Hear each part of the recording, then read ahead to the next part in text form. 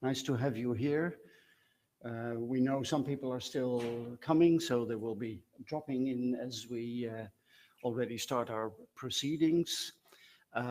So today's first discussion will be on the basis or against the background of the panel discussions in track A yesterday, the green track, so to speak.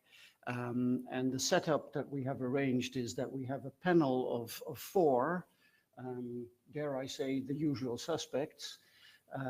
So we have Goran Kajacic from University of Zagreb, and he was chairing the climate change impact on energy needs and sources. And then we have Stelios Yatros, Cyprus University.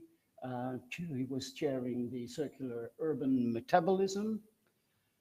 Then next is Luca Bertalo. He did not chair a session, but he was invited as what we call outsider, no pejorative meaning at all, outsider expert perspective to share with us in retrospect of the proceedings yesterday. And he's with the European Mortgage Federation and European Covered Bond Council. I hope I have the right references, the right affiliations here. And then last but not least, we have Theodoros Zachariadis, also from the Cyprus Institute. And he chaired, am I now mixing things up? He chaired the policy and finance mix. I am mixing up, but justifiably because it's the policy and finance mix for the achievement of climate neutral communities. So we've had very strong presentations, I believe, yesterday, 9 in all. So pretty good input for today. We also had some clarification discussions, but certainly also more content-wise discussions on what to take from these presentations. We hope to bring that a little bit further on the basis of a small program, a simple program for this morning in 3 steps. We will start in a moment with opening statements by the chairs, as I have just listed them, and I think we could do that in the same sort of follow-up. I have asked all 4 of them, if they could also formulate a statement or a proposition or a question maybe for all of us, or particularly for you as members of the audience, to reflect upon and that we could maybe discuss. We won't immediately do this, but it could be good for you to already know what they want to put forward. After they have given their viewpoints upon what happened yesterday and these statements, I want to invite you to maybe add something, because it could well be, of course, that in their presentation, you're missing out something that you felt was really remarkable yesterday and should be something that gets some attention and should be something we should reflect on. So that's the next step in the program. And of course, if you want clarifications on the basis of what has been said by the panelists, that's also fine. And thirdly, then we have an open discussion in which we will look at those statements and points that have been raised. And that's basically it. It's not that we need to arrive at conclusions or that we're going to enter into voting, although it has been suggested to do so. But let's just see if we can create an even greater awareness of what was relevant in what happened yesterday and what are the key takeaways. I think I have said enough. It's tempting for me. I'm a huge Frank Zappa fan. And one of the anecdotes about Frank Zappa was that he always had these auditions in which he would fry the musicians that were in front of him. There was once a ukulele player, and it was the end of the day, and Zappa was quite tired. And he asked him, "What can you play that is fantastic?" And it turned out that this was a virtuoso ukulele player, and he was hired immediately. I hope there is something fantastic. This is not We're not selecting the best chair today, but let's see if we can do something together, can do something that is fantastic, even though it's early in the morning. Goran, may I invite you to, yes, take the microphone. And, we have only coffee here. Okay, we have no other means, only cafe. It's not to make it fantastic. Yeah, thank you. You have high expectations from the panel, but I don't play ukulele. Okay, so just a summary of yesterday's panel. We discussed, in my opinion, the two most important topics for the energy transition and the fast decarbonization, which were energy storage and digitalization. So,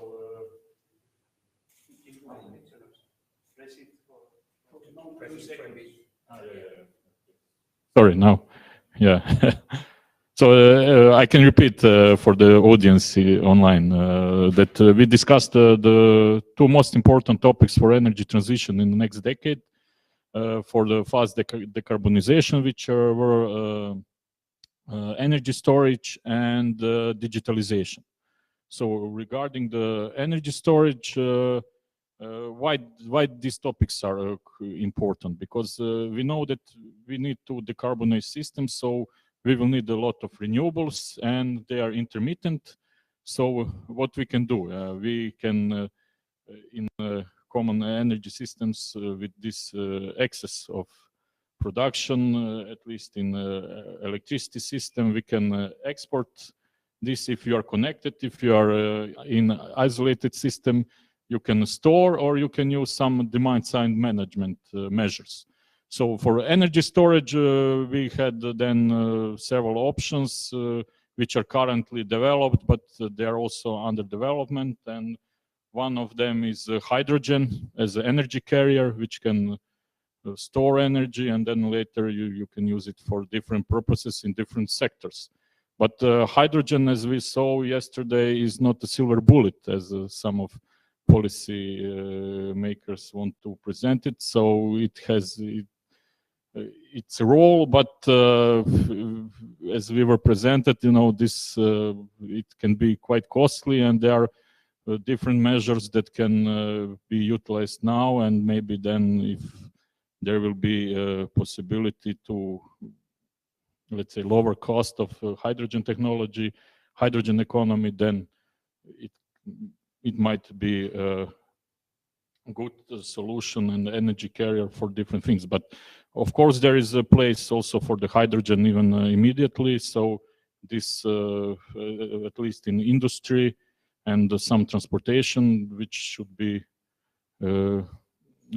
now, let's say, pushed and should be utilized immediately. Then if we go further, what we can do with this excess of energy, as I said, you can make demand-side measures, and this is where digitalization is coming to the play. So digitalization can offer us, I will say it will be the not the silver bullet, but the holy grail of energy transition. Because as we saw yesterday, there are low-hanging fruits that should be picked up immediately by digitalization. So you can save a lot of things, but also digitalization can provide us with so necessary simulation of the system development, system operation, which then we can utilize and see how things will develop further. So just also to conclude with some things. So digitalization is, let's say, a key issue, but it can also help us to maybe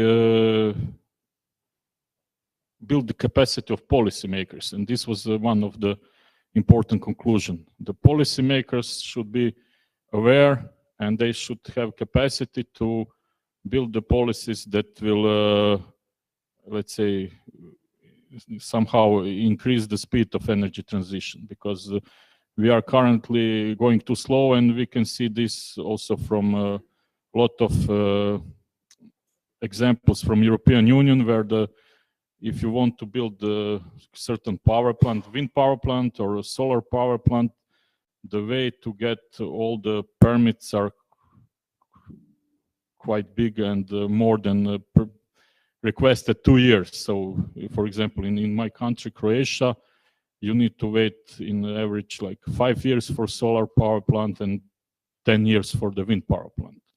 This is something, too much for the plants that can be built in 6 months. So with digitalization, we can speed up all these processes, so it's not necessary. And this is what now in European Union we expect with the new Repower EU initiative to speed up these things and make them faster. So this is in general, and maybe I also should say that one of the conclusions was that electrification should be supported because it provides also quite fast way for decarbonization if we will use renewables. Yes, so things should be electrified, and then also the digitalization comes as a solution. Why? Because if we will run current power systems or energy systems with a lot of renewables or a lot of electric vehicles, if we will not do it in a smart way, in coordinated way, it will take us to build a lot of infrastructure that then it will be again too costly. So with the costs, I will now stop, and we know that there is place for every storage technology, and with cheap renewables, maybe also the storage can be little bit more expensive, but we saw that markets are now reacting on this excess of renewables, so maybe there is a place for arbitrage of the storage technology. So that's it for the now. So I hope I covered everything.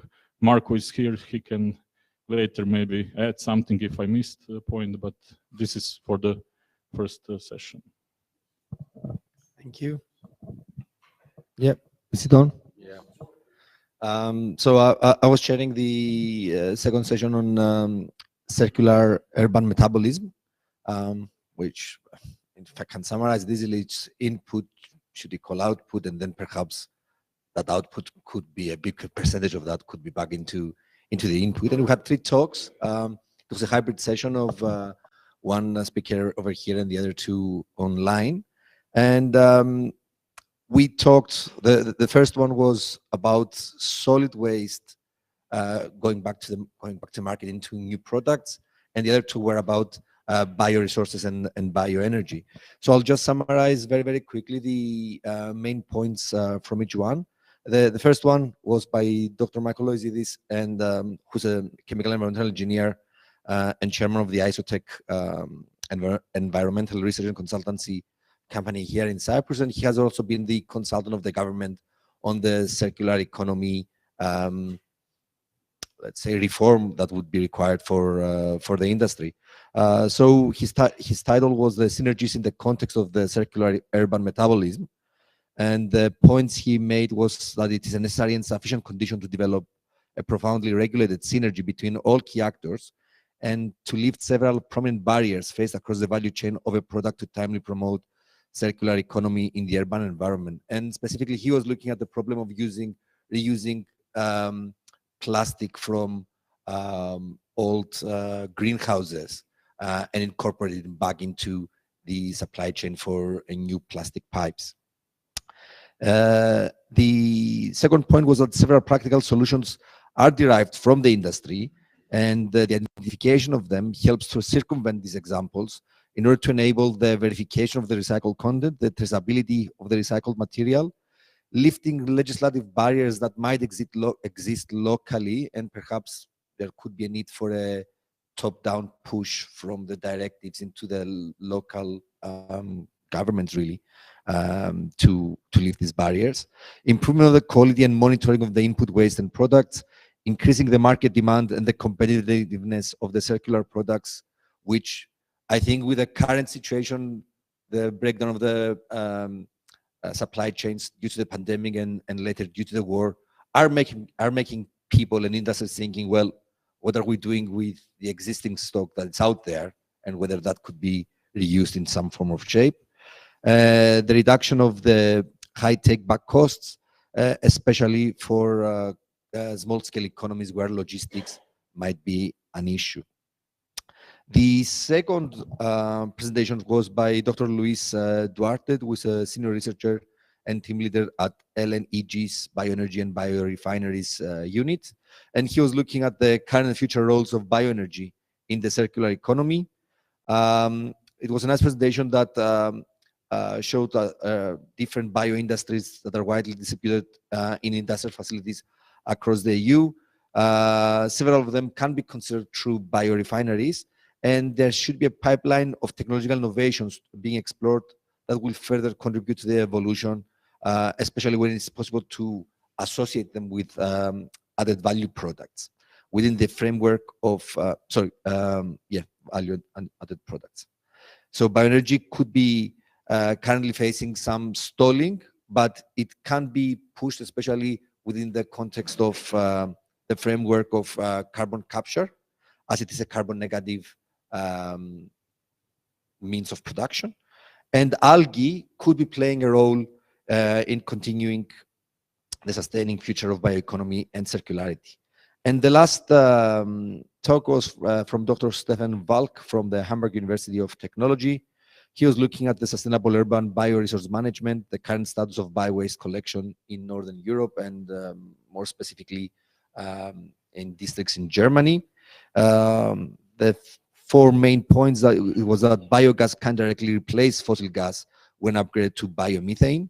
However, this is only possible when it's separated at source, and he had looked at different problems of the different collection procedures, which again are very sensitive to the local authorities and how these are handling these processes. Still, many EU countries do not have a separate system, and many fail to do until 2023, which is the target year of the EU's Waste Framework Directive for the implementation of the separate collection system. Also, that countries with an already implemented collection system show very heterogeneous performances, and this is, as I said before, due to the diverse systems setup. And the issue is mainly of the low capture rate of food waste. As an example, producing biomethane in household food waste in Germany has a potential of 80 gigajoules per year, which could theoretically hit the homes of 270,000 households. Now, with the current energy crisis in Europe, the potential, as he was referring to Germany, so as opposed to heavily industrialized European countries, the potential could be up to from 5 to 15% of the energy, let's say, need of the country. So there is a lot of potential there, and perhaps it's something that the governments and the local authorities could be looking to increase. And that's all from our. Yes, I didn't respect the seating arrangement, I guess. So yes, it was not intentional to just to show some hospitality to our guests. So, I was chairing session 1.3a entitled Policy and Finance Mix for the Transition to Climate Neutral Communities. And it included three diverse, very interesting, diverse presentations with diverse viewpoints, which we then tried in the brief discussion to connect with each other in an attempt to make something useful also to report to you today. The first presentation was by Thomas Anderson, where he outlined the huge potential, but also the huge challenges in diverting financial flows to low carbon and nature positive investments. He particularly paid attention and emphasized the importance of the so-called nature positive economy, which includes the bioeconomy, the circular economy, and of course what we are most most of us are more used to as a term, the nature-based solutions. He outlined that there are tremendous natural assets around the world, and that's why life goes on. And these benefit us. There is little valuation of these in the investment decisions, and this has to be strengthened one way or another, because there is a great need to increase the investment in nature-based solutions, because many of them also have very high returns, and this has to be highlighted in order to strengthen these kind of investments. He also provided an example of a nature-based solution in Oman, which initially did not attract attention, but after its success, now several similar solutions have been launched. He presented a clear business case for corporate social responsibility, showing that the returns for companies that actively invest on ESG standards, on environmental, social, and governance sustainability standards, the returns are high. The real payoff for companies which apply such standards is higher than the one in companies that are not considered to be very relevant for applying ESG. And he outlined the importance of building capacity to investors, but also to policymakers, for getting the investments to work out in this direction in view of the climate and biodiversity emergencies that we are facing. The second presentation was by Michael Heldeweg and Monica Buca. They did a joint presentation outlining what they defined as a European pillar of energy rights, which follows very closely, or with many similarities and analogies, the European pillar of social rights, which was adopted in 2017 in the European Union. They outlined the importance of involving citizens in the energy transition, to build or create or implement a new socio-technical, as they called it, energy infrastructure that would motivate and empower individuals and communities. Socio-technical energy infrastructure would be renewable energy clusters in communities, exploiting also local bioenergy possibilities. They clearly showed that the current legislation, for example, the Renewable Energy Directive and other energy-related directives at EU level, do not sufficiently address issues that have to do with inclusivity, and they based the pillar, the European pillar of energy rights, on the principles of equality, liberty, and solidarity, and explained how these three aspects are translated in specific policy actions that need to be taken or embedded in the legislation.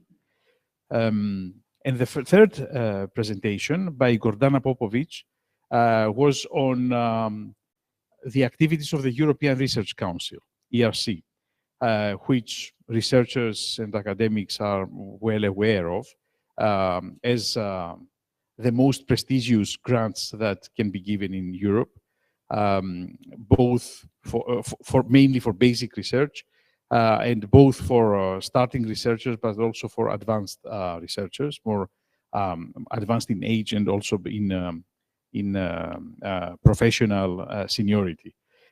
She also outlined, apart from the statistics and the different panels and how these grants are awarded, she also made a report, you would say. She reported on what kind of research has been funded up to now related to energy, climate change, mobility, so all topics that are related to the clean energy transition. Now, after that, in order to make my life easier, I asked the presenters to think about how we could connect the dots between the three presentations, so that I had something to report to you today. I think we reached the first conclusion that there are different viewpoints that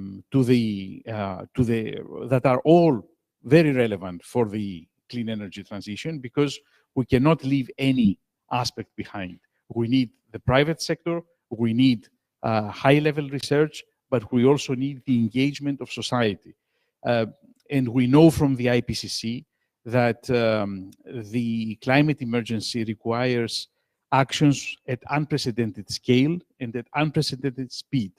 And the biodiversity emergency is similar, which means that we don't have the luxury to rely only on technological solutions, or we don't have the luxury to rely only on changing our mindset and educating the young generation, because until we wait for people to change their mindsets, our lives on the planet will be gone.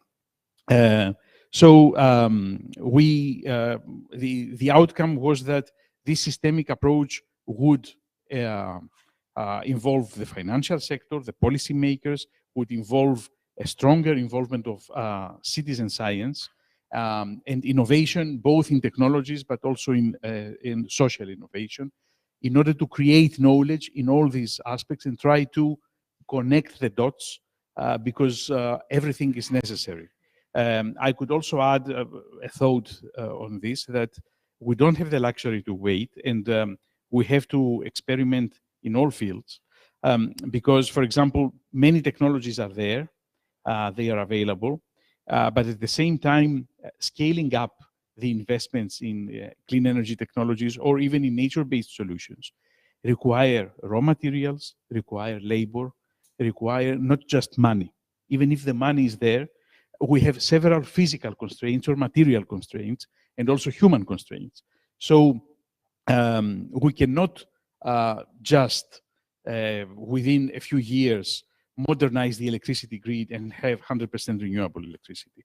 We cannot within a few years have nature-based solutions everywhere, because also these take time to show the benefits. And of course, we don't have time to wait, as I said, until awareness and education and communities mature to a level that we could have a fully sustainable energy system bottom up. So we need, as much as possible, the engagement of all stakeholders and solutions at all levels.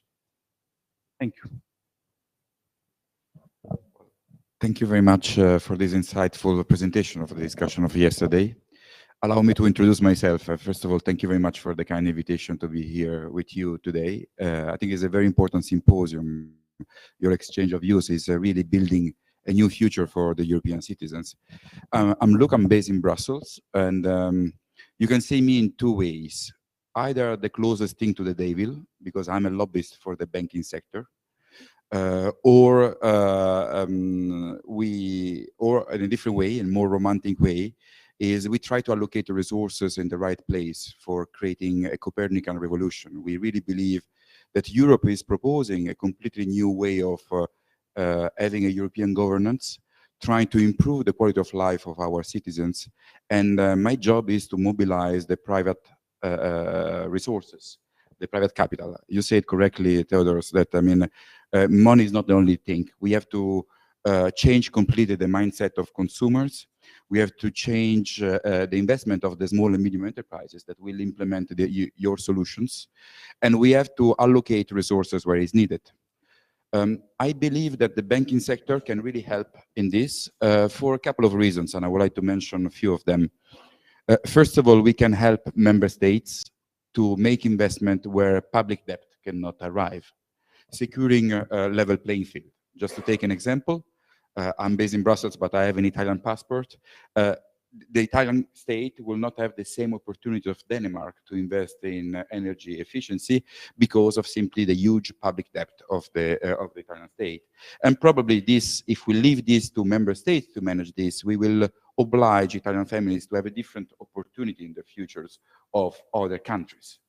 So I think that's where the public sector, the private sector should step in, and we should try to transform the same opportunity for every single European citizens. A European governance can help in Europe, but also outside Europe. Climate change will not be fixed in Europe. I mean, just to give you a bad news. In Europe, we have only 7% of the global population. So even if we all become green, we will not fix the problem. We have to be so smart and being so, I would say, able to get a global leadership that we have to change the global set of the standards, for example, in the financial markets. So my organization is leading a discussion with the World Bank, with the IFC, with all the global banks around the globe. Tomorrow morning at 9 o'clock, I have to be back in the office because we have a discussion with the largest Malaysian bank, Chagamas, because they want to implement, get the green mortgage label that we have in Europe. So this is how we make the world a better place. We will convince the largest banks in the world to follow the same green standards that we are implementing in Europe. So this is what we are trying to do. I really believe that we are in front of a Copernican revolution, and legislation will make climate change a reality for all the European citizens. And we have to be very careful to make this as an opportunity, not a challenge. For example, can I ask how many of you have a mortgage in the room? I have a mortgage on my house. Can I ask you how many of you have a house which is below sea in Europe? I mean, I don't know if you have a house. Well, probably I'm also, my house is D+, so I mean, I'm a bad guy. So I mean, probably we have to be aware that in the next 3-4 years, we have to invest something around 50,000 euros in our house if we want to maintain the same liquidity of our investment, the major investment that we have done. I think that for the people in this room, this is tough, but affordable and manageable. Unfortunately, for most of the other European cities, it's not like this. So we have to allocate very smartly private capital and public subsidies. We have to help the citizens that cannot afford to pay their energy bill and trying to guide them to the right investment decision. And sometimes they are not aware of this, from changing the windows, from getting a knitting pump, and those kind of small things. So my job is to educate financial stakeholders because, as I said yesterday to Salvatore, a marketing department of the bank can let you do whatever they want, you know. So if we change the mentality of marketing department of 2,000 banks in Europe, we can really help in the transition. That's my job. Of course, you should never trust the words of an Italian lobbyist, so don't trust my words, absolutely. But I mean, we are really trying to do as much as possible. Allow me to say that on the 24th of February, all this discussion changed completely. In Europe, we are all aware that now energy efficiency is not only a nice talk, it is an emergency, is a geopolitical emergency for the Union, and the Repower EU package presented on the 8th of March from Vice President Timmermans is really changing completely the economical landscape in Europe, and we are aware of this, and it's our responsibility to make this happen as soon as possible. Thank you very much, Mike. Thank you very much. Well, ladies and gentlemen, I think we've had a nice summary in parts with some viewpoints, and certainly with the call for a Copernican revolution, we have our mission set out for us. Before we actually engage in a discussion about possible statements, propositions, I just want to ask you if any of you has any observations about the discussions yesterday that you would like to share with us, or actually would ask additional attention for, that maybe has escaped. Yes, that has escaped the summaries as we had them just now. There's supposed to be a microphone somewhere in the, yes. Hello. It's okay, it's working? Yes, please, you have the floor. Good morning, everyone. I was at the sessions yesterday morning, so I don't know if the people here can respond to my questions. I have written down my thoughts. For instance, we were given yesterday the case of Limassol as a city for representing Cyprus for the climate neutral target. So I wanted to ask, it's maybe open comments, but about the boundaries. For instance, Limassol is a city, but it's also an agglomeration. It's a big agglomeration, actually. And I was wondering if it takes only the municipality or if it considers also the suburbs. Also, we target carbon neutral. So probably this encompasses the use of electric cars. And but this, we are just, if we consider that, and maybe we have no other options, we are shifting one issue to another one, because there are no such a things like electric cars. There are cars that are using maybe electricity from nuclear power, from, in the case of Cyprus, 90% of electricity from fossil fuels. So we are just shifting the issue maybe just on the city, but on the production side, we're not really doing a lot. Also, the boundaries are also very important in the case of waste. For instance, Europe sends part of its so-called recycling waste to Indonesia, for instance, on landfills.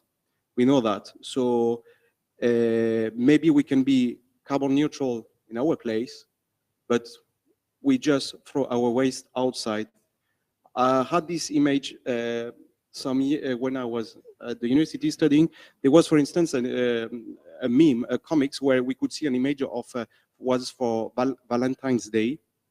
The husband has been cooking a nice gourmet dinner, and everything, all the dishes were very clean and very attractive for the lady. And he had brought wines, but you could see the image of the kitchen behind, which was a terrible mess. So actually, the image is that maybe we can be clean in our place, but we have to take care about the boundaries. Also, I would like to emphasize the fact that lithium is a fossil fuel. It's a fossil fuel. So we're just shifting the issue now in our generation to the next ones. The same thing that we have been doing with oil and gas. And also, it's using batteries. The batteries are using rare earth, and they are coming from China mainly and Russia. So this is another very important topic, because now we're all thinking about electric batteries, but maybe we should think of having more efficient systems. Obviously, this is very easy to say that, but also to the people to be more aware of the fact that using, for instance, bicycle for less than 10 kilometers distance, maybe we could have a city that allows that, which is not the case in Cyprus. I used to come with bicycle a couple of years to work here, but it's very dangerous in Cyprus, honestly. So let alone I have to bring my kids to school, I will not go with them with bicycle to school here in Cyprus.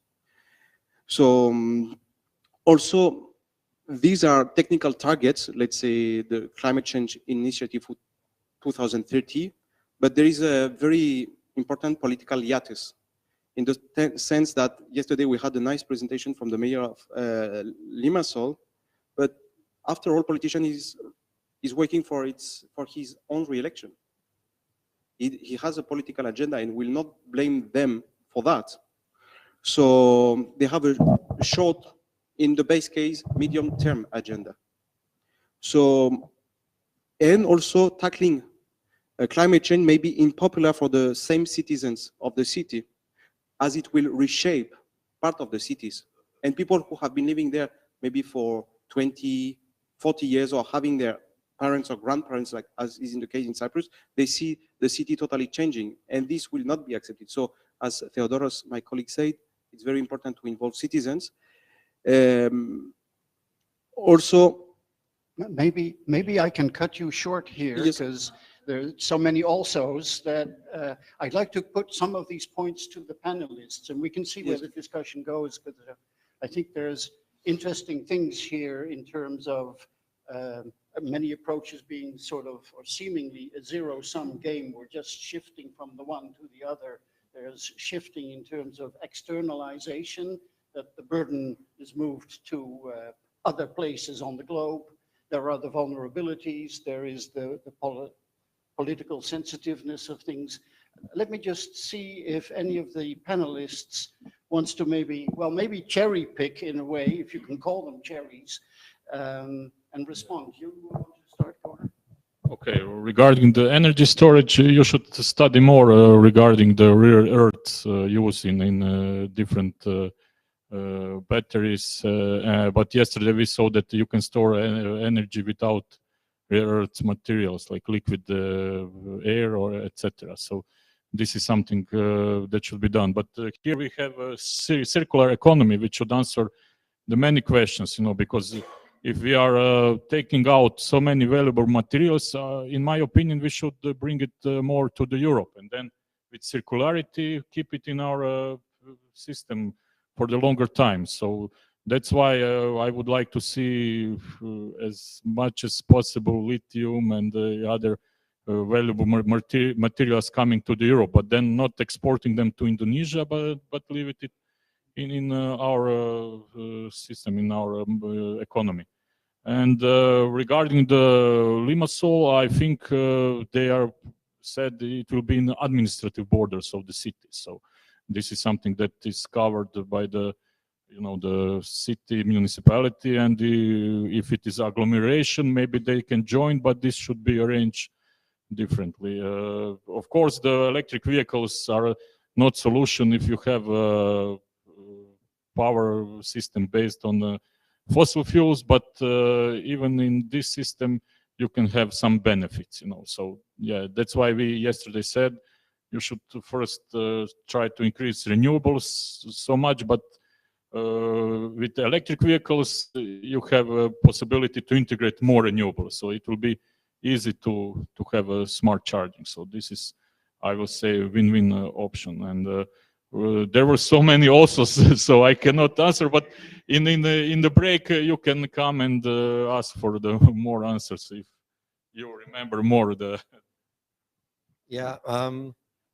No, I mean, I think there are some valid points there, but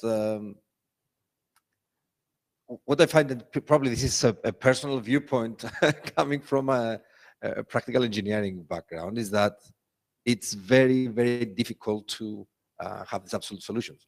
So saying you're just shifting, if you're using electric vehicles and from the location to the source, well, actually, and if you live here, if you go downtown in the center of Nicosia, or where the Cyprus University of Technology is in the center of Limassol, at peak times, it gets really bad. The atmosphere gets really bad with. So if you're having that benefit, as Goran has said, not having the air pollution and the noise pollution, and then you're shifting into on production, it's still a benefit. And perhaps all of these are transition policies and transition technologies. And yes, Europe, even though it has 7% of the world of population, could be leading the way in the new technologies and the new policies that will be freeing, or at least giving more options. And I think that the problem we're seeing now, first with the pandemic, the supply chain logistics that broke down, and I think we have suffered a lot more if you were working in construction and in early 2020 or 2021, there was no material coming into the island because the supply chain logistics broke down, and it was easier for that few material to be going to mainland Europe than shipping them to Cyprus. And then people started thinking, okay, what other options are we having? And this is pushing bottom up to perhaps legislation and policies to start thinking more seriously about circular economy, because at least for the building stock, you have a lot of material that is probably used in some form in the built environment that could be used as is, but you cannot do it now because waste is waste to the local policies. So I think there are options, and even though I would put myself on the more liberal and left side of politics, I'm sometimes getting a bit frustrated with nihilistic activism that everything is wrong and we should be going to a perfectly clean solution, because it doesn't work like that. And if you try to stress a system from 100 to 0, then you might get a lot more MAGA-style backlashes that give you worse outcomes to well, to the utilitarianism of the world. Yeah, that was my comment. So maybe it's more about incrementalism, small steps. Incrementalism and also having a longer-term vision of the future, so that you can do these increments, so people can see the future and make it more palatable in smaller changes. Otherwise, yeah, I can see frustration on both sides. Okay, yeah. I saw your hand reaching out, Luca. Maybe a response? I think that we are building a system where the quality of life will be a competition among cities. So, for example, in Brussels, I mean, I had similar reflection that you had, I mean, I have to say. But in the last 3 years, for example, we all go by bike with my family for any small trip, if it's not raining. The traffic has been, which is quite often in Brussels, by the way, but the traffic is, if you go more than 30 kilometers per hour, they put radar everywhere. So, I mean, believe me, it's convenient to go by bike because you don't want to take a fine. So the mentality of the cities is changing. I mean, is making competition. If you look in the housing market, we try to follow where the young people are moving. And if you, what we see is that the young people are moving to cities like Amsterdam, they are going to the Netherlands, they are going to Copenhagen, and it's not German people, it's Italians, it's Greeks, it's Spaniards, because the quality of life in these cities is better. The salaries are higher and those kind of things. So I believe, as you say, that we are building a better world, little by little. I'm also convinced that maybe electric car is, for the time being, probably moving a problem from one side to another, but sometimes the better is the enemy of the good. We have to do whatever is possible and reachable. And I stop here, sorry for taking 2 seconds. I saw a hand being raised by Fabio, so maybe you want to jump in? Thank you. And this is somehow, I mean, probably an assist to Theodoros. I want to extract from what Margaret said yesterday, that we have to pay attention and you know, put at the top priority the how. Probably part of the how is the when. So it's the when in terms of keeping synchronized the different pathways to the transition, because this is more or less what we are discussing now. It's about how finance should be ready whenever nature-based solutions are ready and whenever new technologies are ready. And the new technologies should be the right ones. So they should make the right thing. And this is, I think, a completely new way of thinking and designing the innovation cycle. Because in the traditional innovation cycle, you are popping up solutions, and then you test them, and then you see them and see if they work. And afterwards, the finance, so the industrial system and the financial system, is investing in them. And if the transition should be fast and deep, this cannot be done in this way. So we are facing the risks that Alaric is showing, that we are making wrong things. And this is because of acceleration before understanding if things are the right to be done. So lithium batteries, are they right?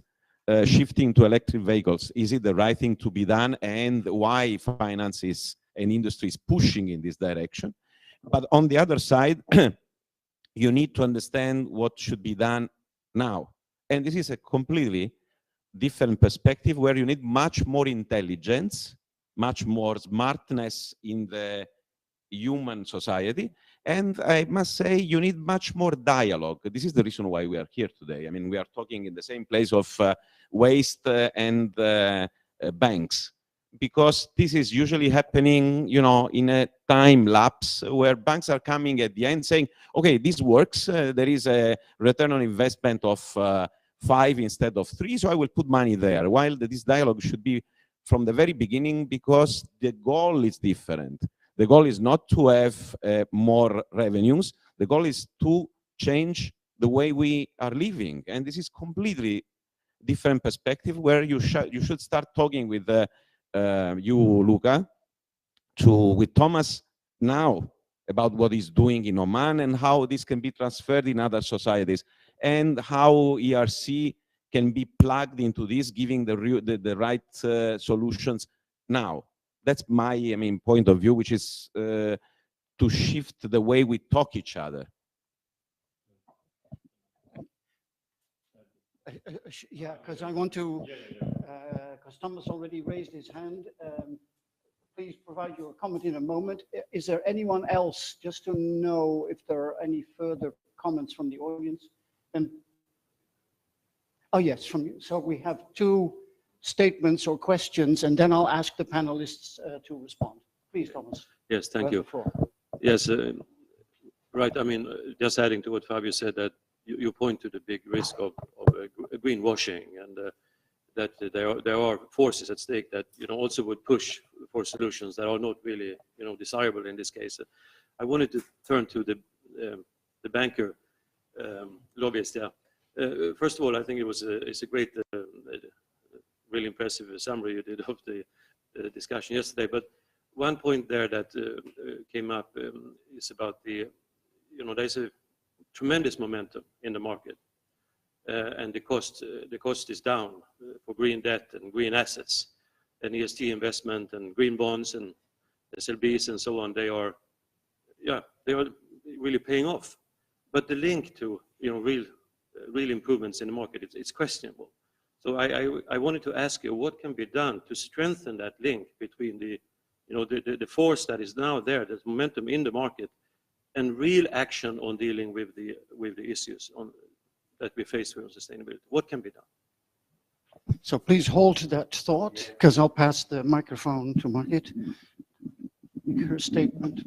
Thanks. Yeah, it's more of a comment and continuing the discussion that we had before, in that I understand that the comments that came and the response, I agree to most of that, but I don't think we will win the game with small steps.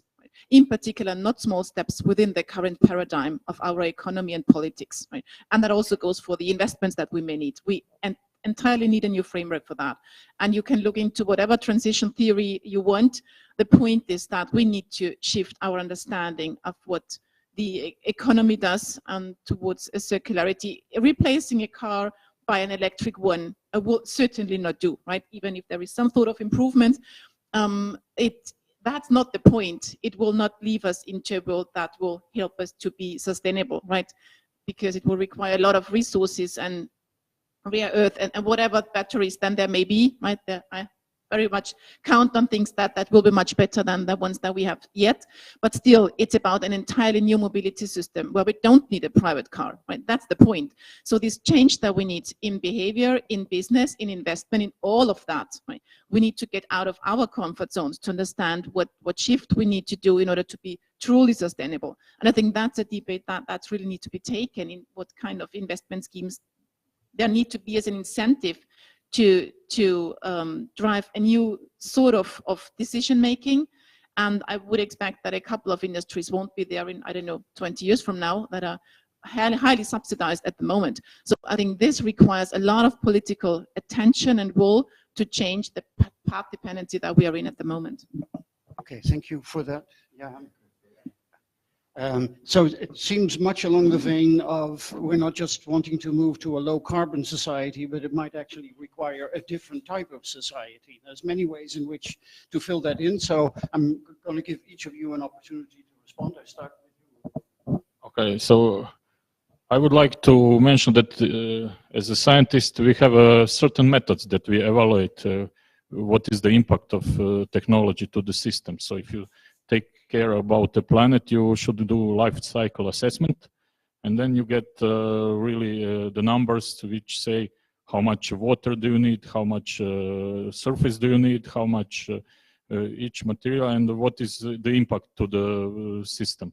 Another one is exergy analysis. So what is the the mass of energy that you can utilize from a system, etc., etc. So I will not agree with you that electric car is not the solution. Of course, that there are better solutions in the city, in the dense city, etc. But for the certain way of transport, you need a cleaner vehicle, So, and that's true. So yes, we need the best solutions that we can provide, but there is also economy behind it, and this is something that should be taken into account. So the metro, which is quite good way of transportation, or maybe, as this this is something that we should think about.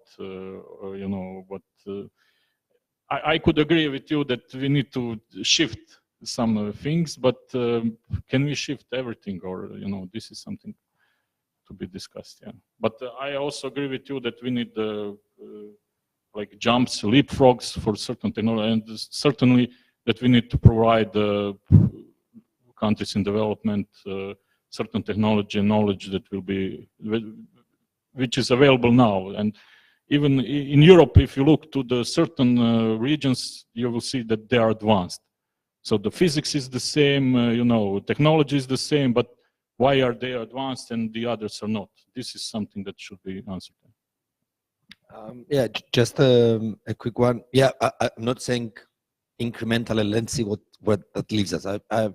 I strongly believe that there should be a bold vision, and then there should be strategy that includes these leapfrogs.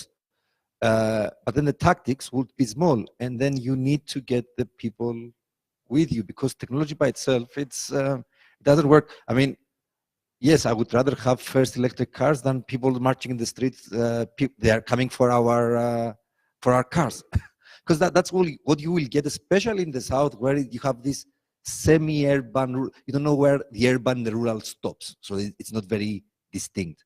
And believe me, other than the danger of cycling in Cyprus, cycling and going to work where there's no infrastructure for a shower in 40 degrees or 30 degrees from 7 o'clock in the morning, it doesn't work. I mean, it's November, and I've lived here for the good part of my 41 years of life, and I don't remember that being so warm, especially in the nights in November. So yeah, things are happening, and we should have a bolder visions of the future, but it has to be in the society should be on board and try and find the value proposition that helps them. And I think actually COVID, at least for the digitalization that you spoke before, a lot of the things that happen in Cyprus, and Michael told me today that he could pay a taxi with a POS with his card. That was impossible 2 years ago. Now you go into these small shops and you can pay with card. Having a cashless society, you can sign digital. A bureaucratic country, you have this digital signature that you can do almost everything without standing in queues. I mean, queues, what things we used to do here, but a pandemic that brought everybody to a standstill gave us opportunities. Well, the cost of materials now is providing, or energy as such, is bringing opportunities, and perhaps we could be using them in this incremental cumulative process. Thank you. So Thomas, I would like to answer. I mean, I think the greenwashing question is really a critical one for the future of our community. I think that we have to speak about the green governance. It's not only one aspect, or it will not be the banks to fix this problem. I mean, Thomas, for example, just I cannot speak about greenwashing in general, but give you an example of what we have done with our banks on covered bonds, which is the way how you finance mortgages. We had in the last 5 years, we have facilitated the issue of 50 billion of ESG bonds. Every single bank, when they do an ESG bonds, I mean, first of all, there is a policy rules are changing. Taxonomy is really helping banks but they have to change massively all the IT system of a bank. In terms of what is called the greenium, so the premium for the ESG, I mean, there is no difference in the market. I mean, apart from the huge reputational advantage that you have as a bank in terms of spreads, so basis point, I mean, there is no real difference between yet of a real advantage of issuing a green bonds respect of a brown bond. There is a huge reputational advantage for banks, and all our banks are massively changing the IT system to capture the information. Greenwashing, just give you an example, EPC. You know, if you issue a green cover bonds with non-green asset, you are greenwashing your balance sheet. But to know exactly what is in your portfolio of asset, you should have an information, digitalization data of what is the level of EPC, energy performance certification of your house. A market, I don't want to speak to any other markets, but I speak of the Italian market, for example, only 9% of the dwellings in Italy, of residential dwellings, have an EPC. All the 91% is completely unknown. If we want to speak about public buildings, only 3% of the public buildings have an EPC. What does it mean? If today you want to do a green bonds, you have to make a proxy, which is, if you want, greenwashing. It is very close. And why is this problem? Because by law, by GDPR rules, you cannot use this private information yet in Europe, or because a few years ago has been decided to give a regional competence to EPC management. So if you are a German bank, you have to speak to 16 different lenders in Germany and ask, do you have an EPC database, how you collect, and of course, all the 16 different lenders have different IT system. So if you want to do this, for example, I'll give you example names of banks. Berlin Hyp, one of the largest green bond issuers in Germany. It's a very green banks. They changed completely the mentality. They offer 10 basis point of discount to consumer if you do a green mortgages, and 20 basis point of discount, that's a real money for a bank, if you do a taxonomy compliant asset, if you provide all the data. So you provide the data and they give you, and with this data, they do a real green bond with no greenwashing. To do this, they have done a massive IT investment, and they have collected the data and legal investment. UniCredit, just to give you an example, they have 1,600,000 mortgages in their balance sheet. They had to change completely the balance sheet for 3 different countries: Czech Republic, Germany, and this is a massive investment for the banks. And you don't have yet a real beneficial component on the financial market. You do this only because you believe in a better world. And believe me, we are convincing one by one banks are doing a massive cleaning. Outside of Europe, you don't, in Mexico, for example, you don't have EPC, you don't have energy performance. So greenwashing is unfortunately a risk that you have to take on board. When you change, as you were saying, you have to do step by step. It's something, so greenwashing, I fully agree, but I see a lot of sentiment anti-banking is when you start, when you don't have data, it's something that you have to do. And believe me, it's better to change the mentality of the banks. Maybe in 3 years, they will have less, that's God, punishing me. So, I mean, I want to just to, it's really difficult. And we have to go to the basics. We have to convince states to deliver data, to give data access to the financial actors, because otherwise we have a real greenwashing problem. And we fully agree, and we have to do more, we have to be bold, and we have to really change, but it's a governance issue. We need green governance. We need before green finance or green other thing. Sorry. Thank you. In the interest of time, I will just say, and after these very interesting points that you made, I think that it is unlikely to make good progress and perhaps save, or what would say, the planet with incremental changes. At the same time, most societies, I doubt whether most societies can do with more than incremental changes. Perhaps we can try this in Europe and hope for the best in the rest of the world. So perhaps we need to take into account incremental changes, technologies, but also societal changes in order to change the mindset to the extent possible, and try to, with international cooperation, to bring this paradigm a little bit further to the rest of the world. Thank you. Thank you very much. I think we have to leave it here. It's an interesting discussion. We would love to continue, but there's a program, and that brings more opportunities for discussion. So there's opportunities to continue on this. Clearly, I think the discussions yesterday and also today show us that indeed we are discussing socio-technical complex systems. The complexity, as Fabio said yesterday, we cannot fully comprehend yet. We have to find those places where we have to push and see if we can make the system move, but clearly in the right direction, for sure. But clearly it takes collective action. Thank goodness it takes collective action, because what autocrats across the world have been trying to do, I think, sometimes helps in the short run, but in the long run brings greater failure. But this is what we will have to see and manage. And I think maybe a bit more of that risk-taking. It was also in what you were saying, Luca, and it was also yesterday, risk-taking in the sense of setting up experiments, not just frivolously, but trying to figure things out and sometimes broadening the boundaries to make that happen.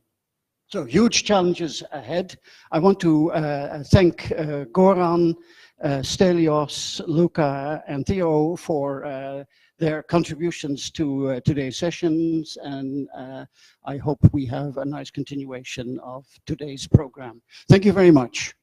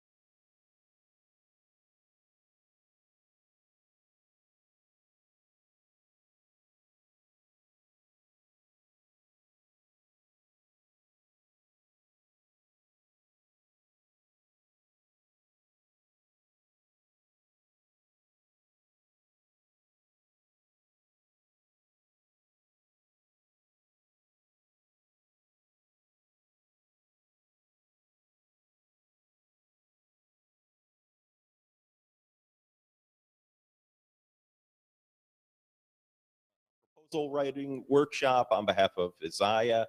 And Gordana is going to be there. She's going to be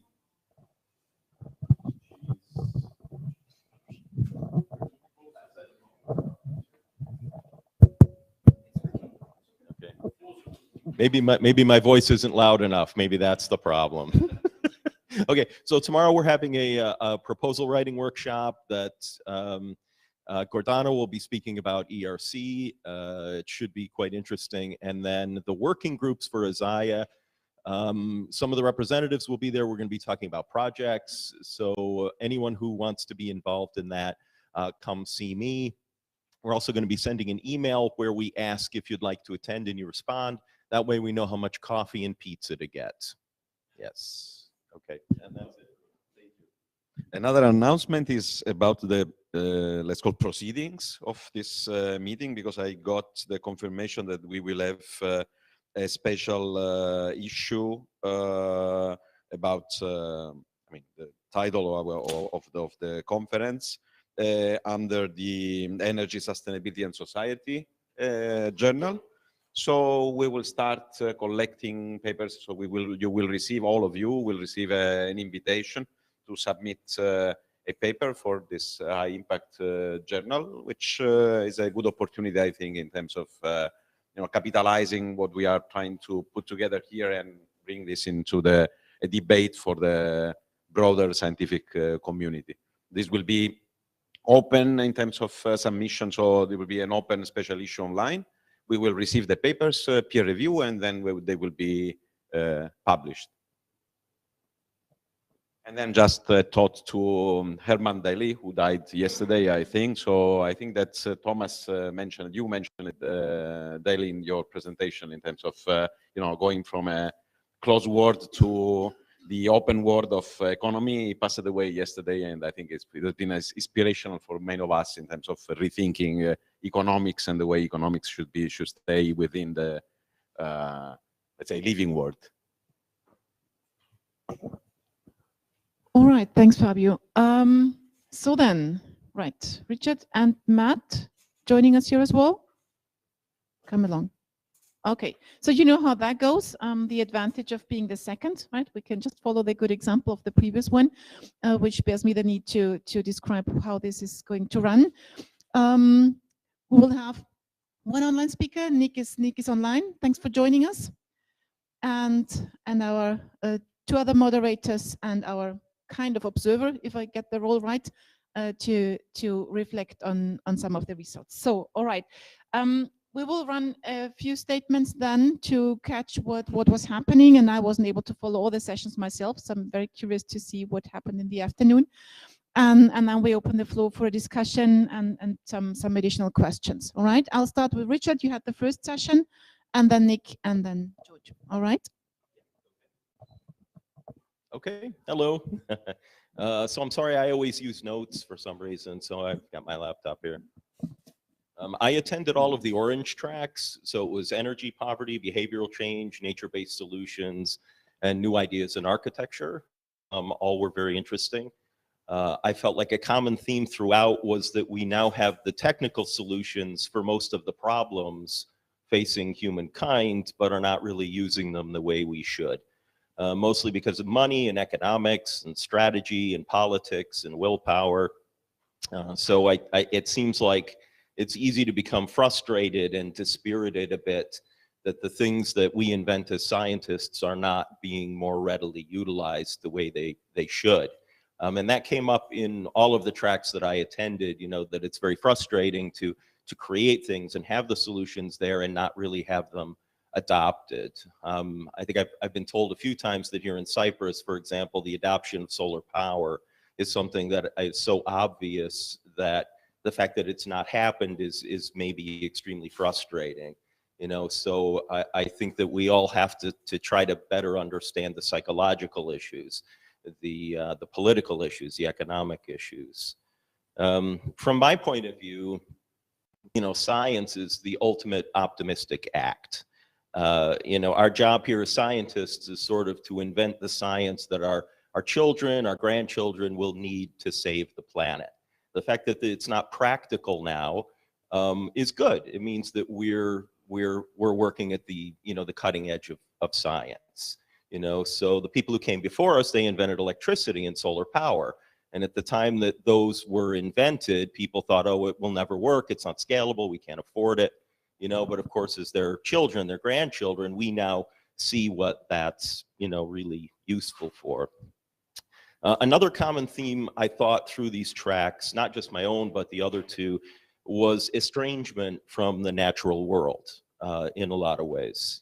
So deep down nature-based solutions, which was one of the track topics, is it's kind of realizing that the modern urban world is not always very appropriate for humankind, if you know what I mean. We've kind of created cities that are polluted, they're unhealthy, they lead to depression, they lead to all kinds of health problems, and we know that that's true, and we know that we can fix them, but somehow we don't. And so I think that nature-based solutions are interesting because we're realizing at a very low level that we didn't really evolve on a planet to be living in big cities the way they are now configured. So that's an interesting thing. And of course, in yesterday's tracks, there were also tracks on architecture, which is also very interesting.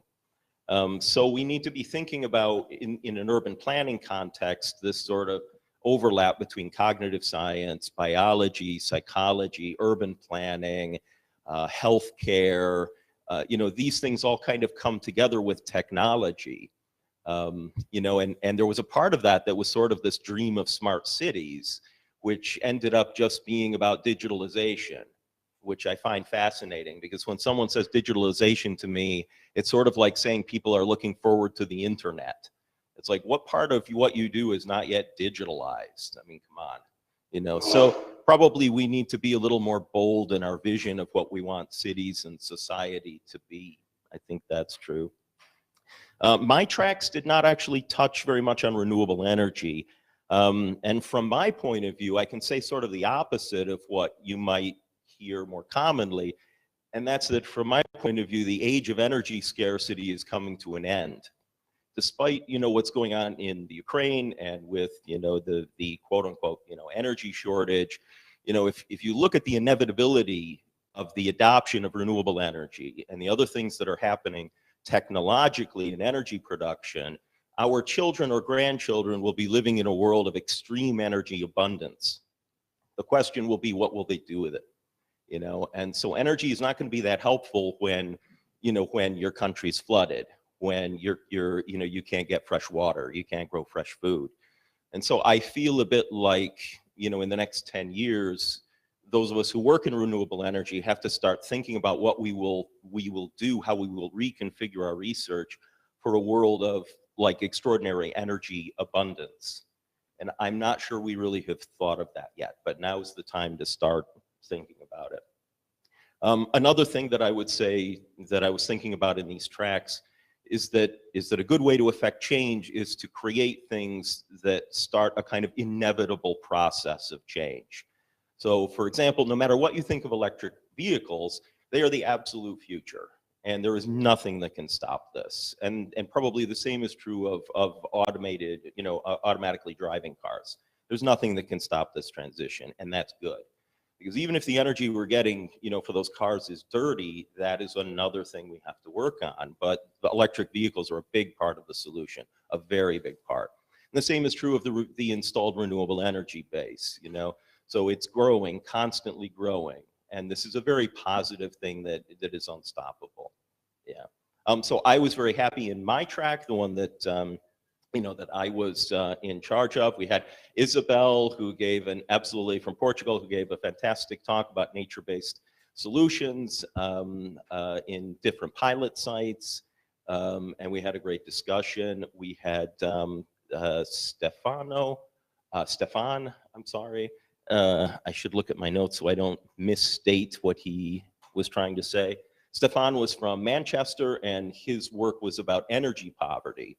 And what I took away from that, being, I'm for the most part, have lived most of my life in Britain, is that you forget that the UK actually has a lot of third world problems. you know, and it actually has a lot of energy poverty. It has a lot of people who live in unheated homes, people who can't really cook because they can't afford, you know, the energy. And his project was having these little like cafes where people who can't afford to heat their home come in, and then something is suggested about how they can be more efficient. And that was really very interesting because it's so extremely practical. And then finally, Haitham from Palestine Aliyah University spoke about the USOLVE project, which we all have heard a little bit about. And this was a project where there were 60 entrepreneurial ideas, and they kind of winnowed it down to 30 that were taken forward, and they were all on the theme of sustainable development.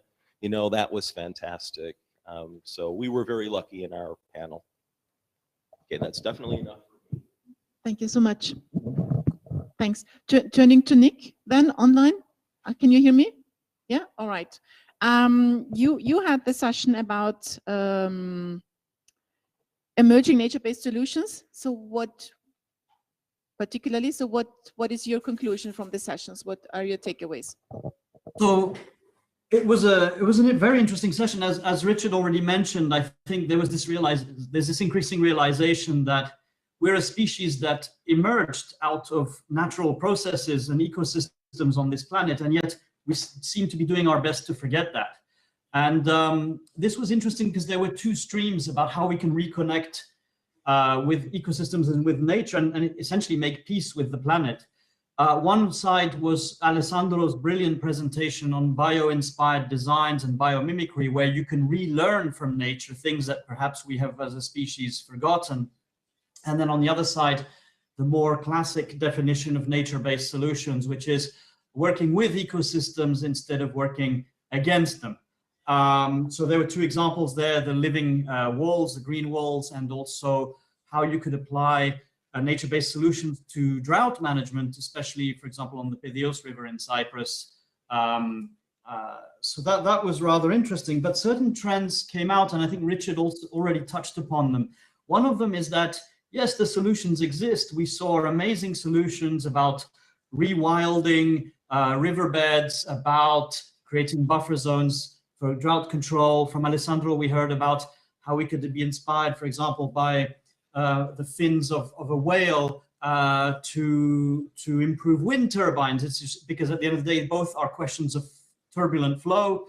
But we saw the concept of living walls.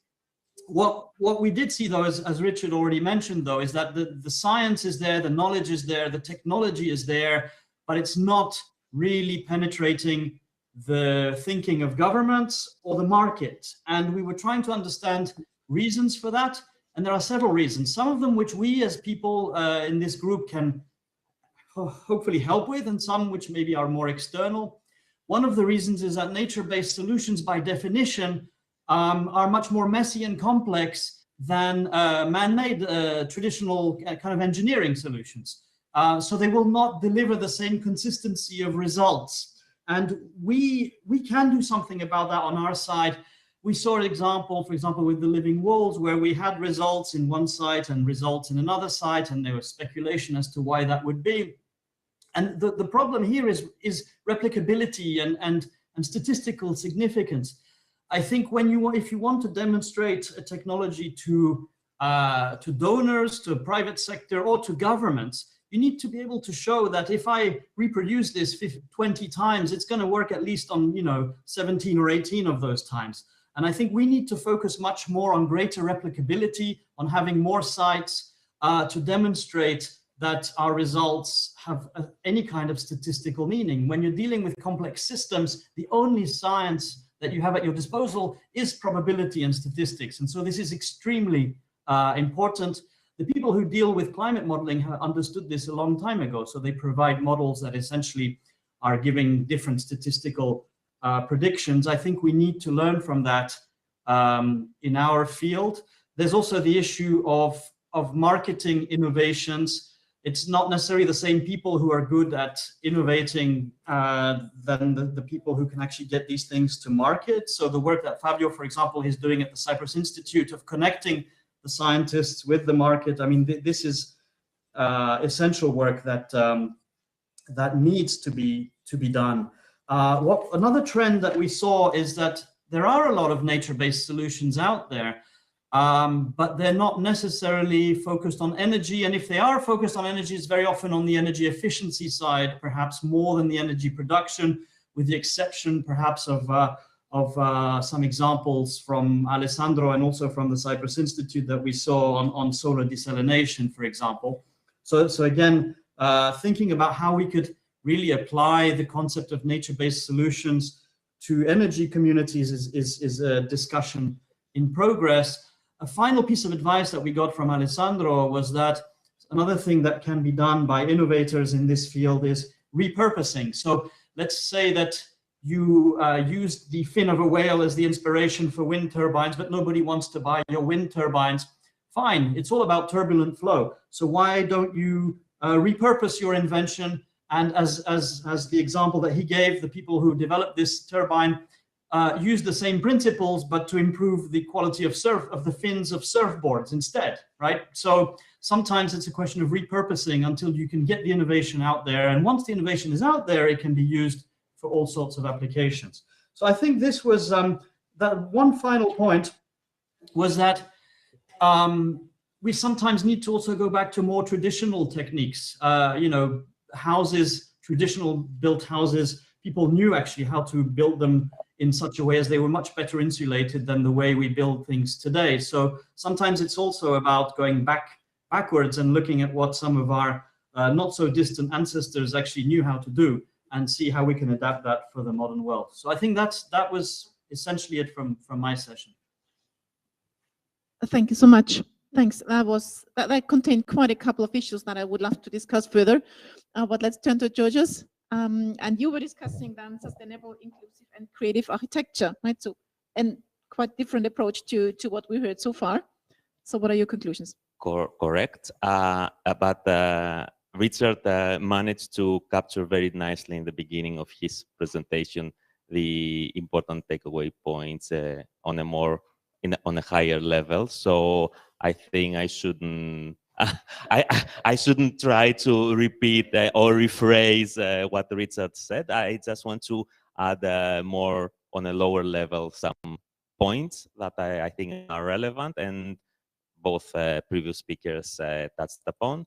And we had Michael Hensel from the TUV and Kai Harpov presenting, and also Evicelica.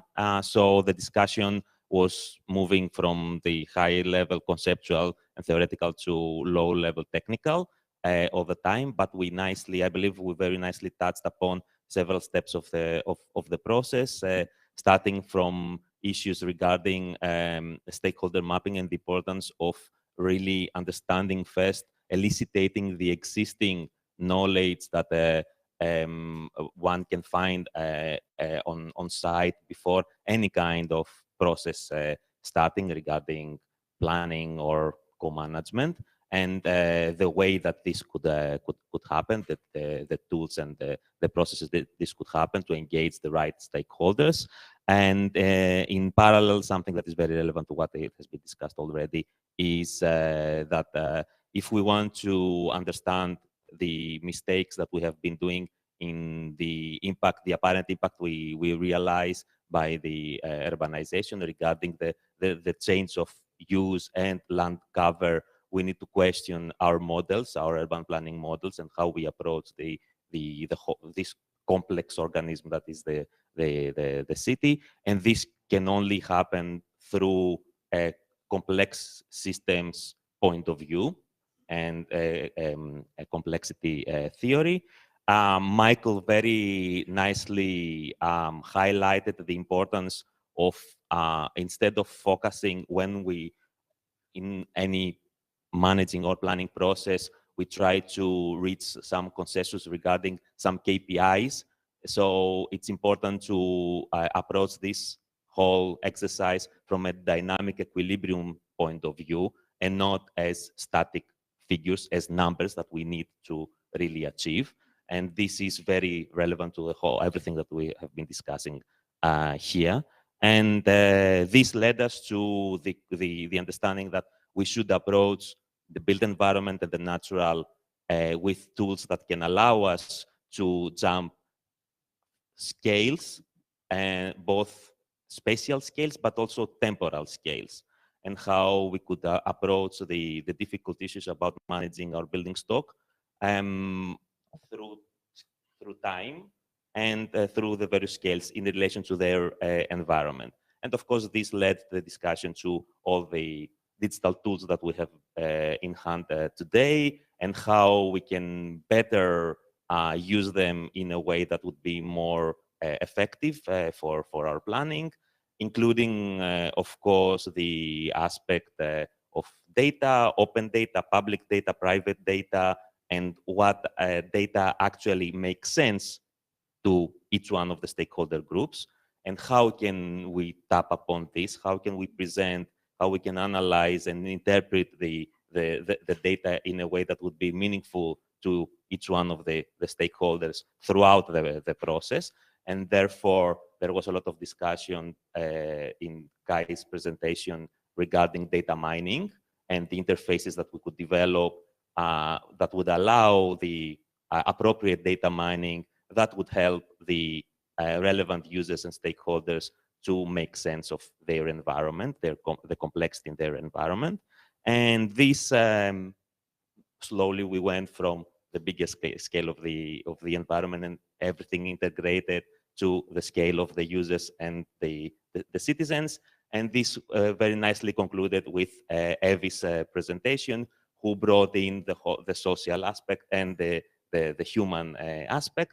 And we talked about how to engage with the local communities, having starting from a historical overview of the use of art practices for engaging citizens.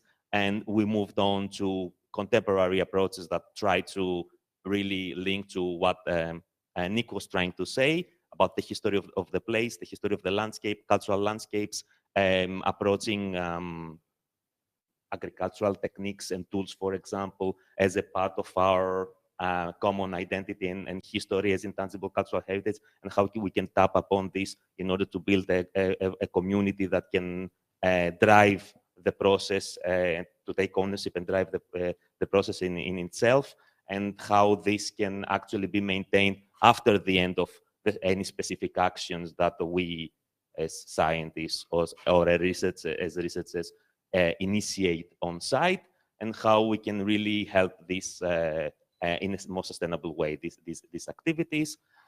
My personal understanding is that having seen more successful examples than what we typically see in Southeast Europe and our part of the world is when people start from community, citizen-driven initiative, a museum, for example, that asks crowdsourcing people to bring their objects and to link them to memories. When you try to combine this and align it with other parallel activities, like something that relates to the specific site that has to do with some specific service that is provided there, or some specific folk art or culture that is provided there, together with a maker space, a fab lab, or whatever else, a basin shop or whatever that could help. The important point in that is, I think what we should consider is the learning by doing. So this is how we can actually use the processes that would enable learning to engage people and give them, empower them to really take this process further in order to apply all these scientific ideas and concepts into practice. Because as Richard mentioned, we have all the science, but we see that this is not really applied in practice oftentimes. And I will stop with another point that comes from my personal interest, which I think also links to everything we have been discussing these couple of days, which is the use of the reuse of our building stocks. We need to focus and promote that if we want to talk about sustainable cities, and stop building new structures, because applying and the understanding and the concept of life cycle assessment and life cycle costing can help us link not only to aspects of energy and energy performance of buildings, but also to history, to heritage, and therefore to cultural identities and activities and interests that people can really invest in a more socially well way. Thanks so much. And this opens up quite a lot, and in one way brings us back to where we started yesterday morning. So, Matt, what are your conclusions from what you heard from these sessions and perhaps what you listened in yesterday? Thank you very much. I think that what is very important, and we have to start from there, is to understand the real magnitude of the problem. We need to start from there. I think that sometimes we approach, the whole thing in a superficial way. For example, why actually, the energy in the building stock is increasing. Is increasing because, of climatic change, of regional climatic change, of the temperature increase in our cities, or for social reasons, or for a combination of this, or because of the overpopulation. So we have to understand these reasons, and we have a lot of knowledge. For example, in Europe, the main reason, that the energy consumption is increasing, is because, of the higher space per person. It's not because we don't have enough, let's say, energy technologies. The energy consumption for heating is stabilized 10 years ago. The energy consumption for cooling is increasing tremendously. But why the energy consumption for cooling is increasing? Because of the overheating of our cities. Actually, the European cities, especially in the south, present an overheating of about 4 to 5 degrees. And the second thing, and I'm not talking about, the world cities, where you have Indian cities that present an overheating of 10, 12 degrees. The average overheating around, the world in regional overheating is 6 to 7 degrees. But then the second thing is to understand the impact of this. For example, the energy consumption because of the overheating in the southern European cities is increasing by about 100% in the deprived areas. For example, the low-income household in Greece, they have to spend 100% more for energy, for cooling, than, the average. Or, for example, in Western Sydney, where it's overheated compared, to the Eastern Sydney, the coastal part, the energy consumption is increasing by 150%. So there's a tremendous impact on energy. Second, important impact on health. To understand, the heat-related mortality in Sydney, in the western part, during a heat wave, is 200% higher than the eastern part, in a distance of 15 kilometers. Also, heat-related mortality above, 30, 32 degrees in Eastern European, let's say, countries and Southern European countries is increasing by about 80%. This has a tremendous impact, on our health system. Third, the impact, on low-income population. This is tremendous. We measured, about 100 low-income households in Sydney during heat waves. Indoor temperature was for more than 15 days above 40 degrees. We measured 250 low-income houses in Greece, and during a heat wave, temperature was close to 39 degrees. Productivity, once outdoor temperature is above 36 degrees, is decreasing by 80%. During the heat wave in India, productivity of those working outdoors has decreased by 90%. It is expected by 2050, because of the overheating of our cities, the global income will decrease by 23% just because of this. And there are many other issues that we have to understand. Once really we try to assess what really happens in our cities and the real problem, then we can solve the problem. And if we don't really assess and we don't understand the reason of the problem, we solve the wrong problem. For example, in the Australian cities, the government, they like to plant 5 million trees. This will not have any impact. On the contrary, it will increase tremendously the pollution because trees above a certain temperature emit VOCs and increase tremendously the concentration of ozone. Will increase the consumption of water by 25%. And also, they neglect that the trees above 36 degrees, they stop evapotranspirate and they produce heat. They increase the temperature. We know, for example, that in Los Angeles, after the, let's say, the planting of 1.5 million trees without irrigation, the temperature has increased by 1.2 degrees. So scientific approaches and well understanding is very important. The other thing which is very important also in our cities is to understand the synergies between global and local climatic change. We know now, the last 5 years, that during heat waves, the local urban heat island is increasing by 5 degrees because of the synergy, because, and I don't like really to explain all the scientific issues, but increases by 5 degrees. This has a tremendous impact on the energy consumption, on heat-related mortality, morbidity, and things like that. And then I like to refer to the future. We don't know really the future, the climatic future of our cities. Why we don't know it? Because all the GCM models, all the models that they predict the future climate, they neglect cities. They don't consider cities in their simulations because the scale is very high.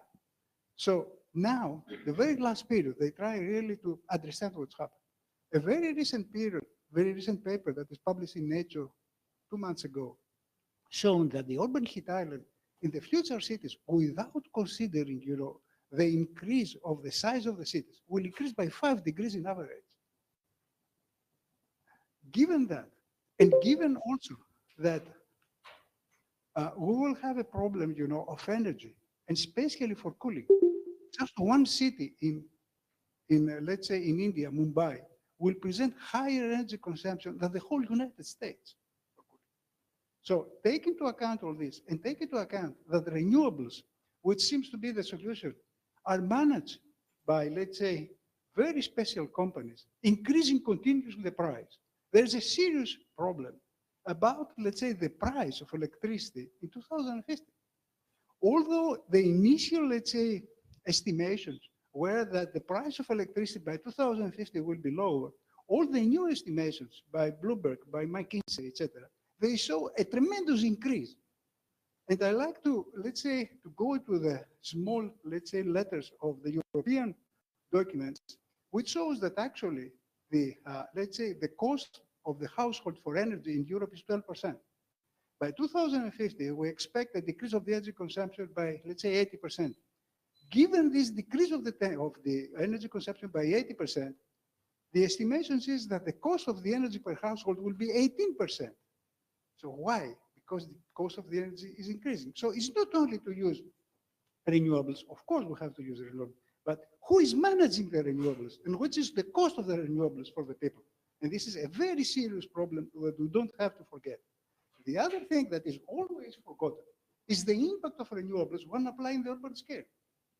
We know, for example, that in warm cities, the use of photovoltaics on the urban scale increases the temperature by 1.5 degrees. And this is very well known. So if you apply, for example, photovoltaics everywhere in the city of Athens or in Nicosia, you will increase the temperature and you will decrease the potential, for energy conservation by 50%. So all these issues have to be considered in a more scientific way. So this is, in my opinion, the most important. We approach things in a superficial way. We don't really go into depth, and we don't really select the proper solutions for the proper problem. I'm afraid that sometimes we select solutions that solve another problem, not the problem we have. Thank you so much. And I really would like to pick this up and start a discussion around that, because I think this is really essential. Because let's go back to the role that research, academia, science must play in order to turn it around, right, and support a sustainable development. We have heard at the beginning that there is a lot of frustration of scientists that the results are not really taken up, right?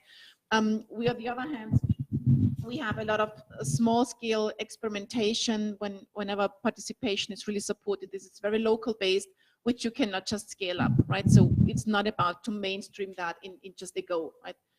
Many solutions, when we look into nature-based solutions, are again very place-based. So scalability is maybe an issue on that level as well, right? Making it difficult to just make it economically viable to just scale it up and make it productive. So there are different aspects to that lead to the fact that science at the moment, in some cases, is not really addressing the hot topic, if you will, literally, right? But that we're still following a very academic approach. We are developing a solution, where we don't know what the impact will be, right? So creating all the a much wider impact of the many solutions that are there is really an issue, right? So the point that we also addressing in our program that we want to try to get right is what is the role of science if we want to achieve a mission, if we want to fix a very big and complex problem. So I would like to see what your point of view on that is, because it's something that we need to deal with, right? We need research and academia, science per se needs to find a new approach besides scientific evidence, right? That perhaps creates at one point in time, in 10 years in the future, a benefit. So and the point is that we need a science that addresses a given problem. Talk to a city, talk to the municipality, talk to the business. What kind of wind turbine do they need, right? Perhaps not the one that the scientists have in mind, but perhaps something else that we can figure out. So what does that mean for science, right? And what new role does science need to play in order to address these issues? Anyone that want to pick up and respond to this, perhaps also from the audience then. Let's start with the panelists. So Matt wants to respond to that. Yeah, I guess, yeah. Yeah, this is a very good question, and it's a very difficult question because academia is not only the engineering or science academia, it's also economy, everything. I think that during the very last years, we have a tremendous progress on mitigation and adaptation. For example, actually, we have more than, let's say, 400 cities around the world that we have succeeded to implement mitigation technologies and decrease the temperature by 2.5 degrees. This is a fact, 2.5 degrees. We expect with the new materials that we have developed and the new mitigation technologies that will decrease the temperature up to 5 degrees. This is very important. For example, the big project we have now in Riyadh, in Saudi Arabia, we expect that will decrease the temperature by 5 degrees, and we're very close to that. Regarding buildings, we easily let's say, design zero or positive energy buildings everywhere in the tropics. For example, the architectural school of the NUS, National University of Singapore, is a zero energy building in the tropics with temperatures 33, 34, 35 every day. The building is zero energy. So we know how to do it. I think that actually, science and engineering has provided a lot of solutions. We have to let's say, to work better on it, and we have to improve the situation. The real problem is the so-called, energy gap. The problem is that while the solutions are there, they are not implemented. And why they are not implemented? They are not implemented for several reasons in developed countries that you know very well, we know very well. But in the third world, the main problem is that they don't have the resources to do it. In order to have, let's say, to achieve the transition in the building sector, we need a budget of 1.7 trillion per year. This is the budget. So perhaps Europe and perhaps, United States and Japan, they may spend this money. But for the rest of the world, especially for Southeast Asia, where more than 70% of the population will use to live, it's up to discussion. It's up to discussion. They build, the very conventional way. And buildings have a lifespan of 40 or 50 years. So if they build today this way, expect something for 2007, actually, we discuss about renewables and also the future of Africa. But China is building tremendous, huge coal plants in Africa everywhere, using South African coal. Tremendous, let's say, power plants in Kenya, in Tanzania, in Uganda, in everywhere. They build houses, really, a very traditional way. These houses will present, these buildings, a tremendous energy consumption. So we cannot spend these 1.6 trillion, Although science is there. So the problem is not so much scientific. It's a little bit political. It's more financial. It's more, let's say, a problem between, let's say, the rich countries and the poor countries. This is the main problem. And the main issue, it has to do with the developing countries. The future is there. The big problem is there. The energy consumption in Europe by 2050 will be stabilized, will be low. And as you said before, the impact of Europe is minimal. It's not important. But the impact, for example, of Southeast Asia would be tremendous. What we are doing there? We promised 100 billion per year. We spent we're given only 50, 60, not more. And with this money, they cannot really proceed. So we build our future based on conventional technologies. Don't have expectations. Thank you. Anyone else? Although I agree that there is a lot of investment needed, right? I still believe there is a research and implementation gap, right? That the results of research are not properly exploited to the full extent possible, right? And that's really a problem, actually. Any further responses from the panelists? Yeah, Nick, please go ahead. Yeah, I still think there's a case to be made for the fact that in some cases we're actually not doing any science. We're doing engineering. We develop prototype. We say that it works. But the whole point of science is that you take that prototype, you test it in different conditions, you build many of them, you discount for local factors that might explain the same result without any effect of the actual prototype itself. You develop a series of parameters that should be measured, in different conditions. And I think sometimes we're trying to cut corners. So we go straight to the engineering and the trial and error, but we forget the science. And I think there's still a case to be made for just first taking our time, taking a step back and actually doing the science and making sure that what we do is statistically significant.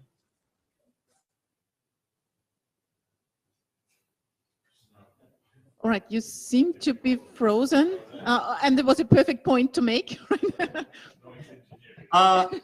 Okay, no, my last sentence was again what I've said earlier. I think we need, the job of scientists and researchers generally is to make sure that what we do and these solutions, that the results are statistically significant. Thanks, Nick. Anyone to complement that? Just a small comment. Yes. I'm sure you will talk more than me, so just no. Because I think you will step on. Yes. All right. So go ahead.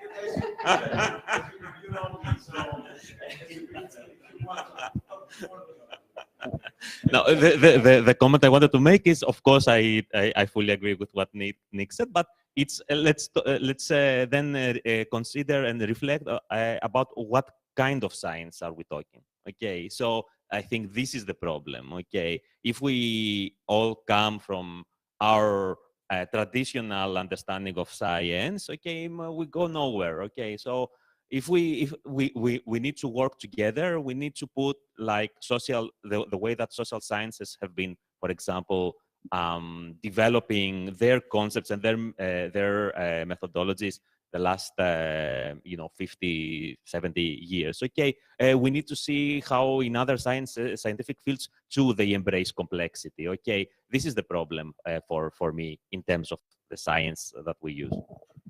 Thanks, Fabio. Jed? Yeah, I feel, Matt, that the answer to what you were saying is, by pieces is here around. I will try to give a couple of, because you say the Chinese, let's say to the specific point, the Africa, which was in the map Thomas was showing, was very nicely, let's say, white, yellow, so with low carbon emissions. It was impressive. You have all the world emitting, and Africa was not. But China is building their coal plants, and the problem is that the ETS, the carbon prices are so different from Europe to, let's say, Chinese, and probably will be the same for the coal plants in Africa. So there is a financial issue. Is the regulation of that market could smooth, let's say, the transition to coal instead of the transition to renewables. Regarding the way they are building, if we both think about the UN Habitat Handbook that our friend Federico Butera was working upon. So giving guidelines for normal houses and normal development in Africa is nothing that's more costly. It's just the way you are building. So the point is political in the sense why Chinese companies going there to make this kind of expansions are not adopting a handbook, so guidelines for building, while they are available. They have been designed for that urban space by international agencies, and they are available to everybody. and this is not costing more. So where is the problem? It's political problem, it's regulatory problem, it's an agreement between companies, because there is no more cost. It's just keeping the distance in the right way, keeping the orientation in the right way. And I always say that, you know, the Chinese were probably the first to regulate their building strategy, their building approach, let's say, to align it with nature, because the handbooks of 1,000 years ago were regulating exactly how you should build to gather energy from the sun and to cool down and heat up without any, or with a minimal consumption of resources. So my point is where we could fill this gap, because everything, according to me, is there to slow down at least this process which is getting out from control. Thank you. Yeah. A comment upon the comment. The problem was that 1,000 years ago, what was expected by people to be comfortable, to be a good life, is completely different from what we expect today. And in China, you spoke about China. And the problem is that with globalization, we exported models everywhere. Now we are revising the idea of globalization that we have been using up to 6 months ago. But I think that we are living back only bad habits of it. And this will even, you know, create stress from the social side to then the technology. Technology is the last part. The picture that Matt drafted is depressing, frankly speaking, since if we see demographic growth, we just not look at the numbers, but projections of the numbers, Europe will shrink and is the far front. So while just the middle, here we are in the East Mediterranean, Middle East, so now we weigh the same, but population is growing in conditions that are completely outside human livability. So thinking about the Gulfs in projections with all the uncertainty of them are showing that conditions will be proxy to be outside living conditions. So what will be the impacts? Technology will not sort that problem. The problem will be social. So, and this will create additional stress that will require very short-term measures, and therefore who will come with engineering solutions for the camp, this will be applied since we'll be emergency. So the issue is here is that I see the next year like going from a crisis to another, economic, financial, then economic crisis, and then social crisis, and then again. We will never be able to really look and ask ourselves, what is the problem? So the problem statement could be done. Actually, we have different problem statements with different solutions, tackled from different perspectives, but the outcome of not or harmonization between all the different parties as a result that we will live in contingency, moving from one crisis to another crisis without solving the problem, but actually amplifying. And we are seeing this currently with the current energy crisis in Ukraine. So while thinking about energy conservation that reduce anthropogenic heat in cities, it's cheap, it works, we know that it works, we know that how to do it, this is really not the solution. The solution is how can we trade differently? How can we provide differently? How can we change alliances? Since we have to respond in 2 months, since the winter is coming in 2 months. So our horizon just is now toward these 2 months. And we are Europe. And we pretend to be the far front of this movement. So what's happening elsewhere? And so I'm got a little bit depressed now. But that brings us a bit back to how this process and this transition should be implemented. So we're back to the how, right? Because the technologies are there and they won't sort it out for us, right? The technology is a mean to an end, but not the goal in itself, right? And that gets us then back to how to build this common vision and understand that how we can sustain the quality of life, but under different circumstances, perhaps, right? With shifting behaviors to some extent, building upon and taking advantage of new technologies and solutions and new kinds of cooperation. So I think there are many parts of the solution, right? But not in the procedures that they are now, but in a much more participatory way to build this common vision and then design and implement it together, right? So I think that gets us back to a lot of things that we discussed also yesterday. But I have a hand raised here and you as well. Yeah, please. I think that the picture that has been described is unfortunately very true, but also we have to think about the opportunities that we have in front of us. What is the role of a scientist you mentioned? I think that we are also in a moment where most of the global world is building a middle class. And we should be able to marketing quality of life as an objective for the middle class. You know, if you think of Saudi 2030, we should be so smart to position the targets you mentioned as benchmark. You know, I always keep the example of we should be able to build a blueprint. That's, I think, the role of Europe, where we can give an easy implementable package to public administration, which will be under pressure politically, because, I mean, they will face very difficult situation. So I think the role of you as a community and what you are doing today with this is produce a blueprint, something that is easy to implement. And then there are two ways to sell this. We have global institutions, the World Bank, we have IMF, that can take this blueprint and then can really advise government in the right direction.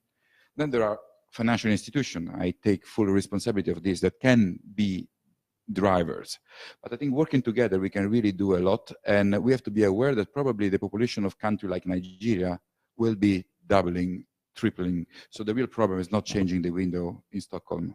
Sorry to be a bit harsh here. The real problem is trying to give an easy implementable blueprint. In Brussels is 6 months that I look for a plumber. There is no working capacity. I mean, we should find easy implementable solution for us, for mayor of cities, for minister of finance, for things. I think that's our role, and that's your role especially, and to create a blueprint which is easy to implement, because we are in a changing moment. The rest of the world will be doubling demographically in the next decade. And if we don't give a benchmark, we lose the battle. That's, I think, the role that we should be doing as a community. It's a complex picture. What you described is and I don't know what is the right thing to do, but someone has to tell us what is the right thing to do. Which may be not that simple, right? Because it may be a blueprint process, but maybe not a blueprint technology or solution, right? I think that's part of the problem. There is no blueprint per se that you can just buy off the shelf. If you do that, then you're good, right? Urban development in particular and all related matters are very place-based. And I don't think we believe that there is one blueprint that you can just to fix it, right? It's rather procedures and mechanisms that we need to demonstrate and then kind of export perhaps. Please. I'd like really to discuss a little bit about the very interesting, comment, Fabio, about, implementation of advanced technologies and appropriate technologies in Africa and also in poor countries. I'm an academic, but I had a chance to work with the European Union preparing the building codes for 6 African countries. And I had a chance really to discuss with ministers, prime ministers, and understand. My opinion was completely different. So the opinion of the Africans, and I will transfer you what the Minister of Energy of Kenya told me. You, the Europeans, you try to sell us, Armani's and very expensive clothes. We're completely new. So what is happening? What really is the difference and the gap? The European Union is going there. They provide money, help, assistance, let's say, to improve the standards. Let's say, brings experts, etc., etc. But in reality, what is missing there is the cash. This is the most important. Who is giving them the money? China. The Chinese, they are coming with billions, and they say, how many buildings you need? How many housing you need? This is what they said to the Kenyans. How many thousands of, let's say, houses you need? 1 million. Okay, we can build 1 million. There is no discussion about the standards. They don't care about the standards. About the energy, let's say the power plants. The Europeans, they provide important, let's say, knowledge, how to implement the renewables, etc. But they don't have the cost. The Chinese are coming and say, we will build the power plant. You will pay, let's say, in 50 years, in 40 years. So They don't have any other solution. There is no solution for them. So if really we continue to be a little bit, scientifically arrogant as Europeans against, the low-income countries, there is no future. There is no future. So the main problem is not technical. It's not technological. It's social and economic, completely. This gets us quite to some conclusions now. Any last hand raised? A small comment from over there. Let me get you them. For a very interesting discussion. I need to pick up on what you just said here on Africa. You know the global gateway. You know it. So $300 billion put on the table by Europe supposedly to counter China, mainly in Africa. Also, the G7 pleaded $700 billion for the same purpose. What's happening? What is the strategy? We don't see any strategy. So there is a huge gap between the institutions, on the public side, the multilateral, the national, the banks, the financial sector, people on the ground. We organized a conference in Muscat, Oman 2 weeks ago, and we brought a network of young African entrepreneurs. There are a lot of really dynamic people out there that now work with technology and so on. They are as advanced as entrepreneurs anywhere else. But as you said, there is no money. There's no money in the system. They have tremendously, hard work that they're putting into a lot of good things. And the West is pledging this kind of money to counter Africa, but how they're connecting, what is the strategy? And as you said, arrogance as well. Europe has very little credibility out there, the way we're acting. And your examples, very good. So we really need to take this on. Thank you. Thank you so much. All right.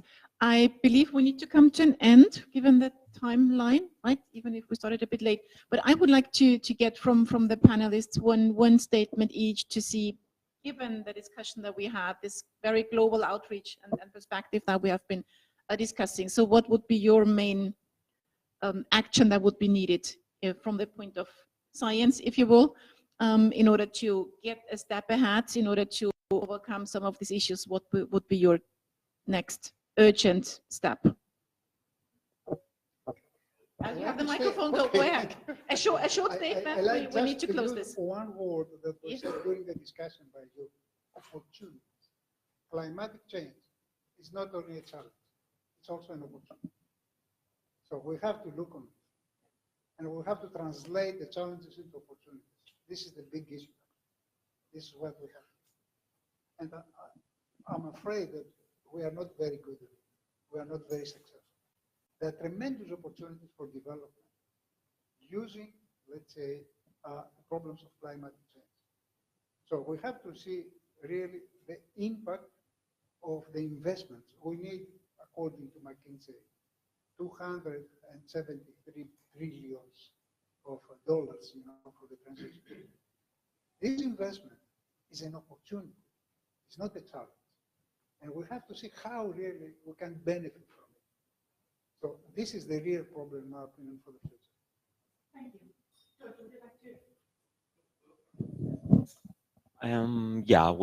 I would add the importance. It's not about going back to the 17th century human-centric understanding of universe, but rather a more object-oriented complexity systems approach of linking everything, finance, how humans behave, and environment. Thank you. Richard. Yeah, I don't know what to say. I would say from my point of view, looking at history, I feel like we're moving out of an era in which money fixes problems.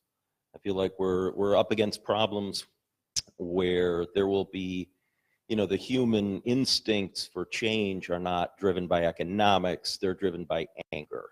They're driven by frustration. And I think we see that in Europe, we see it around the world, and it's very hard as scientists to know what to do in that context. So all I can say is we have to try to maintain our optimism. That's all I can say. Because you can see I'm a very optimistic person. So. So then that's also a new role for science, right? To help us stay optimistic. Nick, you still there? Yes, I am. So Excellent. just very So quick, yeah, please go ahead. so just very quickly, I would just again insist that in our rush to get things out there in the market, we should not forget our evidence base. At the end, if there's no evidence for what we're doing, then we're just virtue signaling. I'll go back to Professor Santamouris's example of planting trees in California. Planting trees is a good thing only in certain conditions. And it's the science that will determine what those conditions are. Very good. I think this is a very nice concluding remark. Thank you so much. Thanks to all of you for joining and all the discussion that we had.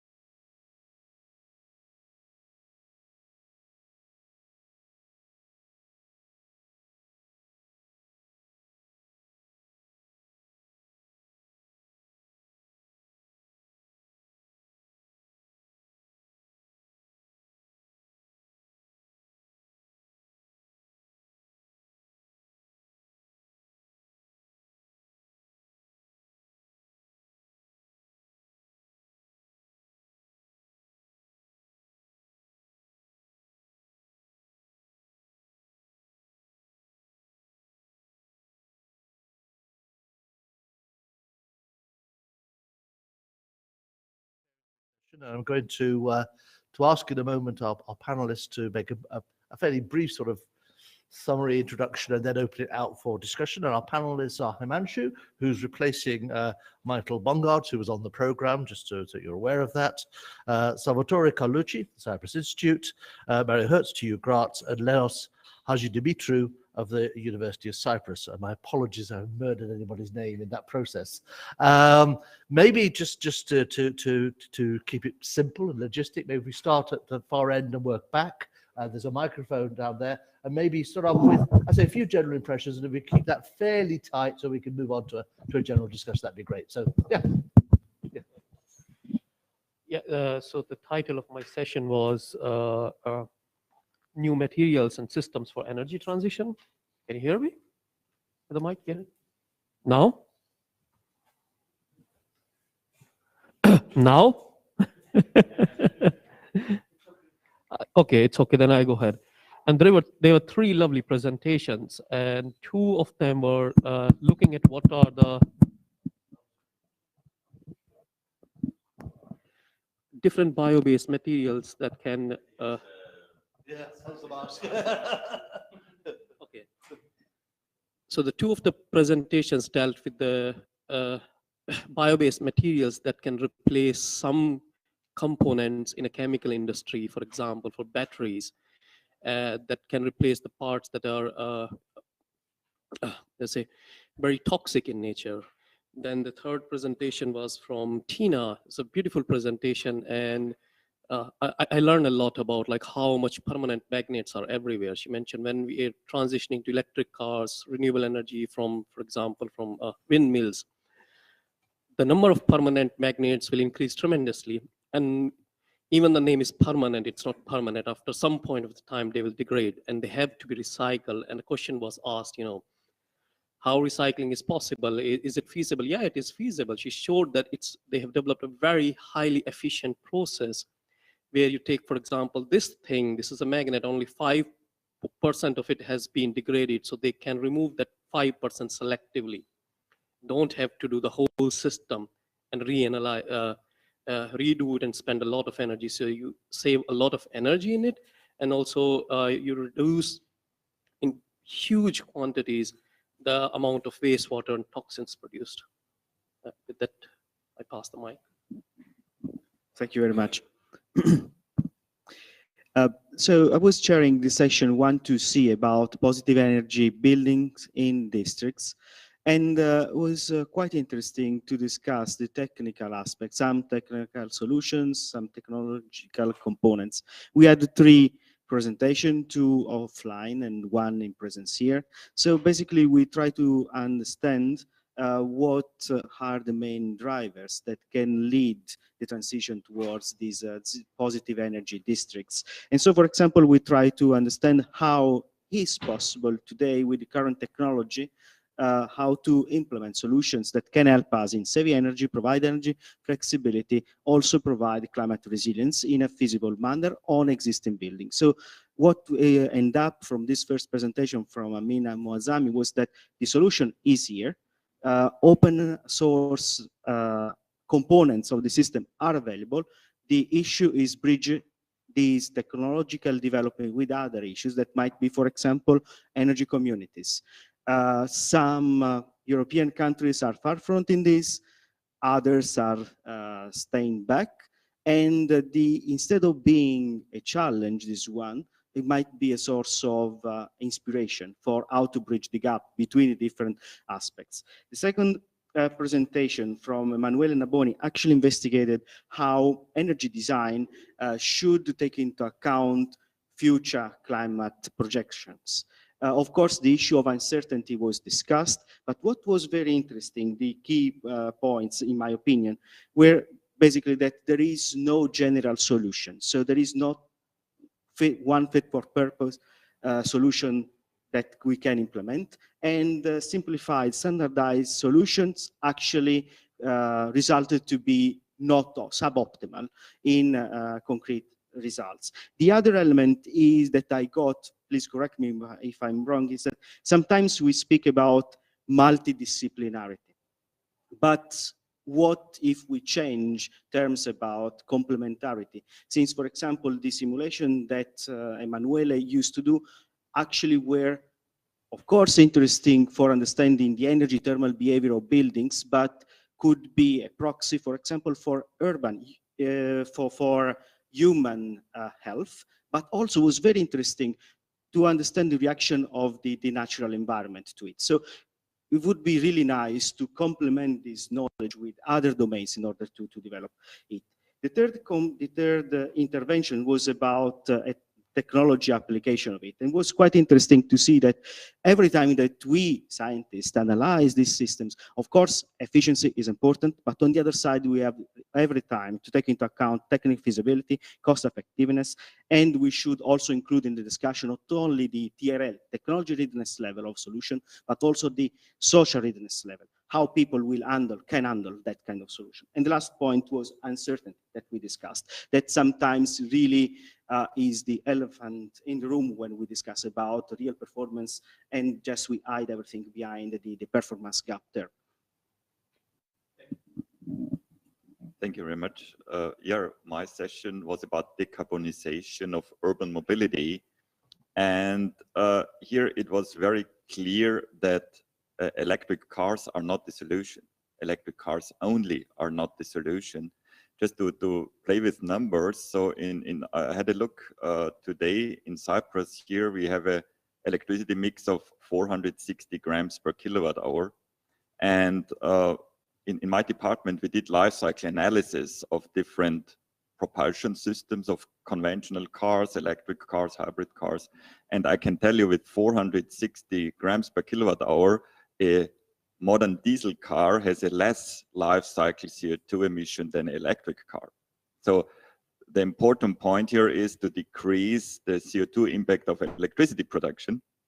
But it's of course more than that only. And in my session, Robert Schmidt from the city of Graz introduced the concepts of alternatives to improve the public transport, to bring the public transport more near to the customers so that they are willing to change from the private car to public transport. And this is a very big issue. And he talked about the approaches that he made in the city of Graz. Graz is about 300,000 people, so it's the size of Nicosia about, but of course with different climate conditions and different boundary conditions. And in the second talk, Michael Semmer had a very interesting survey he introduced, because he asked the customers, and he asked the people in 3 regions, different regions in Europe, in Central Europe, and it turned out that the customers are willing to change, especially when they live in urban areas. They are willing to change. Even I remember the diagram that a considerable share of customers said that they will not buy a car in the future, a new car anymore, or next car, if the opportunities fit to their needs. And this is the very important point. So I think much effort has to be done to optimize the opportunities. If it is bicycling, if it is pedestrians or walking, or buses, autonomous cars, whatever. But this will be a big challenge in the next years for the cities, for the urban areas, to improve the opportunities to do not use the private car. And the third presentation of Predrag from the University North in Croatia also treated a very interesting topic in this area. It was related to touristic cities or touristic areas, and the application of mobility as a service in these touristic areas. And I think this is also relevant for Cyprus. Cyprus is, you have a large tourism here, and the tourists come by airplane. So that means as a standard, the tourists don't have a car in Cyprus. And so I think it would be a good approach to offer services that not 80 or 75% of our tourists take a rental car and then do the same as they do it at home, they drive by car. Here, I think mobility as a service has a great potential to, at the end, reduce the emission output. Yeah, thank you. Hi, from my side as well. I totally agree with all the points. I think the very interesting point has been highlighted by previous speaker about the session yesterday, and I would like to share some opinions and some thoughts about this aspect. So, starting from the positive energy in building and district, I'm just wondering if considering only energy is the way for the green transition. So to achieve a positive energy building, it is very easily achievable. You can just install some photovoltaics in a building and you are positive energy in a daily or in an annual basis. However, is this a way for the system to absorb the energy and facilitate the actual green transition? And if you just some thoughts about that is that you can see the power exchange in a building or a district. You can see that there is a significant export of energy during noon hours and a significant import of energy during nights.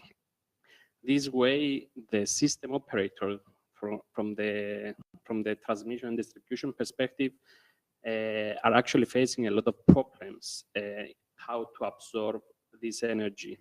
Just some facts from Cyprus, at least, is that during this mid-season, during this day actually, mid-season where there is low cooling and heating demand, the transmission system operator in Cyprus apply curtailments up to 50% because they cannot disconnect some conventional units and they cannot absorb the whole produced power by the photovoltaics and wind installation. And we are still in Cyprus, we are still at 20% more or less of penetration. So is this really a way to achieve the climate neutral economy that we are envisioning?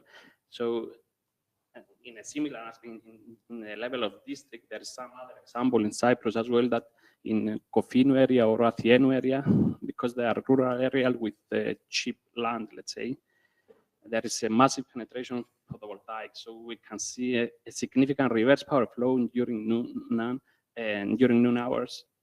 And this actually does not allow more penetration of photovoltaics in this region. So we need to rethink and change how we treat the energy, and we should consider the power and the real-time, let's say, management in the whole perspective in order to actually move into a more sustainable future.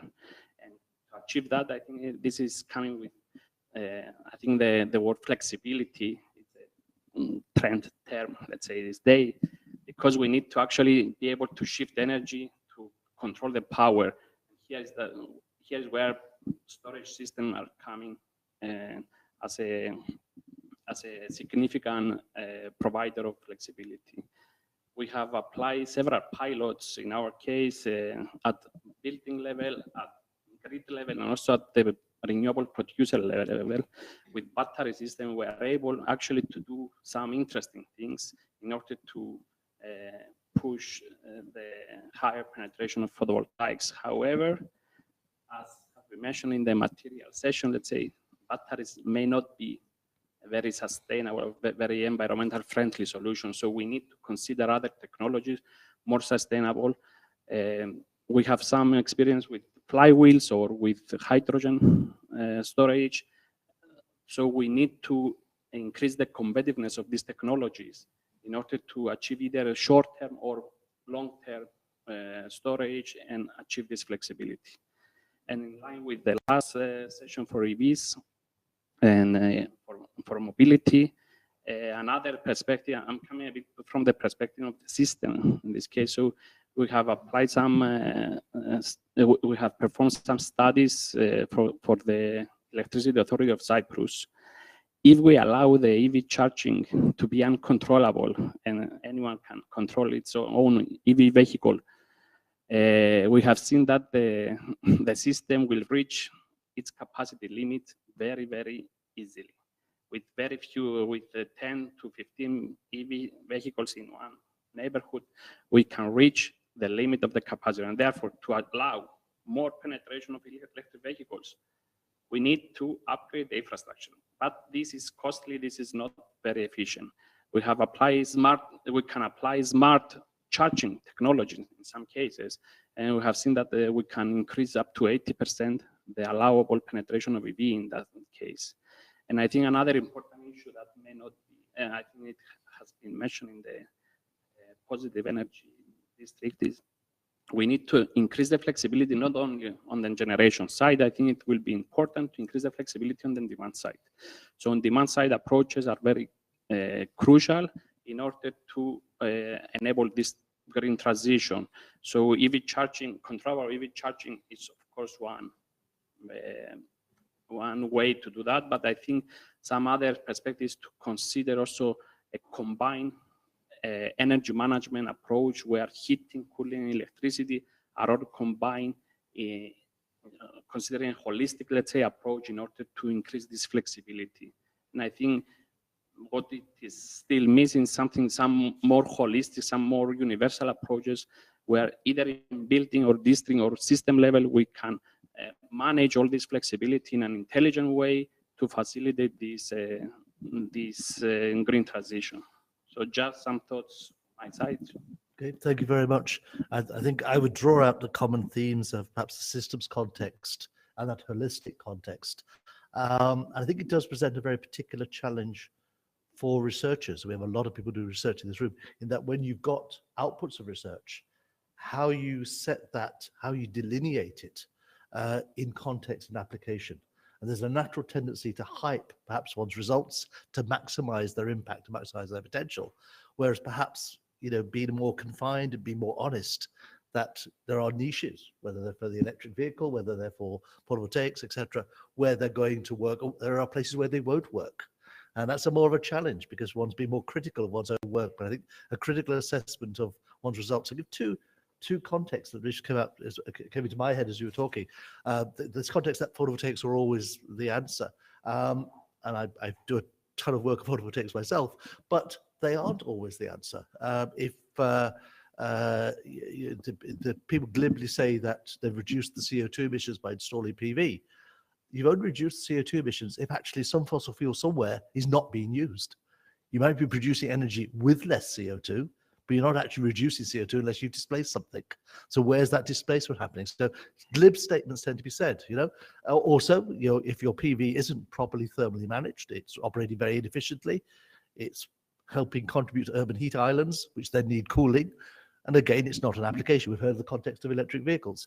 So context and application and just blithe assumptions that because it's renewable, because it's harnessing renewable energy, it's good, I think are dangerous. And I think this dimension is both in that sort of maybe time operations dimension. It's also important in design as well. I was looking at the lighting here, all low energy lights, great, lovely, 35 of them.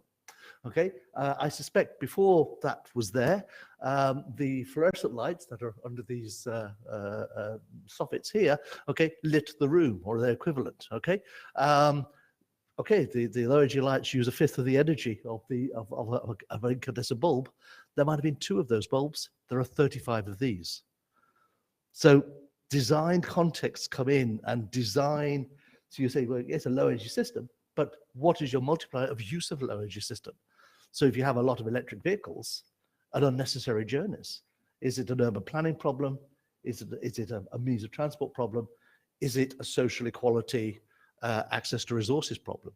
So, and I'm not suggesting that every piece of work can bring all these contexts, but I think perhaps one message that does come through is, as researchers, be more honest. I'm going to use that word. It's maybe not the best word about the real impact of a particular piece of research and the routes to which it might have impact, and not maybe overselling that then other people read and then take that as read, that PV is universally good, electric vehicles are universally good, whereas it's not actually the case. Can I open the discussion up to the floor? Comments, observations, contradictions, please. Start there. Okay. Yes, sir. We have a mic. Thank you.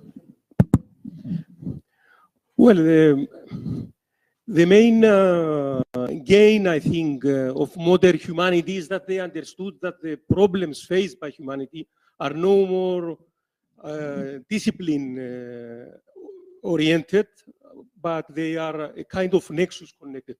So all the disciplines should work together in order to find a solution to a problem.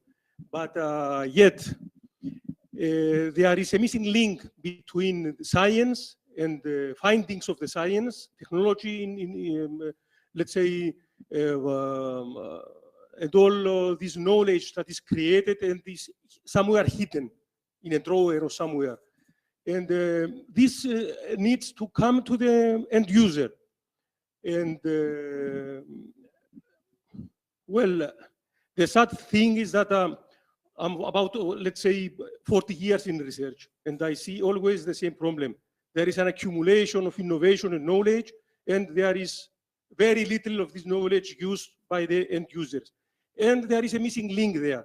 The missing link is that the decision makers and the policy makers are not attending these seminars and they don't know about it. So as Fabio said, that this one of the purposes, let's say, of the aims of this conference is also communication. I would ask, let's say, generally, how could we communicate and break this gap between research and application, and reaching the technology end users, let's say? Because traffic, for instance, it's a terrible thing in Cyprus. If you travel in the morning from home to work, you take for a road distance of, let's say, of about 20 minutes distance with the car, you take 1.5 hours to come there. Imagine 80,000 of cars coming from Limassol and all around Nicosia and so, to be in queue for half an hour, puffing all this CO2, let's say, around, what pollution they create, and there are simple problems there. There are smart traffic regulating systems that could be located in certain locations and partially or fully solve the problem. So you see, there is always room, let's say, for something more to do. I think it's interesting, although one of the interesting things about smart traffic systems is that what actually happens is people then simply travel later and you get the congestion at a different time. Same if you build roads. So you do actually need to have a transfer, modal shift to some other mode of transport. But you know, so that presents its own challenges: new infrastructure, expense, capital cost, social priorities, the nature of a government. Does it see social issues and infrastructure as a priority, or is it oriented towards the individual? So part of the issues, I think, in dissemination is part of a value system that takes scientific evidence as part of its base for making decisions. Okay. Yes. I want to introduce the perspective of the industrial cycles. So there's been in the last 30 years long discussion about this disruptive innovation. So cycles where you are, and everybody is recognizing that the transition, the ecological transition, is a cycle of disruptive innovation. And probably this point is, is crossing your reports, that there are opportunities of change, but on the other side, there are, let's say, incumbent industries that are resisting to the change, and probably they are bringing to a misleading interpretation of innovation, and then a use of innovation, not for disruption, but just for transformation of their business in a business which is compatible with the perspective of the transition. Just to make a couple of examples, if we talk about hydrogen, which has been discussed in another track, but I think is very close to what we are. Hydrogen could be, there was a very nice lecture a few days ago from an Italian we invited for our Fermi lecture here, and it was a dilemma.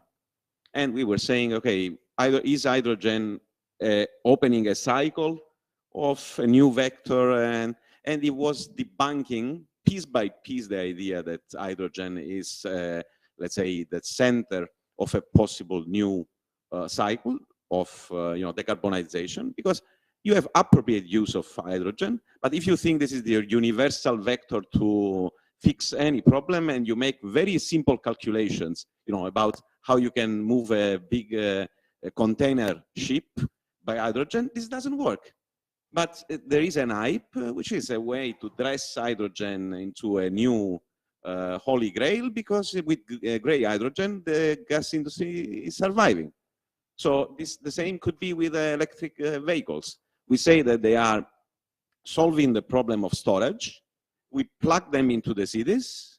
We keep the roads as they are. We keep the mobility model as it is. And we use electric cars and we sell that they are solving the problem as the distributed battery systems. And I mean, we know we can list the industries telling this truth, because this is functional to keep everything as it is. I'm from Sicily, and probably you have been reading the Leopard. And the Leopard most famous sentence is that we have to change everything in order to keep everything as it is. And there is a big effort by the incumbent industries to tell the new story, which is not greenwashing in the sense of just telling that they are good, but to show that they are adopting new systems which are then coming from science. So scientists are brought into the loop, but using the new knowledge to keep things as they are. And they are not in the room as the elephant moving around, but I think we have to take this into account. Disruptive innovation does happen, though. The computer wasn't invented by endless innovation in the typewriter. So there is, things do actually happen. So I wouldn't be so pessimistic. Yeah. I will try to answer your question first. So you mentioned there are two problems. We generate a lot of scientific knowledge and it's not being used. The second was the communication. So for first thing, I would say Professor Stefan, who gave one of the presentations yesterday, he's developing flow cell batteries. He has done a lot of research on it. And to conclude it, he has started his own company to scale it up, to sell it. And I say that that's a very good use of the scientific knowledge. And in my opinion, every good university in Europe or in India, or you go anywhere, they are promoting entrepreneurship. They're providing a lot of assistance, how you can start a company, how you can run a business. So I think we are going in a very positive direction. Now, when it comes to communication, yeah, I see that there's a lack, because in academics, we are trained to write in a very specific way. We write papers and they have to be structured in a very specific way. It has to be very accurate. It has to be decently long. It has to be very critical. But if you want to transfer this message to general audience, this way is nowhere near, because it's a very noisy world. We need to talk in terms of character limits. For example, Twitter or TikTok, 15-second videos, and there's something that we need to learn as a scientist. I also miss that part. If somebody tells me, okay, tell me about your research in 15 seconds, I was like, but that's something you say, yeah, we should work with social scientists and figure it out how it can be communicated. Thank you. Hopefully I answered your question. Yeah, I would like to respond to two issues that came up in terms of mobility. The first one was the traffic. I can give an example by myself. I stayed for some days at the beach here, and I took a rental car because it cost me €100 for all these days. And I researched public traffic would be more expensive. If I would use the bus to go from the airport to the hotel and then here and whatever, it would be more expensive than a rental car. So this is not an efficient way to reduce the number of cars. Just a statement. And the second is regarding energy supply. I agree, and we have this in many regions in the world. If we would plug in 10 electric cars at the same time, there would be problems with the grid. But there are technical solutions available today. For €20,000, you can buy a photovoltaic system, including battery system for storage of energy overnight, 20,000 euro, 10 kilowatt peaks, that is sufficient for 1, 2, 3 households. And this is decentralized energy supply. This has a lifetime of more than 20 years. That means 1,000 euro a year. It's not a big investment, and it just has to be done. It's available. You can purchase that, and two months later, you have it at your home. So for me, it's a little bit talking around the problems. It does not work because of, or because that or this, but we have to be aware that for many of these problems, we have solutions here. Thank you. Thank you. So we discussed a little bit this point also previously. Sometimes the issue also on the technological level is the question. Sometimes we pretend to answer questions, but are we really sure that that is the right question? For example, the issue that you raise up, zero or positive energy buildings, is energy enough? Definitely not. Actually, it was quite provocative in 2006 when we started the first annex of International Energy Agency on net zero energy solar building. That was some years ago. So there was this group, I was a PhD student, was my first meeting there. So there were a lot of great researchers discussing about the very specific aspects about how do we make the energy balance, how we use the conversion factor from final energy to primary energy in order to balance this. Then I raised my hand and thought, okay, but I already know that we have zero energy buildings. At that time, were not really available. So everybody was really asking why I was saying this, and they asked me which building was that one. And I told, is the rural house of my grandmother. They start laughing, and then they all, why? Yes, this building is just a stone building. It has no heating supply, no cooling, no electricity, nothing. So it's purely zero. Whatever you make the net is zero. And then started the other question. But it's not comfortable. It's not comfortable? Yes, but according to our requirements, 50 years ago, it was okay.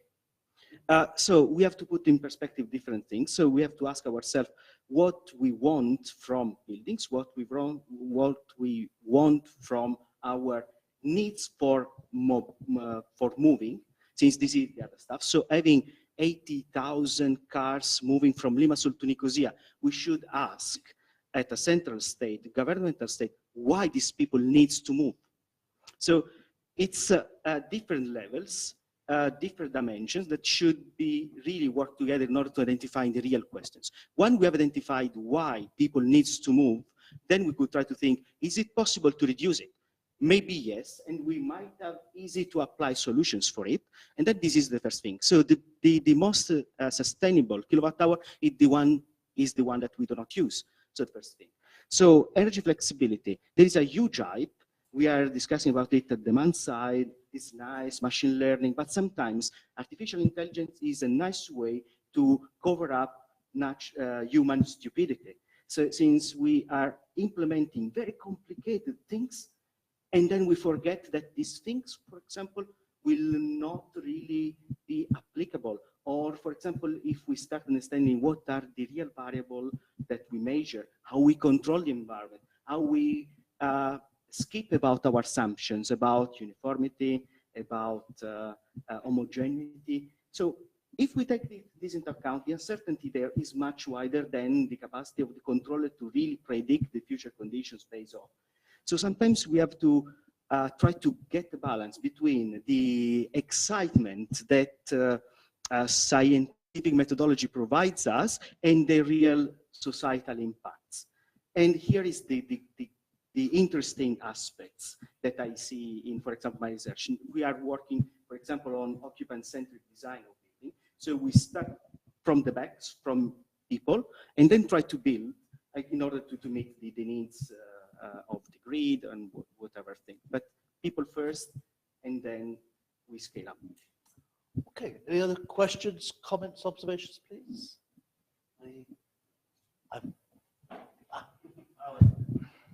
We were between lunch and some comments about what have been told. Yes, I agree that we need to follow a occupant-centric approach. And just if you're trying to predict or forecast what is the load consumption in a building with 2-3 people, use whatever you want, bring all the artificial intelligence in the world, you will not achieve a good accuracy. Uncertainty is huge in there, and you cannot do it. So we need to rethink the way. So it's not only technology, it's not only human, it's a combination. So humans and occupants should participate in a more active way in all these environments. So we're trying to change the future for humanity, but humanity should be a part of it. So some, in the case that you have mentioned, of course, yes, humans should provide some information or should be able to provide some, to lose some of the comfort level, but not all of the comfort level, of course, and in order to achieve something better for the society. The same apply for the transportation sector. So anybody can have a car.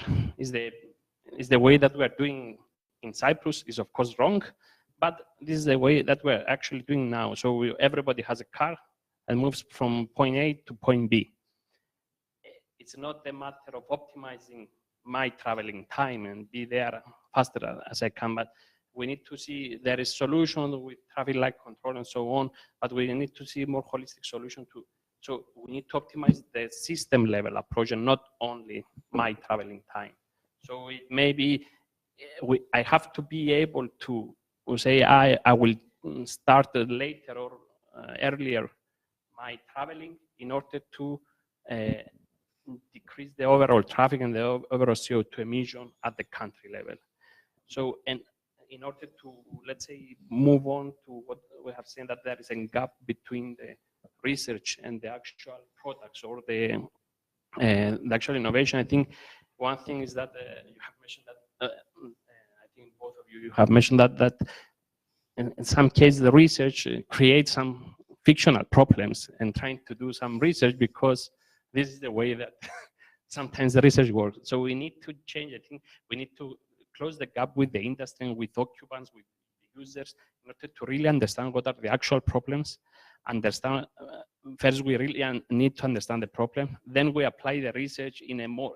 We need to perform research in a more applied way to consider what should be the total at the end of the day an end product that will that can be used.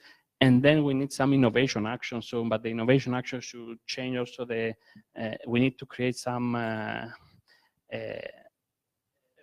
We need to create some innovation action, not only from the research perspective, not only from the industry. We need to combine them in order to provide some actual products that will serve the purposes. And of course, in all these regulatory authorities or economic model should be really understand and should really adapt in order to push this solution to go to the market and to be massively applied into the society. Okay. Do we have any final thoughts or observations people wish to make? And I'm conscious of my earlier comment that we are the thing between you and lunch. So, but nevertheless, if there are any final observations, if not, I don't know if our panel want to make any final comments or if you made them already.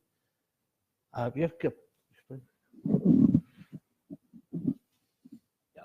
would like to make final comment from my side. It would be when we sit in these conferences or look at the social media or the popular media, what we get a picture is, oh, it's very gloomy, everything is going wrong, scientists are working or not working, or like finance is not there, there's corruption happening, all sort of problems.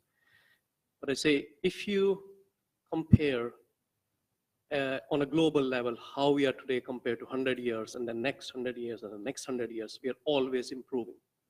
We're always getting better. The standard of life is getting better on a global scale. Even for the countries, like most countries in Africa, in India, their average life standard is getting better. For example, one of the example in many parts of the India, your 21st birthday is a very big deal. And I found out it was a very big deal because if you have made it to 21 years, there's very high chances you will live. You will live till you're very old, till you have gray hairs. But what currently is, we have reached to that level when any baby is born, it's almost expected that the baby will make it up to old age without any significant problem. And that's a big deal. If you look at my grandfather and grandmothers, like the infant mortality was very high. They're definitely progressing. And so we should not have a very gloomy outlook. We're getting better. We are humans. We will never stop to complain. We will never stop to innovate as well. Thank you. I think that's a very. Do you want to? Yeah, I think I'll try and conclude. I think we will. It's a very positive note, because I do think the important thing is, it is very easy to get despair, the scale of the problem, scale of challenges, but do what you can do to contribute to resolving them. Seek to do honest work that is reporting results that can be used, and that kind of thing. And things do move forward. And I think that's a positive note on which they'll always move forward as fast and as linearly as we would like. And we've heard there are barriers, etc. But discussing those barriers, naming those barriers, is part of the discussion, and it's part of informing social progress, political progress, etc. So can I thank the panel, thank everyone for participating, and we'll now break for lunch. Thank you very much indeed. Thank you.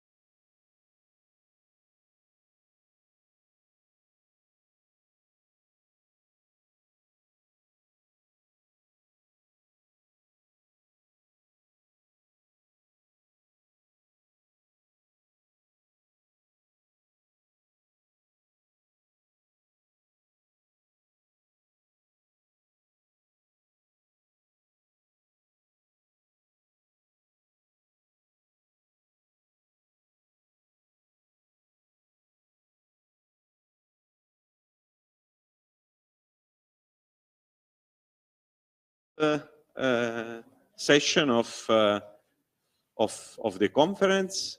We reorganized it a little bit in the sense that we will have the two talks in the first part of the session. So Brigitte will introduce us the landscape, let's say, of innovation, and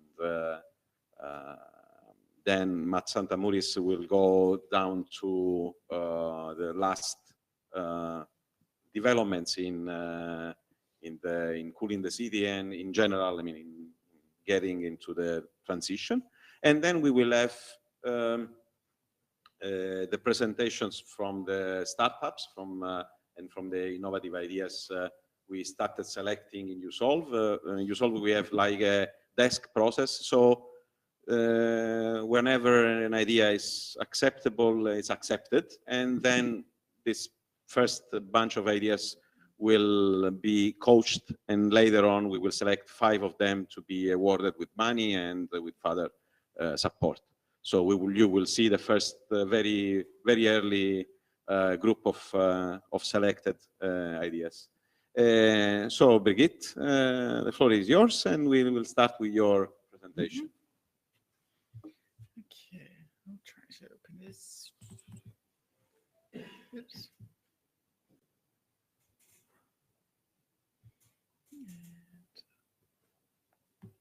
Should be okay. It's quite easy. And with this. Okay. You know, do it, turn it upside down. Okay. It actually, it's alive. I mean, it makes, yeah, okay, it's pretty simple. Yeah. Okay, now I want to go back to the title actually, role of European networks for energizing local innovation ecosystems. Who thought of this title? It's really great. European networks, well, I represent the European network, ESEIA, was founded in 2009, and that was together with a lot of European organizations. And why did we do this? Because we thought, okay, Europe is quite a, oh yeah, I should speak into this. Europe. You have to add out 2 things. I have to add 2 things.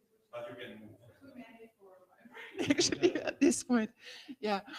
So European networks, why did we found ESEIA? Because we realized that on a European level, we have a lot of knowledge, we have a lot of places of research and innovation, we have a lot of people working in education in Europe, but still we have a very scattered landscape, and the idea was to align and bring together all these forces through a thematic roof that would, well, direct us towards climate neutrality. We were trying to not only combine the forces of research and innovation, but also create an organization that was not just a research organization per se, but would align with the business sector, with public organizations, public, yeah, especially energy agencies at the time. And we were focusing ESEIA around the topic of energy innovation, because energy innovation, in our view, was a sort of vehicle and driver of change, of transformation. And energy nowadays, of course, is connected a lot more with the topics of water and food and other areas. So it's yeah, it's become a sort of a driving force. Energy is our perspective, but of course we realized over the years that energy is not the only aspect. There are many aspects that are connected, and well, this is the reason why. So why do you need your European networks? Now, ESEIA, of course, is only one of the European networks, and Margaret Knoll, she talked about DUT, Driving Urban Transition Partnership. So there are other European partnerships that are trying to integrate forces, bundle energy, and try to create new knowledge that can be brought into the market and helps us integrate new solutions and implement new solutions. So that's kind of the starting point. So I don't know, many of these slides are probably, yeah, I was going to talk about opportunities and threats, but after what I heard from you, I think there's been a lot of discussion about opportunities and threats already. I don't want to repeat it. I just want to jump to a section which has, oh, sorry, maybe, yeah, I wanted to go to, oops, yeah, no, see my before. To the end, yeah, the other way. Ah, works the other way, okay. Yeah, opportunities and threats, sorry, I lost it here. Yeah, I wanted to go to this innovation ecosystems. I think Fabio knows this a lot better than I do. What is it? So I looked up a bit the definition of what it is, this innovation ecosystems, because European partnerships, European networks, they work very much on the basis of these ecosystems that are coming really from the bottom up. You know, partnerships are more like this top-down idea, but and there was an you know, a definition already early here in 2020. You have a concept of innovation ecosystems that well, was already popular for 15 years, but now what they are actually, the concept varies a lot. But I think what they agree on is that it's a set of factors. You have activities, institutions, relations, important to drive innovative performance. And that's theoretical. But of course, you know Apple, you know how well it worked, yeah? So that this is a really good example of how innovation ecosystems can actually be put in place and change things completely and radically. So there is also a roadmap actually recently by Malali, a roadmap for local deliberative engagements on transitions to net zero carbon and climate resilience. I wanted to mention this publication. So if you want to look into this more, he's a great guy, this person. So you should just read it. I think it's a very nice article talking about citizen science and the role of citizen science for innovation ecosystems. Now, I think what Margit also said in her opening statement was that we are trying to get these ecosystems into a co-creation mode. And I think that's the idea on the European policy level, to engage people, to actually do things together and make things better. So yeah, anyway, what we have seen in with the Cyprus Institute, there's a lot of innovation ecosystem activity going on also outside of Europe, where water, energy, and food ecosystems, this nexus is a very important approach to also include all of the actors for people to survive in other world regions. So WFF4Med is a very good example, and I wanted to mention it, even though ESEIA only plays a minor role in this, but I think it's a very nice project. So Nick was here, but he started this. I think he's going to continue working on this project on another side. So if you're interested, yeah, just have a look at the slides. I don't want to go into this too much. So because we're talking about networks, of course, I want to sell the idea of ESEIA a bit more to you. I want to show you that we're really a larger alliance now of 300 experts who work together in different fields in a number of 5 working groups.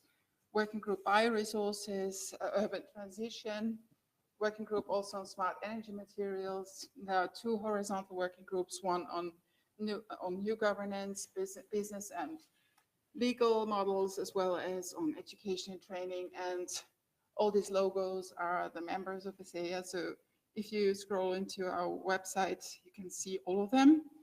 This is our board, and you can see that Professor Papanikolaou here, he's the vice president of ESEIA and one of the people governing or driving the association as well. Working Group Bioresources, Michael Bongertz is the coordinator. You met with Goran Krajicic, who is the head of the Energy Transition Working Group, and also Tina is here, who is leading the working group Smart Energy Materials. And you see Michael is here, who is the coordinator of the working group Governance. And well, Fabio is here, and he's our host, our Education and Training Working Group coordinator. Yeah, so the trick is, if you want to get involved, is fetch one of those people and just try to get, to do things with us. And there's lots of things we're doing, among which are education training activities for postgraduate students. We have international summer schools, and also student camps and other training events. Well, one new activity is the Climate Survival Campus. It's a regular event that happens 2 to 3 times per semester. And the aim is really to have discussion with people, a debate, highlighting the viewpoints of different societal actors. And it's what I've written down is an open, friendly, non-confrontational, scientifically informed dialogue. This is never what you get. You get very often only one of these, but not all of them. So, but I'm trying to, just have the cake and eat it, but it's not, a lot of times it's not possible. So anyway, the target groups are industry, SME, local, regional government, researchers, students, our partners. So anyone can attend, and these seminars, they are taking place in a hybrid format. So if you don't have a lot of time to travel to Graz, you're most welcome to attend online and ask your questions, contribute in other ways. Yeah, so it's something that you can find on our website. And the first event took place on the 6th of October. Next one is happening on the 17th of October, very soon. And then there are 3 more in the summer time, one of which Fabio is going to do in June, 2nd of June. And we will be trying to involve a colleague from Africa for this, because we're doing it in a hybrid way. So why not have somebody from Africa directly? Yeah, so I think this is a nice thing. I really like it. I hope more people will like it. And you're most welcome to attend this. Yeah, this is from our first event. So Brian, thanks very much. You got a lot of questions. We're very happy with the outcome. And so we look forward to the next one, which is on the topic of Repower Europe. And Teresa Ponce de Leao from LNG in Portugal will be the external expert. So last time we had like 70 participants from 16 organizations, but that can still grow. So. Another thing I wanted to mention is our knowledge transfer seminars for industry. This is for energy intensive industries to become 100% renewable. We heard about cement industry, which would be one of these energy intensive industries, next to steel, glass, what else? Yeah, you know what I mean. So taking a lot of energy, and there are ways out of, the fossil fuel usage that you can use a lot of the renewables also for this kind of industry. But how to do it? We'll have next seminar in Finland very soon, and Marco is hosting the next one. And then next year we'll have 2, one in Romania and Croatia. So you can also click into this if you're interested. Yeah. voila, that was what happened last week. We had quite a huge crowd of 100 people from different kinds of sectors. Yeah. Okay, so what can the networks do for you? You can meet like-minded people, you can exchange, you can also maybe not understand what the other is on about for a while, but I think you can at some point maybe get round to finding some common ground. I think this is what networks are about. They bring people together, maybe with an aim. Maybe climate neutrality is the aim for us all. But you all come from different perspectives, and the beauty is that it can come together and that we can cooperate for a better future. So that's maybe my purpose. Thanks.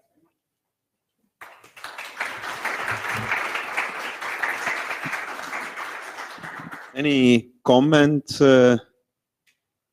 suggestion, because building an innovation ecosystem is quite challenging. So I don't know if anybody, dealing with this kind of process would like to make a comment.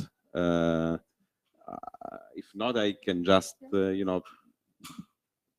tell you my opinion. I mean, I've been in a dialogue with ESEIA, or there are many ways people are saying ESEIA. I say ESEIA because it's the Italian way to say it, and I think it works. Because it's interesting that in your conclusion you say this is my purpose, because an ecosystem somehow has not a reason to exist. It just evolves, and things are going on there just because there is enough, let's say, complexity. You have enough biodiversity, and I like very much the true metaphor. So I think that ecosystems in the human and social environment, they are working very well when they are really applying the biological model, so that you have things that are going on without you have the full control of them. But on the other side, if you want to have a purpose, you have to have a governance. So this balance, it's upon you, and it's interesting, to understand how you are dealing with this task. Yeah, thanks for the observation. It describes very well how I feel about it. You need this, and I can take the other one. There are other questions. Yeah, I like this comment of yours. I mean, you know what it means. It's this. I think it's this striking this balance, as you say, between a little bit we're governing in, but very sort of softly, but on the other hand, to let happen self-organization happen, so that this is a bit the balance we have to strike, right? Right. Because you've been watching this for some time. Usually I get told off being too loud. Yeah, I think it is that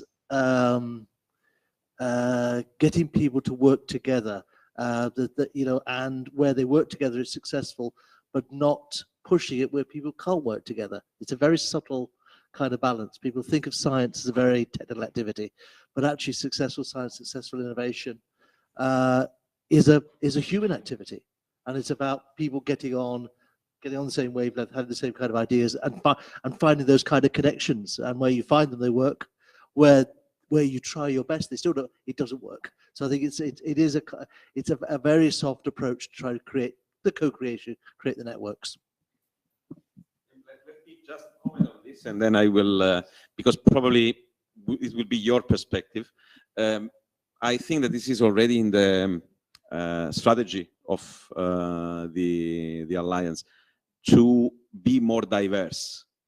Because I mean, an ecosystem is working. We were talking today about trees, and the way trees are. If you put all the same tree, then any variation of temperature is affecting, and they are not working well. I mean, an ecosystem is not just a group of trees. And I mean, I know that there was a discussion about opening the association to other kind of categories that we are looking for, public sector actors, it might be startups or other kind of innovation owners, let's say. So this, I think, is really important to create a dynamic which is really vibrant. We call them also the unconventional innovators, because there's sort of the rather the conventional, but we are thinking also involving more the unconventional innovators. Yeah. It's about these unconventional innovators, I suppose, that my question has to do with, because there very much is in the general project this idea of using these grassroots and these sort of small entrepreneurial ideas to showcase them and to grow them and to help them achieve a more sustainable and sort of inclusive model. But is there like a cross-border collaboration between these grassroots movements, or like an open source sharing of information? Because maybe some of them in one country and the other are quite similar. So is there sort of this idea of sharing the information between the smaller groups, not the industry established industry? I think it's a great idea. It's something that we could provide space for sure. You know, it would have to be, as I said before, self-organizing, but we could provide a space for it. And, you know, we would have probably a kind of moderator to make sure that, you know, that it all makes sense. So, but I think it's a really good idea. So we might convert this into a proposal. That's, you know, you have this now 300 experts connected, and this is it to be an incredible value for innovators as technical or scientific and technical mentorship. So if we might create a space which could be a virtual space for startups or innovators to get in and get connected with scientists, to have mentorship and to be, you know, direct in terms of scientific forecast perspective, go in this direction, study this paper. I know that this system has been already created in, I don't know, in Singapore. So I think that this would be incredible, and it is somehow, I mean, it's already there because people are there, and we could serve this broader community and attract the broader community in the association. It's very dangerous to make proposals like this, because I'm going to come back to you about it, you know. And you know, this is the kind of thing I really like, because you know, if somebody makes a proposal like that, we're going to make the space, and then we will ask you to you know, be the first one to post something there. Okay. Which is somehow what, just to have a benchmark, organization like EIT Climate Kick are doing, because they have structured programs, you know, like the climate, you know, this kind of, exactly. So it's something that, but somehow here my feeling being in both, because we are associated to, as the Cyprus Institute, to EIT Climate Kick, probably here you have more informal capacity to serve, because you have this network of scientists, so you are going directly into the science side, and having access to 300 people with brilliant knowledge about a large number of fields will be really powerful, I think, for innovators, I mean, tech innovators and impact-oriented innovators. I think we can also work with Kik on it. So maybe we do more the idea side and reflect it with the scientists, and then we hand it over to Accelerator or some other program. Yeah, to do. It's a different level and probably is a little different stage in the pipeline. Are you happy with this? Even, you know, a practical outcome of the session. So Brigitte, thank you. Thank you. Now I invite Matt Santamuris. You have the floor. You do whatever you want. It's your just challenge and set your minds about where we are going. And Thank you so much.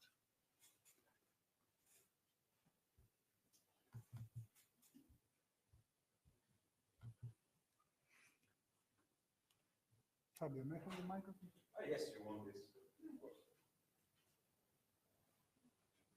Thank you so much. Thank you so much for the invitation. We'll discuss about, the actual state of the art regarding cooling of our cities. But first of all, we will, let's say, try to understand if there is a serious problem regarding, let's say, overheating in our cities. Overheating of our cities is the most documented phenomenon of climatic change. We know it from the beginning of the last century. Actually, there are more than 13,000 overheated cities. This is official. And since 1980, the number of, let's say, time or the number of hours of overheating has increased by a factor of 3. And at the same time, there are more than 1.7 billion people that they live under very severe, let's say, overheating. So it's a very serious problem, which is extremely well documented. Which is the magnitude of the urban overheating? Do we have data? Yes, we have data for more than 550 cities all around the world, experimental data, that shows us really the magnitude of the overheating. I'd like to show you, for example, some data from Asian and Australian cities, 110, let's say, cities. The average, magnitude of the urban, let's say, heat island or urban overheating is close to 5 degrees. But many Indian cities present, an overheating close to 10 degrees or even higher than that. So the magnitude of the problem is really very important. Unfortunately, it's not just that. The problem of urban overheating is not just the increase of the temperature, in cities. It has to do with much more than that.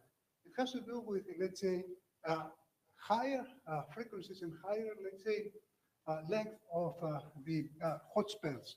If you try really to plot the hot spells between, let's say, the beginning of the last century and our days, you will see that there's a tremendous increase of the hot spells above, let's say, 37 degrees or even above 40 degrees.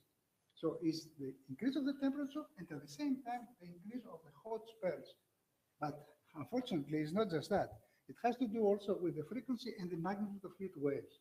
If also we plot the frequency and also the number of heat waves, for example, in the Mediterranean area, from the beginning of the last century up to our days, you will see that there is a tremendous increase of, let's say, the heat wave episodes during the very last years.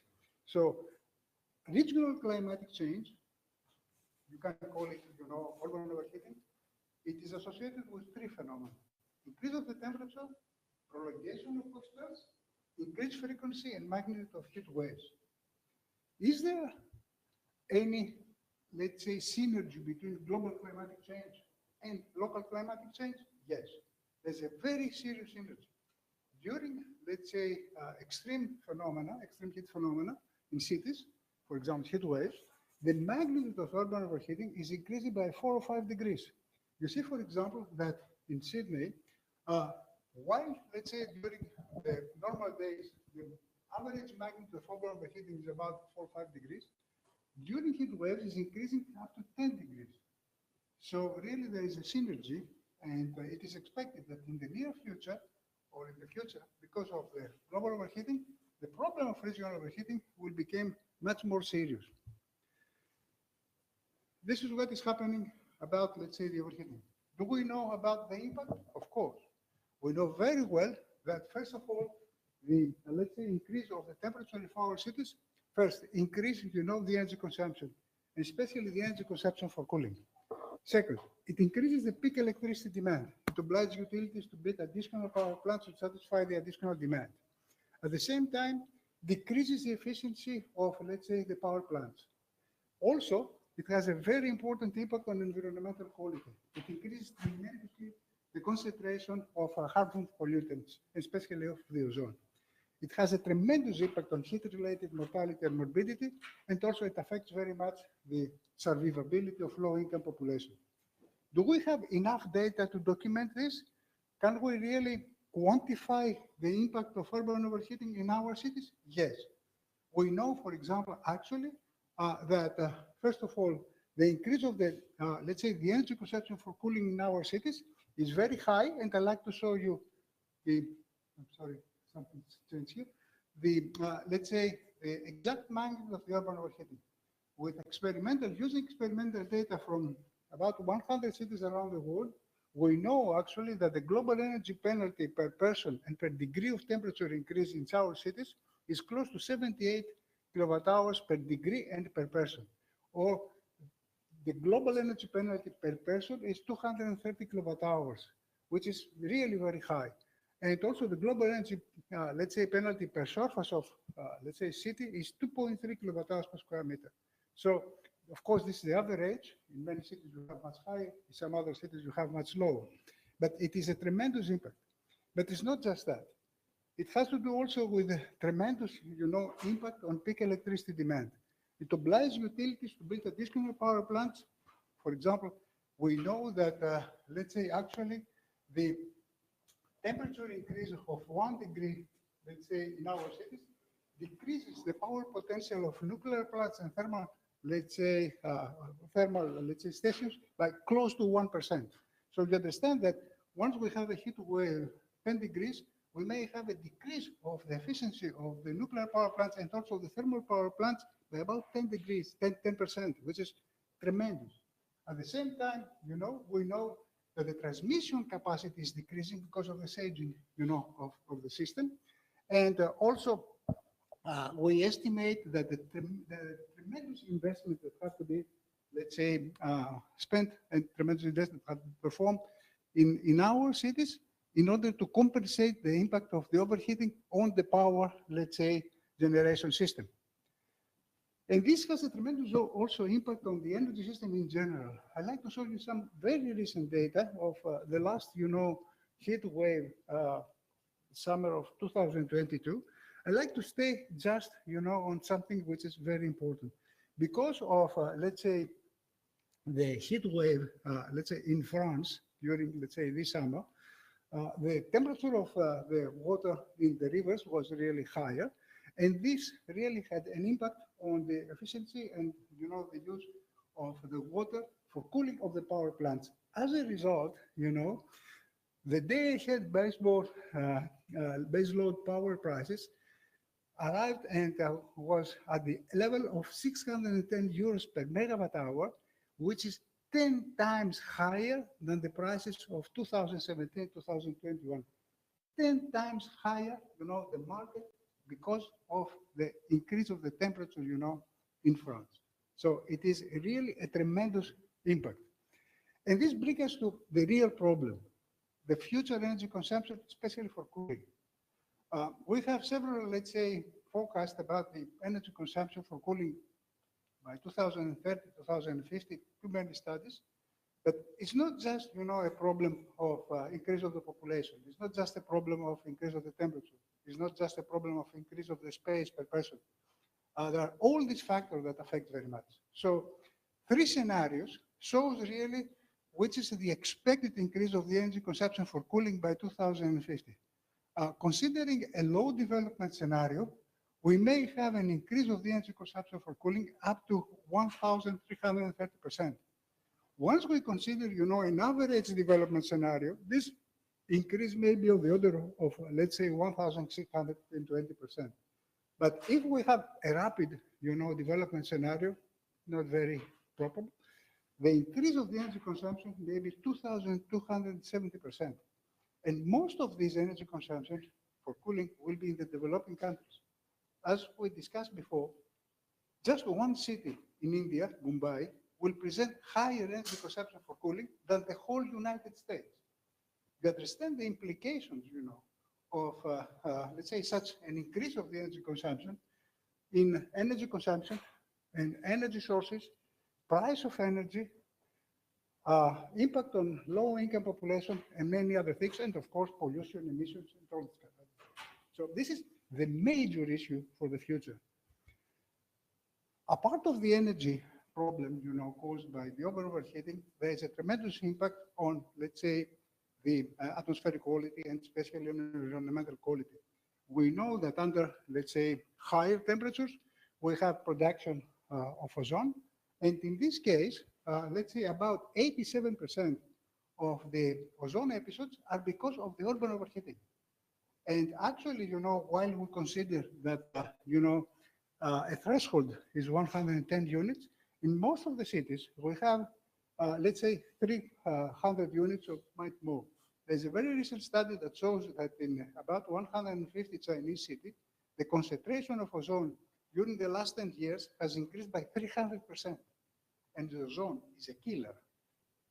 I'm not really discussing about the future forecast or the future predictions about the ozone, let's say, in the future.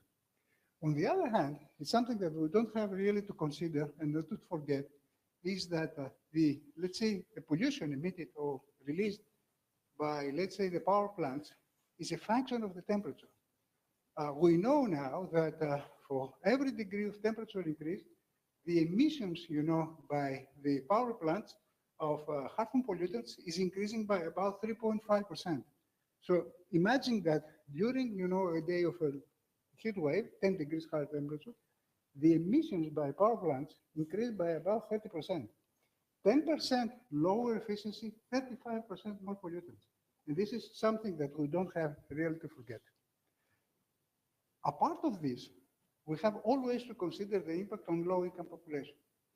We know very well that low-income population is living in houses which are not well protected. Lower, let's say, protection, not good insulation, no double glazing, not good ventilation, and all this kind of thing. As a result, and because at the same time low-income population is living in deprived areas where we have much higher, let's say, problems of urban heat island, the main, or the principal, let's say, victim of urban heat island or urban overheating is the low-income population. Do we have enough data about it? Yes. We know, for example, that in most of the countries, low-income population has to spend 100% more energy for cooling than, the average. We have data from all around the world that shows really what is happening in, let's say, during heat waves in low-income housing. These are data collected some years ago in Athens during a heat wave in about, let's say, 400 low-income houses. You see that at the beginning, indoor temperature was 26 degrees, no problem at all.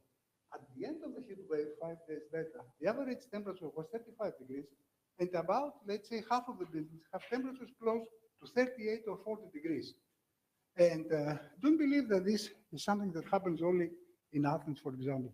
In Sydney, we perform, oh no, I don't have this slide, I'm sorry. We performed, let's say, a study in 100 and, let's say, low-income housing, and really we found that people is living under, 40 degrees during the summer period, and the worst thing was that because they closed the doors, they closed the windows to be protected, indoor CO2 levels were 4 times higher, than the threshold. So low-income population is living with very high temperature and at the same time, really with very high pollution. There's a very recent article that I found it very interesting that tries really to collect data and classify the data about, let's say, the income of the population and, the magnitude of urban overheating from the United States. And you can see, for example, that this is the red part.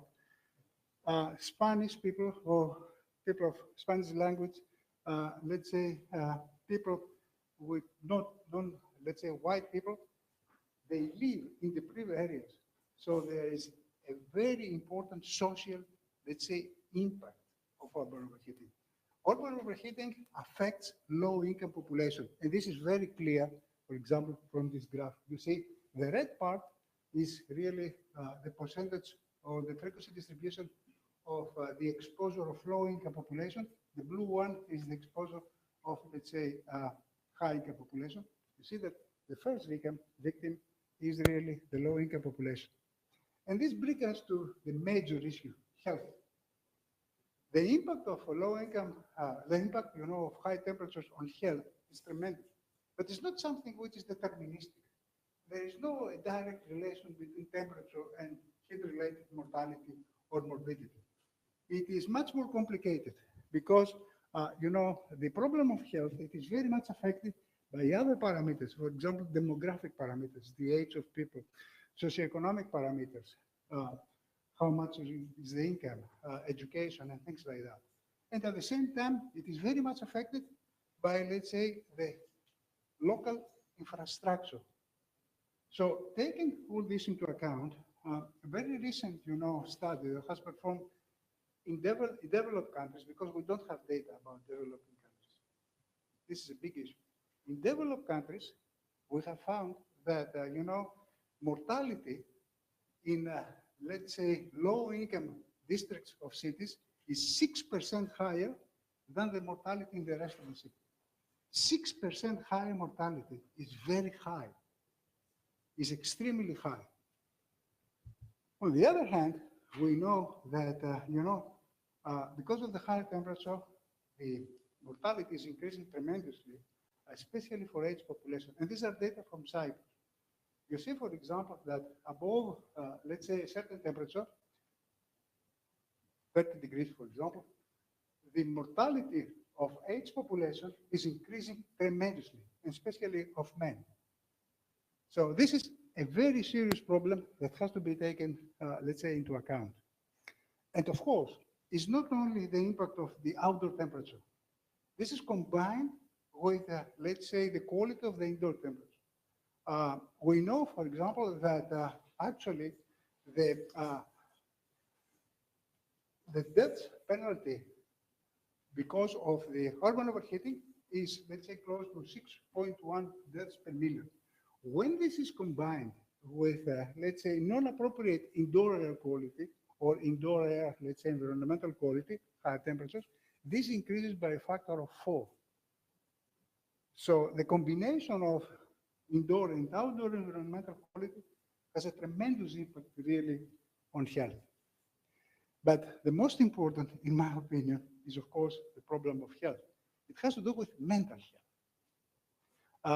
During the very last period, there are a lot of studies trying really to understand the impact, you know, of higher temperatures on mental health.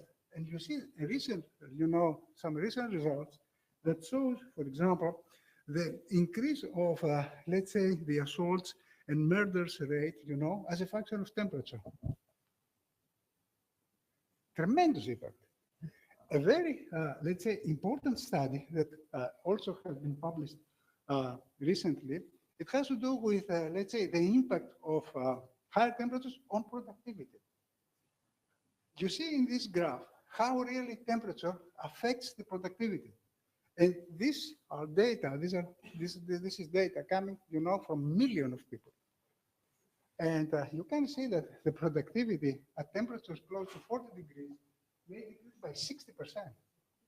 60% is a tremendous, really, decrease of the productivity.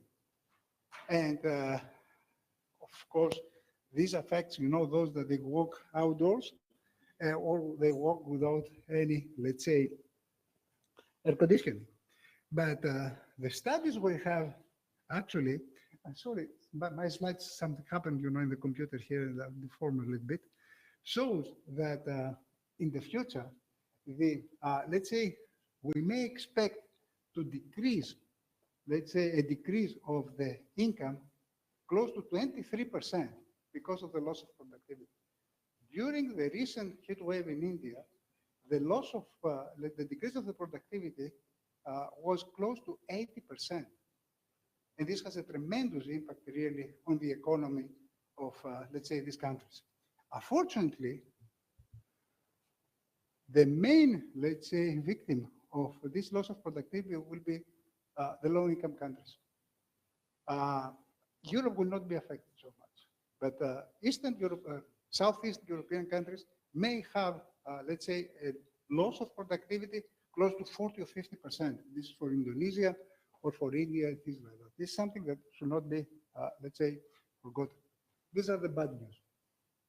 I'm sorry about the bad news. Now, let's discuss about the good news. Can we really increase the temperature, decrease the temperature of our cities? Yes. During the last 20 years, there's a very important research that has been carried out, trying really to develop mitigation technologies that really may decrease the temperature of our cities. Of course, I don't have the time to go through. I don't have the time to go through, all these mitigation technologies, but I like really to concentrate on the most important, the technology that has to do with the development of, let's say, very advanced materials for, let's say, the building sector. And I will start for something that is already in the market 10 years ago, the so-called cool materials. Materials of any color that really are very reflective in the infrared. You cannot understand because we cannot really understand the infrared. And you can see, for example, that these materials may present up to 15 or 20 degrees lower surface temperature than the conventional materials. These materials are now mandatory, for example, in California, also in Greece, it is also mandatory. In Florida is also, let's say, mandatory. Now in Australia, there is a new legislation that bans the use of dark roofs in the whole Sydney area. This is something that is developed a long time ago, and the impact, according to studies we have, and we see, let's say, 3 Australian cities, is that by using these simple and very, let's say, cheap materials, we may decrease the peak temperature of our cities up to, let's say, 1.5, 1.6 degrees. 1.5, 1.6 degrees is extremely important, really, for energy and health, let's say, purposes. However, this happened 15 years ago. During the very recent period, we have development of more advanced materials, for example, thermochromic materials. Materials that they change the color as a function of temperature. You see, for example, when the temperature is low, the materials may be of any color, can be black, for example, to absorb heat during the winter, but during the summer, these materials, they became white. So they became reflective and can be used for cooling. These materials that you can see, for example, from these measurements that we have developed, may decrease their surface temperature up to 22 degrees. And if you don't believe me, just see, the thermal image. So by having these materials, we may, let's say, have a very powerful, let's say, tool to decrease the temperature of our cities. However, the real, let's say, revolution regarding the materials has to do with the so-called, let's say, photonic materials or radiative cooling materials. These materials, which are developed during the last 5-6 years, commercially, are based on the fact that you should have a very high reflectance, 98%, but they emit in the atmospheric window. They don't emit in the whole infrared. They emit in the atmospheric window, and the energy, the radiation, which is emitted, escapes directly, into the space. So this is not reflected back, so the efficiency is very high. We have developed these materials, and I'd like to show you some of the results.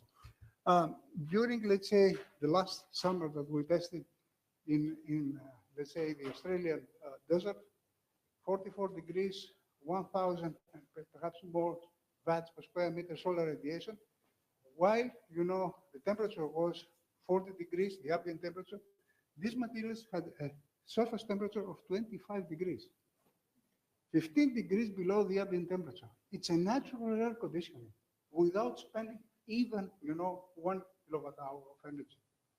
So these materials, which now we commercialize and really are very well developed, and you see the results, for example, are applied now for the first time in Riyadh. We're responsible for the whole mitigation project of Riyadh.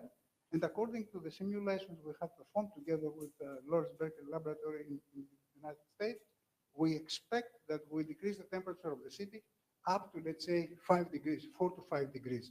This is a tremendous impact, especially in Riyadh, under these specific conditions. The main problem with this material is that in, let's say, temperate climate, may help a lot to decrease the temperature during the summer period, but may present, a heating penalty during the winter. So to avoid this, we have developed some modulation technologies, and these materials now, they may present, they may change the emissivity and the reflectance during the winter. So while during the summer, they have a very high emittance in the atmospheric window and a very high reflectance, during the winter, they change the reflectivity, the reflectance, and the emissivity. And in this case, these materials, they contribute to increase the temperature in the city by 2 degrees. We tested the materials in Calcutta now, And, these materials may decrease the temperature during the summer period up to 4 degrees and increase the temperature during the winter up to 2 degrees. So it's a win-win, let's say, development that may help a lot. Another important development has to do with the use of fluorescent materials.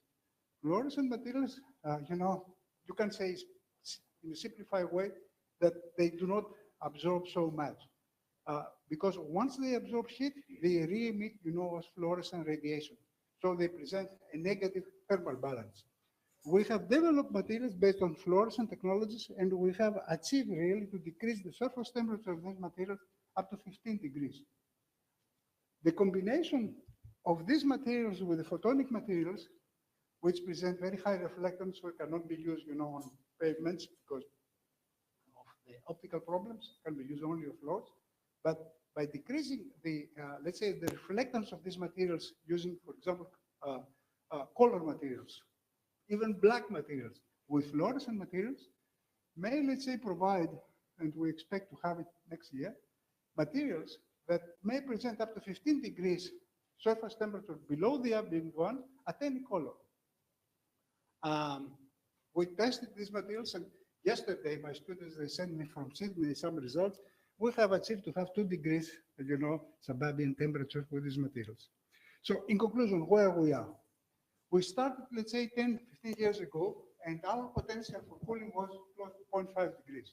Now, with these new materials and the new developments, we can decrease the temperature of cities up to 2.5 degrees. There are more than 450 large-scale mitigation projects in the world where all these technologies have been applied.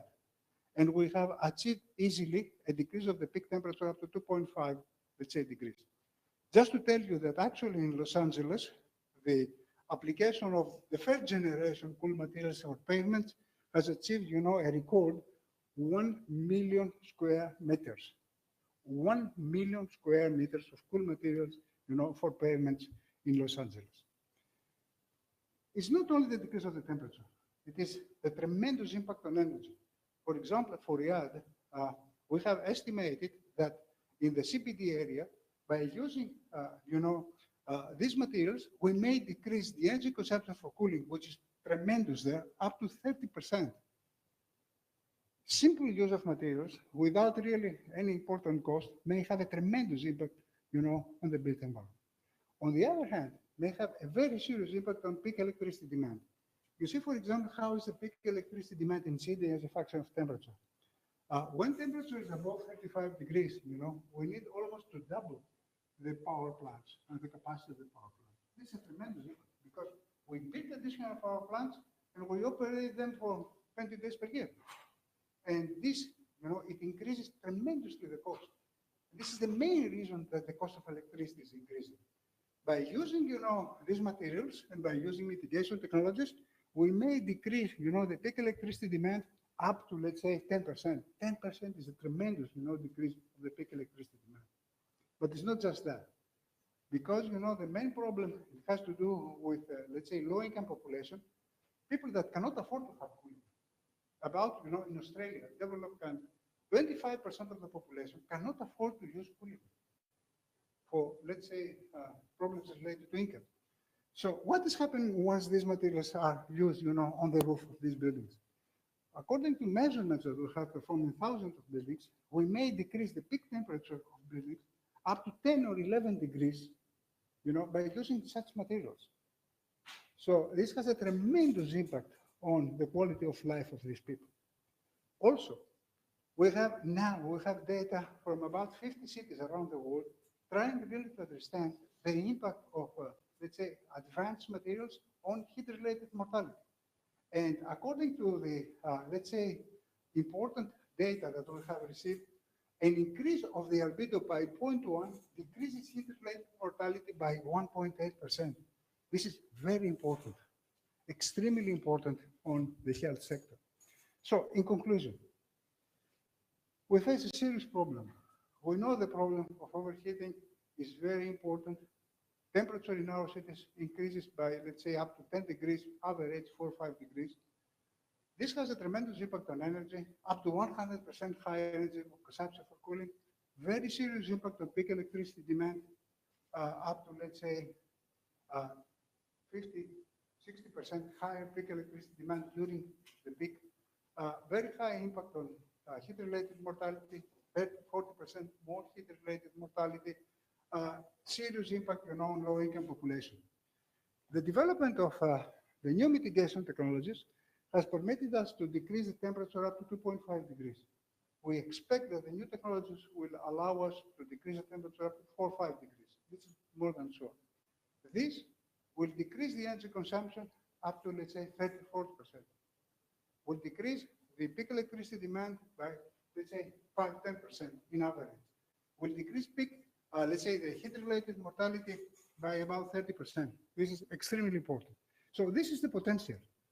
However, it's not, the problem of overheating is not just a technical issue. I think that science has provided a lot of solutions, but the problem of overheating persists.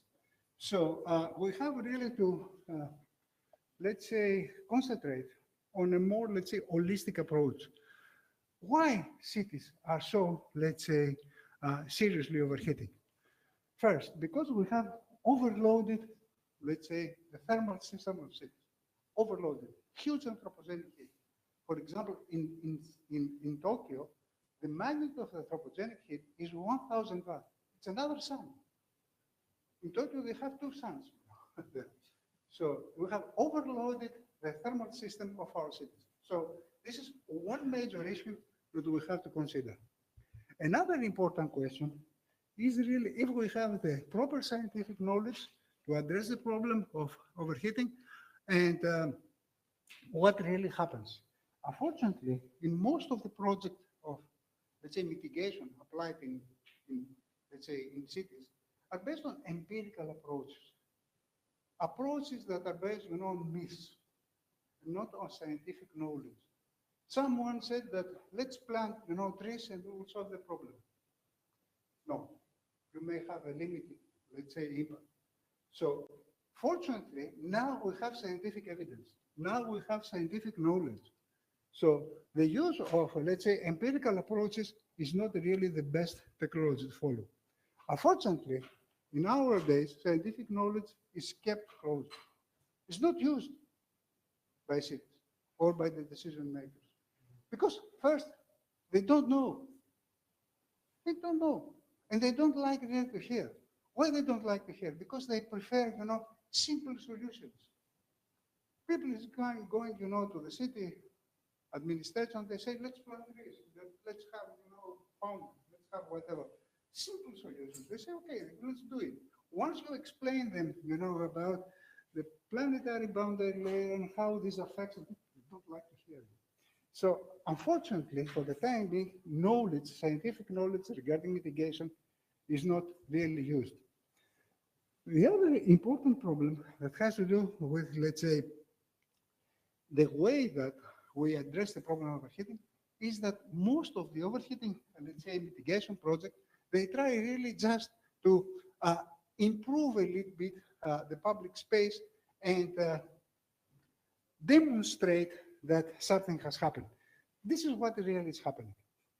They try really to improve a little bit the image of the city, but not really improving the real performance and the real, not solving the real problem of our cities. Another important question, it has to do with the future, let's say, and the lack of real policies in our cities, which aggravates the problem. Unfortunately, I'm sorry about this, slide. The problem is here. The problem of overheating is very serious, 5 or 10 degrees. So if we close our eyes and we say, okay, let's do something, but the problem, persists, and the problem is there.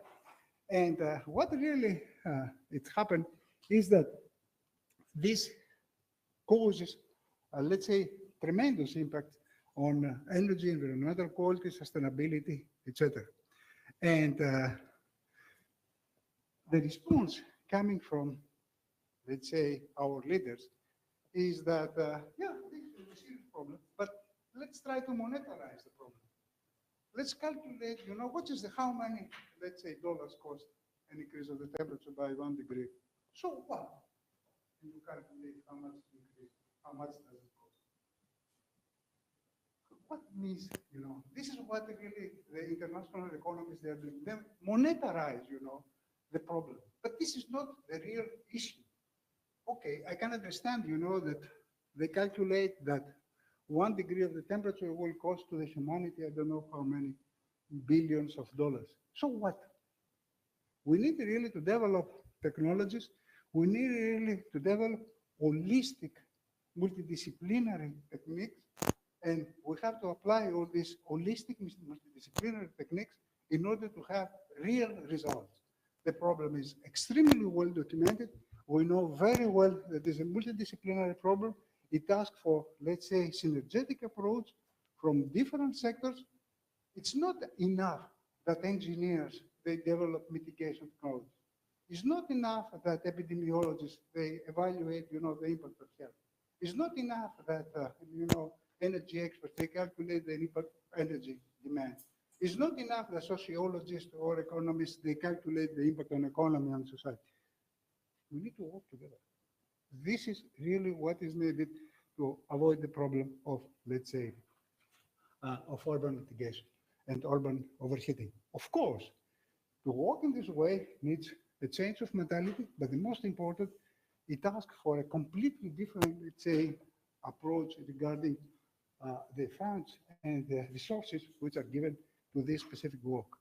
And unfortunately, this is not the case.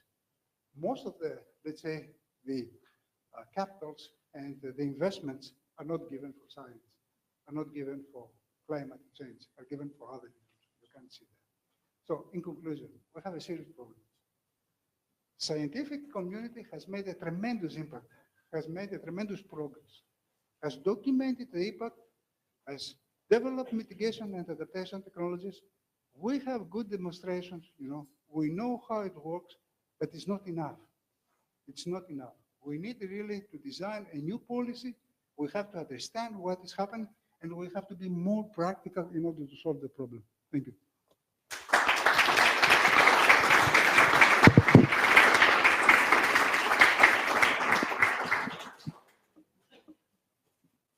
Thank you, Matt. And we open for, I think there will be many questions and many Pambos, and then.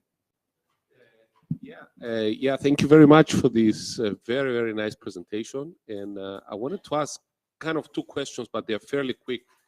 The first one is, when you say that the temperature of the city has been increasing, of a particular city, first, how is that measured? Is it on fixed positions? Is there some kind of standard for all the cities so that you can, trust the data? That's number one. And the second question, yeah. And how do you know that it is consistent over the last, 30, 40, 50, 60 years that you've been tracking it, so that you can say, yes, it has increased by 1.5, 2.5, 3.5 degrees. So that would be a very simple question, I can reply to this, and then yeah. you ask the second question. We have, standard meteorological stations in cities, even in the built environment, in dense built environment, or, in, let's say, remote areas. So by using these standard meteorological stations, we have, let's say, time series of data, and this can be seen, the trend is very clear. There are different technologies to do that. During the very last years, we have developed new technologies using mobile traverses, especially in dense areas, because you cannot use standard meteorological stations, in dense areas.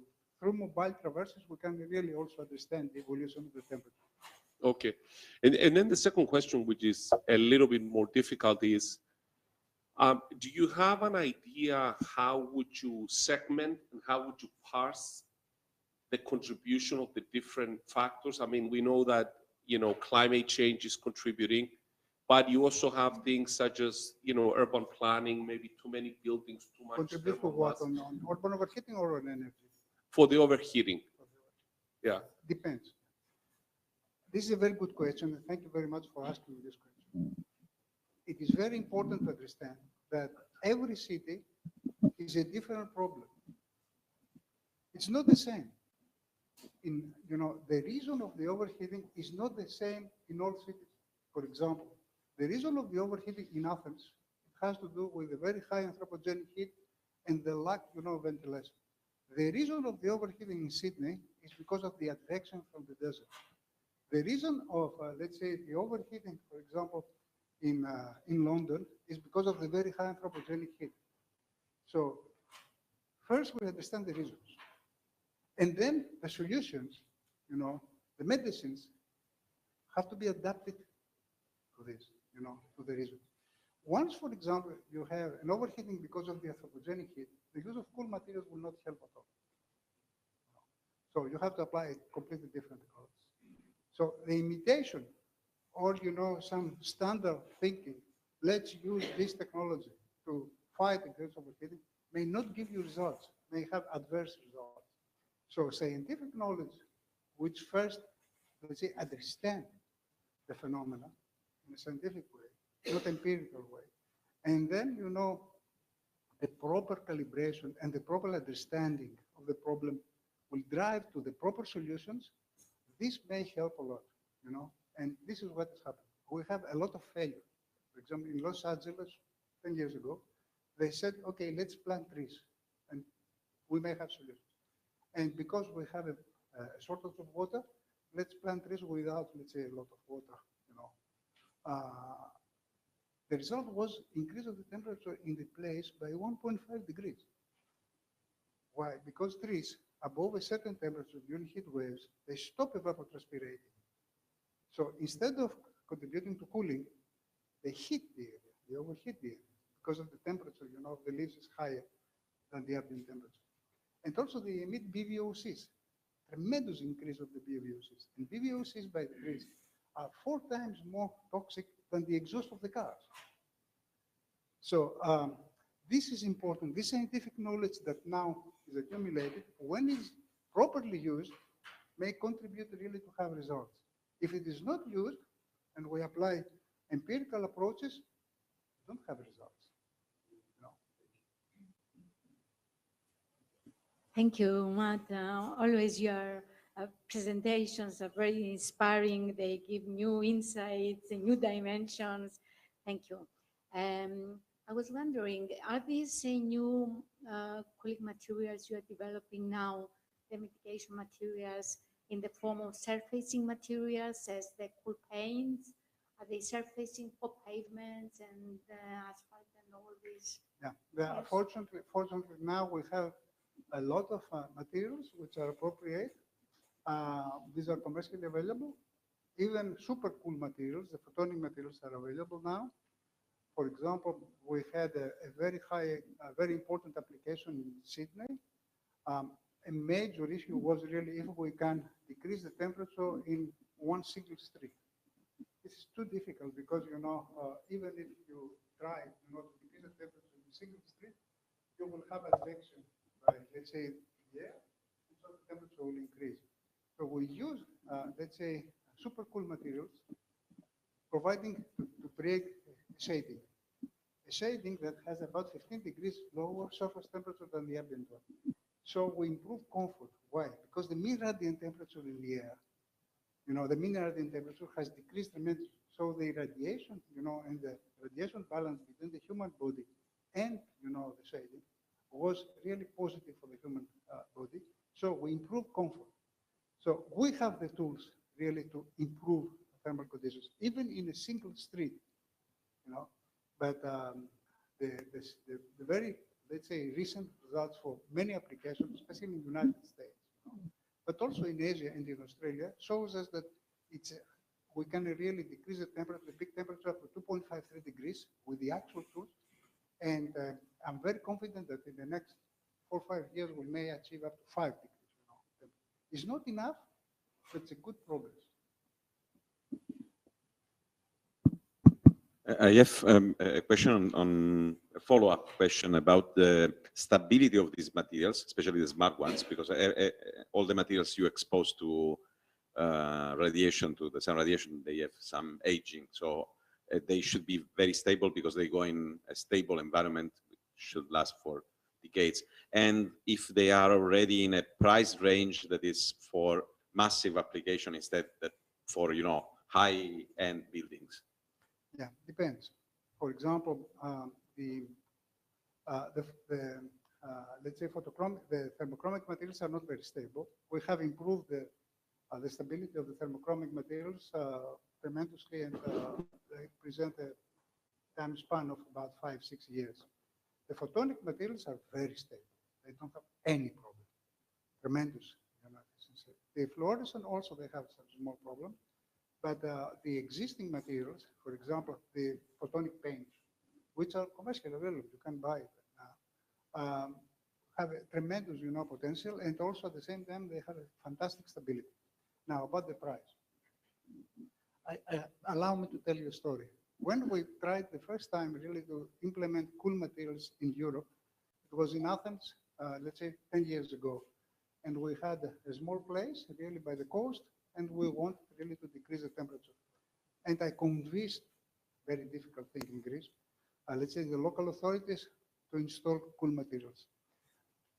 The price of pavements in Europe at that time was close to 6.5 euros per square meter. We asked the market really to prepare the cool materials, and they asked 30 euros per square meter. So we decided to build these materials in the university with a cost close to 7. Now in Europe, the cost of cool materials is 6.7. I can tell you that the cost of inactivity is 10 times higher than the small increase of the cost, for this. About, the cost of the new materials. The photonic materials are cheap, really cheap. Actually, there are companies, for example, in Taiwan and China, that they produce good materials at really low, let's say, prices. And we expect, or for example, the cool paints that we have produced and we have developed and are produced now in Melbourne by a company, they present exactly the same price like the conventional, let's say, good quality paint. So it's not a problem of, let's say, price. And this is very important because these materials or these technologies can be used in developing countries. It's not, super duper technology that asks for investment. It's very simple. Actually, in India, there is a program that they like really, and they have already started, to implement cool roofs in about 10 million square meters. When really they use cool roofs in India, in schools, they decrease the peak temperature up to 10 degrees. You understand, for the pupils, very important really to work proper temperature. And this is very simple. And these materials are produced locally. They don't import these materials. Are not the best materials that they can produce, but are really produced there. And this is the only opportunity, for these countries to have appropriate technologies of low cost produced there. If they have to import, all these technologies, super duper technologies from Europe, America, China, etc., they will never do. Thank you, Matt. Other questions? Quite similar. Radioactive materials, very high emissivity. That's very good. But have you tested what happens with deposition of dust on it? Since a deposition of dust, since in that case emissivity drops significantly. So particularly this is critical in summer. Yeah, it affects the emissivity. Yeah, it affects the reflectance and the emissivity. So you have to clean. To clean.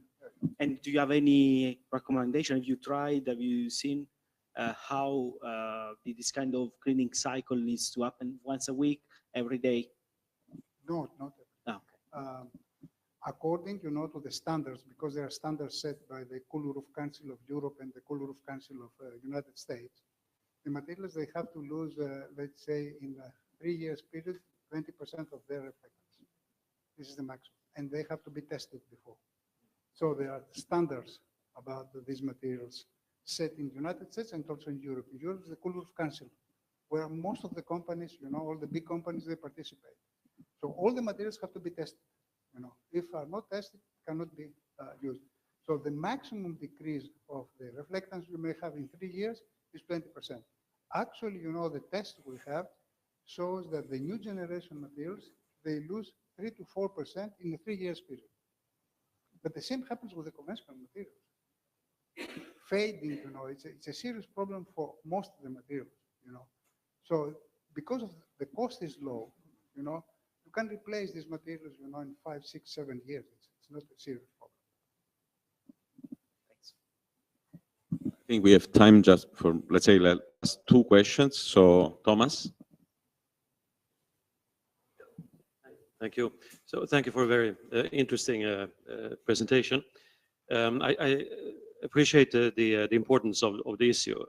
I know, for instance, also from my experience in the GCC countries, that this enormous peak that they get with the cooling in the cities when you get these heat waves, it's really driving the costs enormously high, and they have to have much higher capacity for their energy production than what they would otherwise have to have. The average load and the peak is just enormous, the difference. So you're of course entirely right. I also appreciate that you stress that the conditions are very different. There's a lot of variation. So in these countries, you would, for instance, have the very high energy costs and all of that. And then in other places where you would not have that kind of cooling, you wouldn't see these differences, but instead a lot of people would be dying. They don't have the cooling and so forth. So it will play out in different ways in different circumstances. Now, I just want to make that observation that, of course, this is not the only issue. There are a lot of other issues also around, let's say, air pollution and, water, access to water, and, how the urban planning has to face many other issues as well. So I just want to caution when you come out against the trees have a lot of other favorable effects. And let me just say, it's natural that the trees give away heat when it gets really hot, because they have to survive, and that's a mechanism that they have. Now, trees are different. There are coconut trees and there are native trees, and in many of the cities, they plant also trees for the wrong reasons, in the wrong context. So there's also a need of more understanding, how you use the trees and the green areas, and the green areas also for a lot of other purposes. So don't come out too harshly on the green area. No, I fully agree with you, and sorry if there's a misunderstanding. I'm not against at all of to increase the green infrastructure in cities. On the contrary, it has to be increased, but in a scientific way. For example, allow me to give you an example. In Qatar, they announced, because some Northern European companies, they convinced them to increase, the green infrastructure by planting 5 million trees. You know the result of this? You know what will happen? It will be a disaster. The increase of the humidity will be tremendous, and the increase of the pollution will be tremendous. There will be some side effects. There will be some other positives. Yeah, but without studies, based on myths, you cannot really solve the problem. And this is what's happening. Every technology has positives and negatives. And the increase of the green infrastructure has positives and negatives. What really makes me to be a little bit, more aggressive regarding the increase of the green infrastructure is that there are a lot of people that really they push just on these natural-based conditions. Let's increase the green infrastructure. Okay, let's do it, but in a scientific way. Understand what means that. Green infrastructure may increase the daily temperature, even if the whole city is a park, by 1.5 degrees during the day and 5 degrees during the night. The maximum. There is no more. This is the potential. So when I see, let's say, projects that they aim to decrease the temperature of a city by 5, 6 degrees, increasing the green infrastructure, I don't like to mention cities. I'm sorry, but this is for garbage. Will never happen because it's not based on scientific knowledge. And because some of us, academics, they go to the, let's say, decision makers, and we sell, whatever, let's say, stories to them just to get the budget. And this happens with some very important universities in Europe, going to Singapore and somewhere else, and they promise to decrease the temperature by 5 degrees in a city. In a city to decrease the temperature by 5 degrees, where around you have, very high temperatures, is important. It's impossible because you have advection immediately. The air will come from abroad, So unfortunately, it's not a problem of technology. It's a problem of policy, and especially the way that we sell, in the third world, our, let's say, development, and the way that we collect money from them without, let's say, delivering something important. Be careful so you don't go into the same trap, because there are several kinds of problems. So we have to I agree. look at Yeah, the yeah. picture. Any other questions? Last one.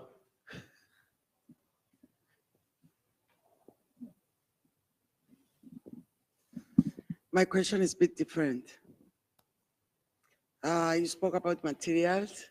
I would like to know what is the role of those materials in the circular economy? The road materials. During summer, for example, in Cyprus, and this is measured, or in Athens, the surface temperature of asphalt may be 70, 80 degrees, or the south of Europe. Having, a surface temperature of 70, 80 degrees, of course, out of the problem of comfort, you understand easily, this increases the temperature in the city by 1.5 degrees immediately. It is crazy to use black asphalt in our cities. The technology of asphalt of very high reflectance, same mechanical properties, much better mechanical properties, same price. Cool asphalt is a commercial, let's say, product. And for example, in California, you can't use black asphalt. So in my opinion, it's a crime to use black asphalt in our cities now.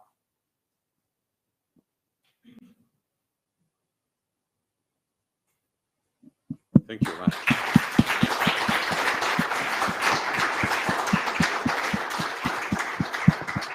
And we will not take how many years before having you again here? Hopefully this will be, you will update us very soon about this development. Thank you so much. I will ask Konstantinos to manage the session with the pitches. So we will left 6, I think, at the end. It's 6 from Cyprus in general, Yeah. and 5 Okay. came out of the usual. So we have to keep the pace, have short pitches as and has sweet. been asked. Then this will be a nice, also injection of ideas and. So, just a very quick introduction. Since the conference's theme is towards climate neutral energy communities, we strongly believe that innovation and entrepreneurship is an approach, a promising approach for achieving this theme, this goal, let's say. So that is why I wanted to give the opportunity to some innovative projects from Cyprus to present to us their ideas, their innovations, and just give them the opportunity to do this. We think it's important, so that's why we will dedicate the last hour of this session to this. So first, we will start with the innovation projects from Cyprus, and then we will move to the innovation projects that came through the USOLF project. The innovations from the innovation projects that are from Cyprus, we have the Mighty Kitchen, Diaz Customs, IQ3 Solar, Phoebe Innovations, and the final one, which and Motivo, George. Luisa is from the Mighty Kitchen. Is the co-founder of the Mighty Kitchen. She informed us this morning that unfortunately she had some issues attending the session. She might be able to tell us a little bit more. I'm not sure if Luisa can hear us. Yes, I can. Can you hear me? Luisa. Hi. Yes. Hi. Can you hear me? No, we can hear you. Yes. Would you like to open your camera? Is that okay? Definitely, yes. There you go. So in case you listen and you hear any prize is from Madrid. So let's see if we manage to do this today. We can see your slides. It's just the sound. It's a little bit broken, I think. There is some echo, Luisa. Oh, there is an echo. Okay.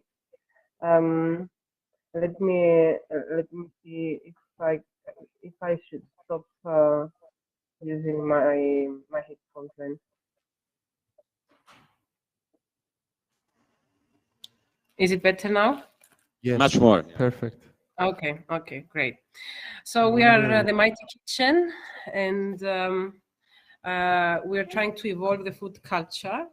So the problem we are trying to tackle is, in general, is a big problem is the unsustainable food system. So we are trying to innovate towards a more sustainable food system. Our solution is, of course, a plant-based meat alternative. But if we refine this a bit more, the plant-based meat has not been successfully embedded into most regions' popular food cultures yet. So a bigger blocker is the usage of plant-based meats as quick convenience plays versus the real home cook and industry chef plays. Therefore, what we offer as a solution is a very good product that is focused on a specific meat type, that is chicken gyros or chicken strips, chicken pieces. And this is most common in the Mediterranean and Middle East cuisines. So one can build on a versatile technology for rapid adaptations and NPD. And the second is a chef or cook focused app that will help industry pros build their menus and home cooks build their skill sets. Our food product, our technology, is backed up by our own IP, and we can make plant-based chicken alternatives with 20 to 25% protein, low in salt and low in saturated fats. And currently we are working for chicken, but we are focusing also on fish or lamb as the next regional offerings. Our USPs are added via fats platform and novel binders, and our food technologies are working towards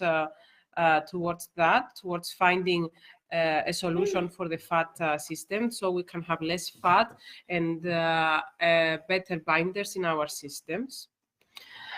We offer, this is like a real picture of our products. This is like gyros type, and this is a cultural specific retail range for the chicken strips, the chicken Greek meatballs, and strips. We also have, as I explained earlier, the digital product. This is an app that uses AI to help the chefs build their menus and gives home cooks recipes and instructions daily. Our sales models are focused towards B2B, but also and D2C and D2B and retail HoReCa. So it's like it's a continuation. So there are big opportunities to move early in B2B. So we are investing in those. Currently, our traction. So we have fully developed IP protected core technology. We have secured a major co-manufacturing partner in the Netherlands, which is like a big thing, because it's really difficult to find this kind of co-manufacturer in Europe, and especially there is no one in our area. We managed to gain more than 550K in equity-free grant and competition funds, and we took a part also in the Climate Kick fund. We are now in 20 restaurants and 4 shops, and for the future we aim to achieve sales of 2 to 3 millions for the next 6 to 12 months. Sorry. Our plan is to enter. We are currently in Cyprus and in Athens, and we are targeting UK and UAE. And the next step is Germany. So our target customers are national distributors or food producers. They are the initial landing spot in a value chain, so that this will lead us to both home cooks and industry chefs that want to make delicious foods their own way. So from us, we can sell to a distributor or a reseller, and then to the retail HoReCa, and finally reach cooks and chefs. Now, the market globally, the global plant-based market is currently valued at 12.1 billion and is predicted to grow, but it's predicted to grow up to 140 billion by 2029. So you understand that this is a huge market, and the customer is not only the vegans, which increased lately, but also the vegetarians and the reductionists. I'm moving a bit quickly through those. The market in the UAE is increasing rapidly, and for the market in the UK, I want to be more specific here because we are targeting UK with kebabs, with our gyros product. So kebabs, as you know, have become a great British institution, and they are a big business. So we are targeting the kebabs house, and the UK market is set for incredible growth. Our early insights are that food service need onboarding help, but turn loyal fast. So this is what we do. We try to educate the food service providers and make their life easier so they can adopt our product and stay loyal customers. Menu items can be increased rapidly with the right early consultation. Pricing isn't a huge issue. Understanding the cost structure is, though, because of all the inflation right now. However, we are working towards that, and we are also close to achieve the price parity anyway.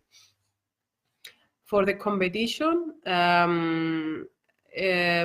it's wrong to focus on other alternative brands, of course, but just for the saying, you have to we are. Sorry. You have to 1 minute to conclude. Okay, I have 1 minute to conclude. Okay, then I can move to the team. The team, we are 6 people at the team. I am the CTO. George is the CEO of the team. We have a food scientist and marketing specialist at the team. We ask for 650K at 3.3 million valuation. We have already committed 250K. And we want to align with people. We want to align with zero hunger, gender equality, responsible consumption and production, and climate action. You can find us at themightykitchen.com. If you have any question, if I can help you any further, just drop me an email at louisa@themightykitchen.com. Thank you.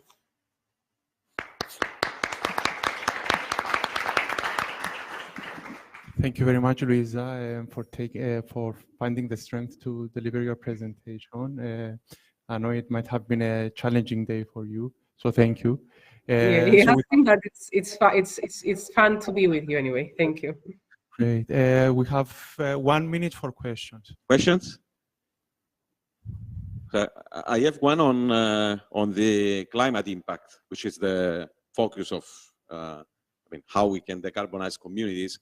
And because you have a very important impact in switching from, let's say, meat from livestock, so which is very impacting. But on the other side, you have trade-offs because I see you are adopting, let's say, a globalized model of production and distribution. So you are producing in the Netherlands and then you are distributing here and there. So you have on the other side an issue about logistics, which is impacting as well. So have you calculated the two, and how is the trade-off? We are now actually calculating our footprint for the logistics, because this is something that worries us as well. We cannot avoid Cyprus. It is what it is. We are here. But we are trying to deal with, for example, with countries like Germany and Greece. But logistics are nowhere. I'm sorry about that. Hi, Stavros. So yes, we are currently trying to calculate that. Thank you. Thank you, Lisa. So it's the mightykitchen.com, the website? Yes. Great. Mhm. So thank you very much, Luisa. Thank you. Thank you. Thank you. So we can move to Diaz Customs, Alexis Petridis. Just an addition, I forgot to mention that we will have Mesh as well with Magdalini Haralambous. And also Alexis Kyriakou, FIPI Innovations, FIPI Research and Innovation, and Lelandus Innovations as well. Alexis, do you have a USB?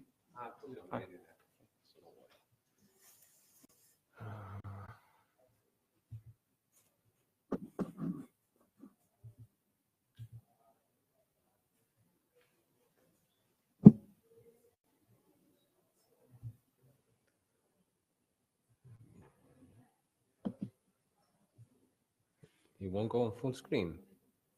Presentation. Okay. Hi, I'm Alex Petridis. I'm the co-founder of Diaz Customs, and Yannis Kyrtsidis, who's not here, is my co-founder as well. And we are the electric vehicle guys. I'm gonna keep our presentation short so I can do a favor to Fabio so we can. So I'm gonna do an extra short presentation. It's gonna be more fun. I know it's in the afternoon now, so I'll keep it very short with a lot of pictures. So I'm going to talk about what we do. So our master plan basically is to electrify all the vehicles to save our planet. We're focusing on Cyprus at the moment because it's an island. Maybe we can convert the whole island to electric vehicles, I hope. So who we are, I'll keep that short as well. So Yannis and I are experts in our field. We have 10 years of combined experience in electric mobility, battery systems, motors, etc. We established the first fully dedicated electric vehicle shop in Cyprus, in Nicosia. We designed and built electric vehicles, completed over 400 repairs. Fabio was one of our clients as well, so we repaired his batteries. And we built over 100 new battery systems, sold a lot of electric vehicles to the public. And we have a workshop, which is also a showroom, so people can come and see what we're doing and also purchase their vehicle. And lately we've been, a lot of people have been asking us to repair the hybrid cars and the electric cars. So we've done them the favor and we're starting to repair cars as well. So we already have a lot of partnerships. We established our shop in February. So in, let's say, it's the 11th now, in 9 months, we established a lot of partnerships. We're distributors for Stealth electric bikes, for Horwind Cyprus, who have scooters, and Chibo, who sells a lot of electric bikes in Cyprus. And we also have 2 active YouTube channels, over 30,000 subscribers, which helps us fund our business. So we're self-funded, by the way. And yeah, we aim to have more partnerships in the future. One of our founders, apparently myself, have been awarded with the significant young entrepreneur in Cyprus in the area of manufacturing by the Cyprus Chamber of Commerce. That was a couple of weeks ago. And let me go to the pictures. So This is one conversion that we have done. It was a bicycle, it was a classic bike. We turned it into an electric vehicle. So the owner does about 100 kilometers a day. He goes really far in Cyprus. It's his vehicle, let's say. We also built the Ape 1 prototype. This is an enduro bike type, and this is my vehicle. I use it every day. My car is in the garage for the last 6 months. I haven't used it at all, so my batteries have died, so I need to change that. This is another example of what we've done. It's a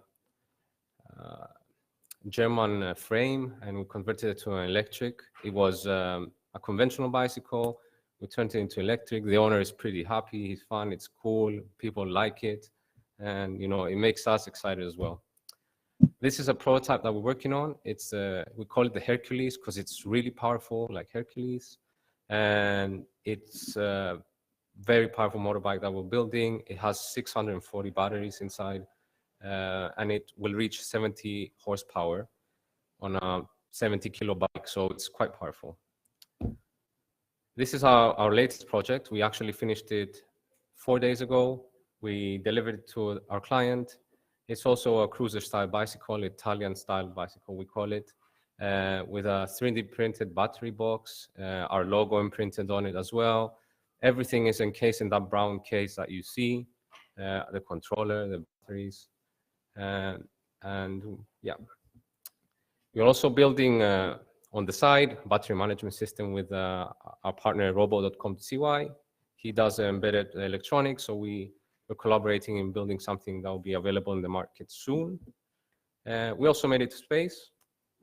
We helped Pascal to launch their balloon to the stratosphere. We powered their systems. We made a battery pack that would last for 6 hours and also under -40 degrees. So that was quite successful. I don't know what happened here.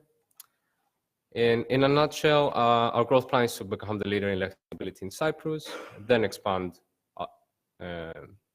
abroad, hopefully in Greece, open more facilities for conversions and battery repairs.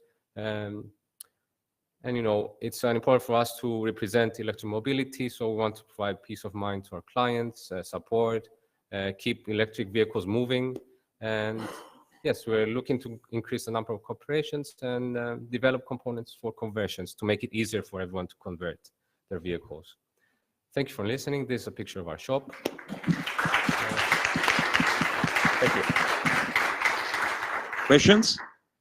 I know it was quick. So. Yeah, it was okay. I mean, probably I 1 minute. pace. Yeah, short, fast and furious questions.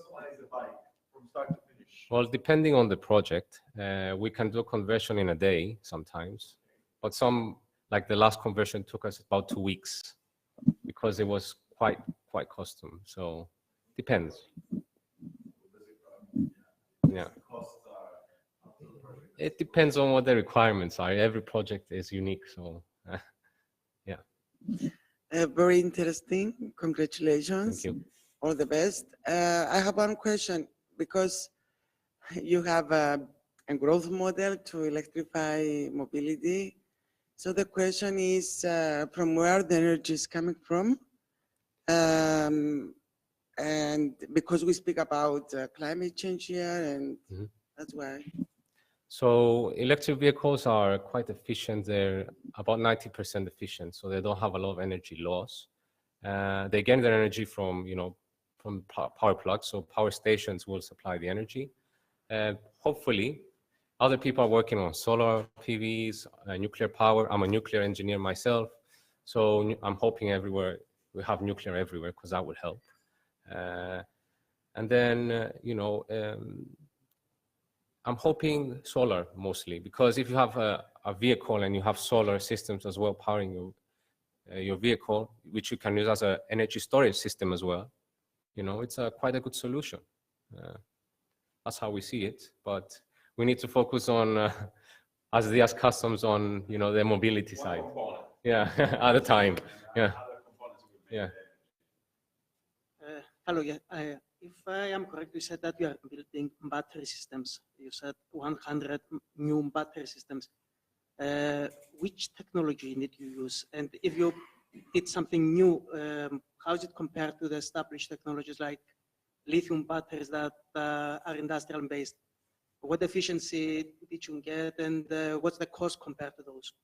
Okay, that's quite an interesting question, quite detailed. So basically we use 18650, which is a lithium battery cells, which are widely available in the market because we need to serve a lot of people. So you cannot use, you know, prototype batteries, etc. We do buy some prototype batteries from China to test them out with other chemistries like LiFePro4. We also try lithium manganese batteries. We tried batteries that have graphene inside in the anode. None of them delivered so far, so we're quite disappointed by the new technologies, but we are hoping we need to work with batteries that are widely available in the market. We cannot do it otherwise at the moment on where we are. The efficiencies we get, we actually depends on the vehicle as well. So in the battery system itself, we do get the full stated value of the battery. So if it's a 10 amp battery, we get 10.3, 10.4. So above expectation. That's what I can offer at the moment because it will be a big discussion. And if you want to talk about batteries, I'm happy to do so. Yeah. Thank you very much, Alexei. Any other questions? Are there any other questions? No. Thank you, Alexei. Thank you. I apologize if we are rushing. We are not rushing. Just as more.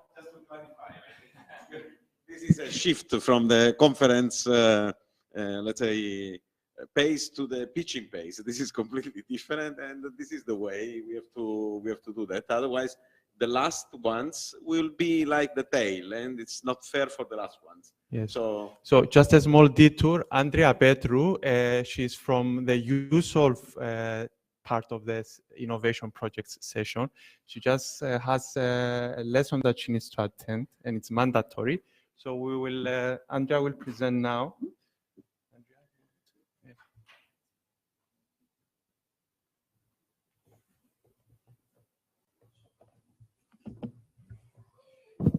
Έλα το μικρόφωνο, μπε μας το όνομα της Αφέλης.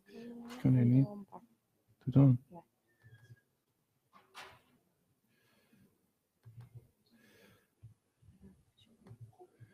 Going to presentation mode.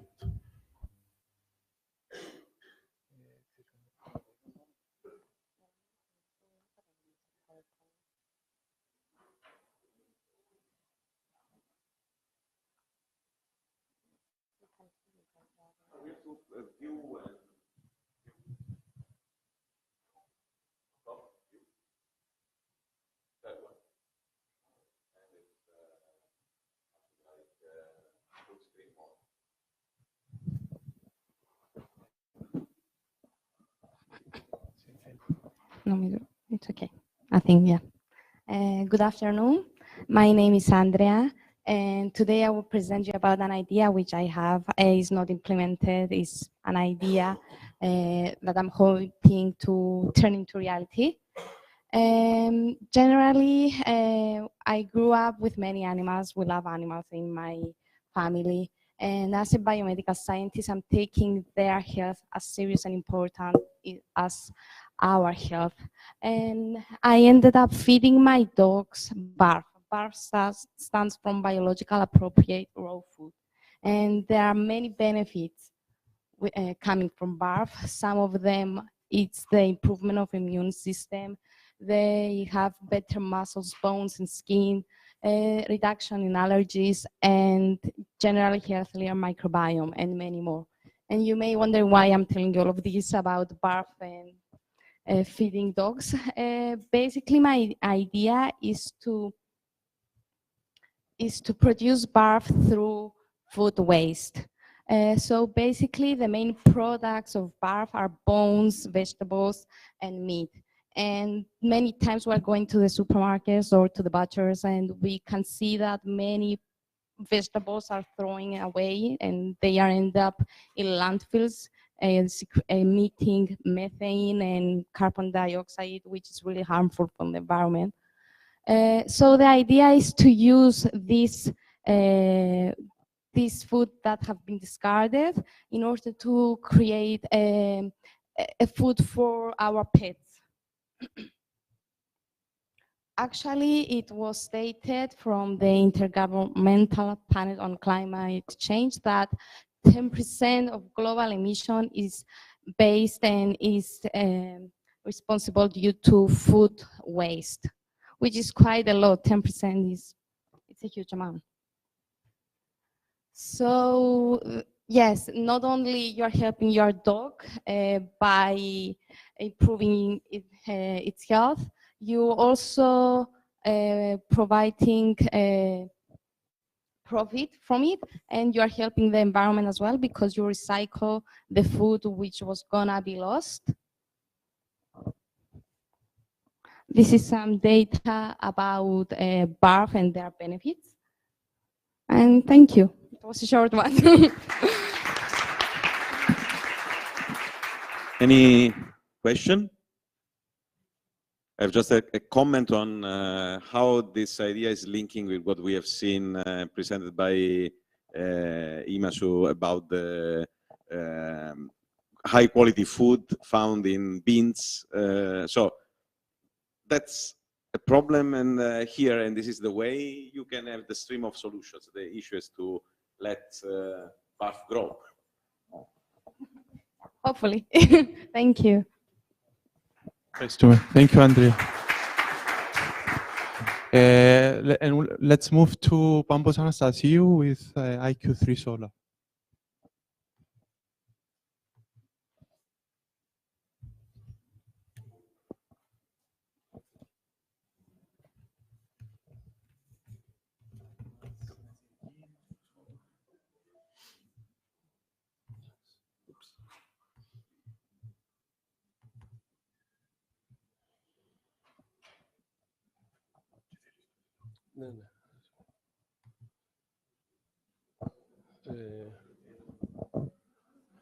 Okay.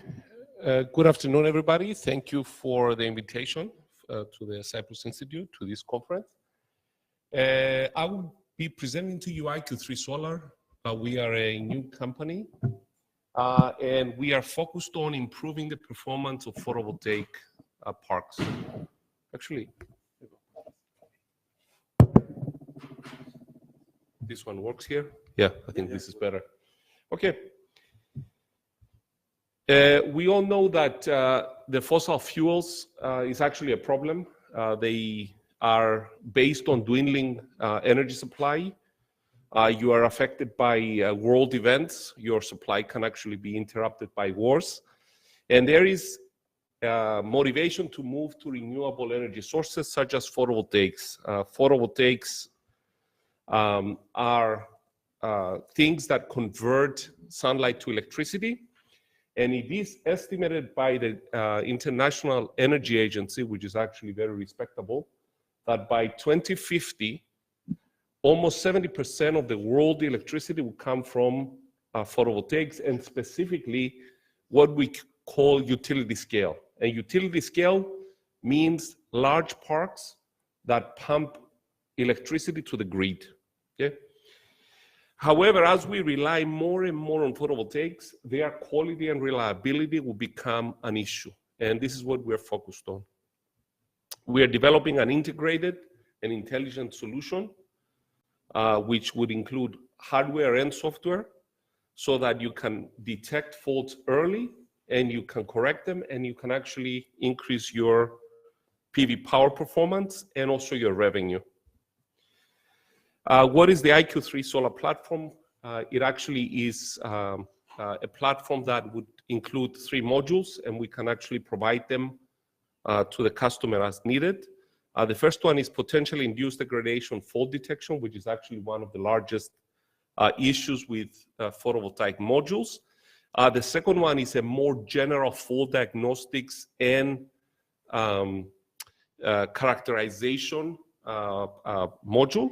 And then the third one is forecasting, where you're allowed to determine what power you're going to be producing, and also to use that as for predictive maintenance.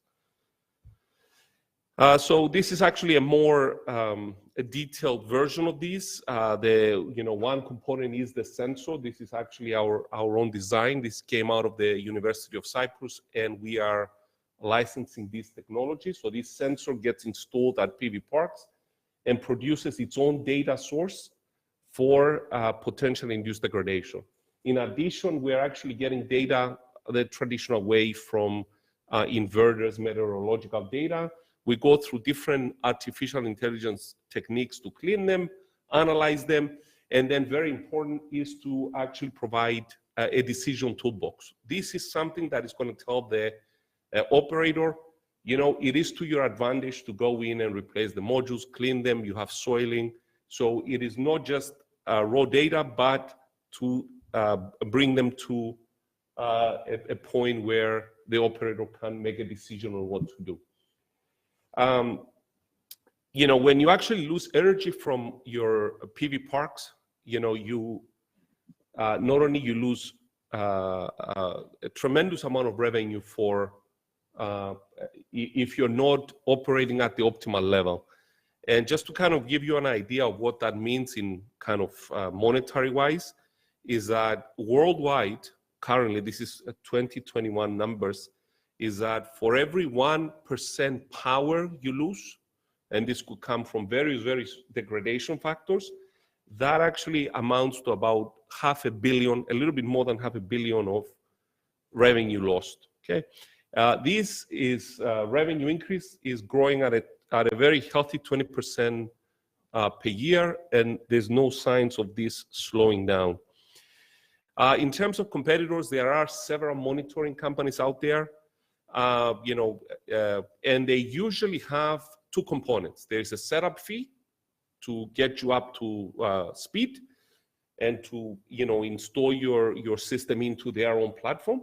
And then there is a yearly fee, software as a service. So this is a pretty standard module.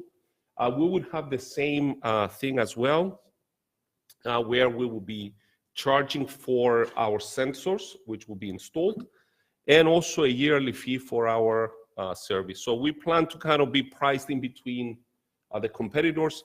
We believe that we'll be offering a significant advantage because we would have our own sensor. Another approach, this is actually a very extreme approach, but I have 2 minutes or 1 minute? 1 minute, okay. Is to actually that they install sensors on every module. This company is called Sun Sniffer, but it shows kind of a trend that you want to bring intelligence from your park to your operations, okay? Our core team is myself, I'll be acting as the CEO. We all have electrical engineering backgrounds. Michalis actually is the inventor of the sensor. We have machine learning experts, that's Andreas, and then we have forecasting and also platform expertise from Spiros. We would like to acknowledge this Cyprus, the program, the pre-seeds by the Research and Innovation Foundation. So thank you very much for your attention. Thank you. Thank you. Questions? Yeah.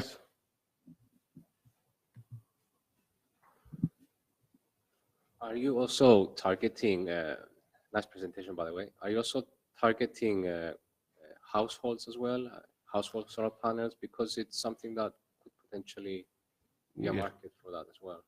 I would be interested. Yes, yes. Actually, that is a good question. So one customer, it's yeah.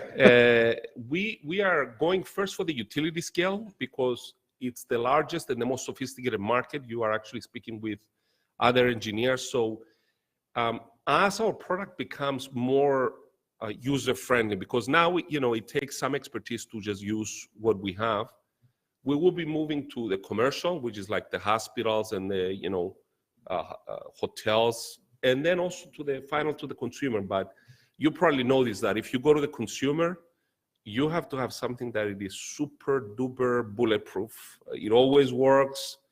It's super easy. Press this green. You see green. Do this. You see it. So we are not at that point yet, but we'd like to get there. Great, Pambos. Just one comment following our previous discussion, Birgit, because probably Brian left or is outside. But imagine this idea in the innovation ecosystem we were discussing before. I mean, finding a number of people working on PV from different perspectives and the way you can advise and support with, let's call it collective intelligence, one idea. We were talking about, the ESEIA association and how it can help and support deep tech ideas in the decarbonization. And I think this is a good example of this. And then last comment, we succeeded in bringing you back in the USolve framework because we started with you and you are back there. There you go. Thank you. Thank you for bringing me back. Yes.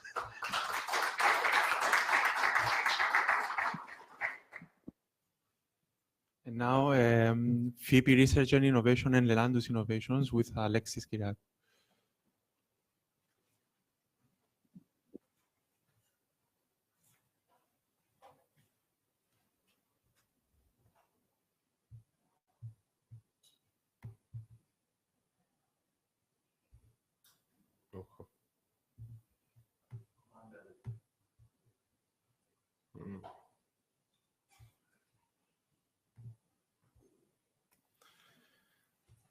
Hello, everyone. My name is Alexis Kyriakou. I'm a project manager at FIPI Research and Innovations. And let's say about a few words where the name FIPI comes from. And it's not from Phoebe of Friends. So Chios and Phoebe were titans of ancient Greek mythology. And they were the titans of intelligence and prophecy. So Phoebe was named after the Titan, and it aims to translate scientific knowledge into products and services. It was established in 2016. Currently, we are counting more than 10 employees, and we have managed to secure more than 2 million in both local and European project fundings. So the core team consists of high-profile scientists and engineers with a long experience in research and innovation projects. The core product of Phoebe is an innovative IoT platform that enables integration of heterogeneous sensors and utilizes, it's built that way, that it can utilize artificial intelligence, semantic annotation, interoperability, machine learning, and it scales, which is one of the major problems of this kind of platforms. And the aim is to for intelligent monitoring applications, control, event detection, event diagnosis in large-scale systems. We have applied this innovative platform in different application domains over the years, but the most mature ones that we have is water distribution systems and smart buildings. Starting from the water distribution systems, we have a few products that in different TRL levels, such as the aqualogy, the leak risk, and the water analytics. The aim of these different components is to improve the efficiency of the water distribution network and also the water quality. An interesting statistic for Cyprus is that we lose almost 40 to 50% of the water due to leakages each year. So it's a very important aspect. The basic idea is that we start from optimally placing some tens of sensors in the network. Then we use these sensors in combination with mathematical models in order to generate digital twins of the network. Using these digital twins, we can produce tens of hundreds of virtual, basically, sensors. And we use this sensor in order to extract knowledge from both the real and the virtual sensors in order to reach into a decision support system for the end user. For example, the end user in this case are the water distribution operators. This is an example of a pilot that it has been running and been in development for the last 3 years and has been recently funded for 2 more years through the RIF funded projects. And we utilize different technologies in order to model the distribution, the water distribution network of Limassol. And we are currently developing digital twins for the water quality and the new regulations and ensuring the new regulations of the EU in terms of water quality that have been recently enforced. So the overall concept is reducing event detection, reducing the response time, reducing personnel workload, thus in an effort to collectively improve consumers' comfort and satisfaction at the end. At the same time, ensuring compliance for the water utilities with various directives, reducing maintenance costs and any liability and insurance costs. On the other side, in the smart building sectors, we are in cooperation with Lelandus Innovations as well, which is a local startup, a much younger startup, specialized on indoor air quality analytics. So we combined our platform with for collecting all the measurements from the different sensing devices for indoor air quality. And apart from illustrating this information in a clear and understandable manner to the building operator, we also add analytics on top of this. Analytics such as estimating the number of occupants inside the room from just the CO2 measurements, for example, that we exhale, or moving a step further and also estimating, for example, the risk of virus transmissibility inside the room. So you see how fresh the air it is, and you can give an estimate of this kind, and various other indices. We have seen that from a customer's perspective, showing results of CO2 or temperature or humidity, it's difficult for them to combine all this information and decide what to do. So we are now at a step that we are trying also to develop our decision support system specialized for each building.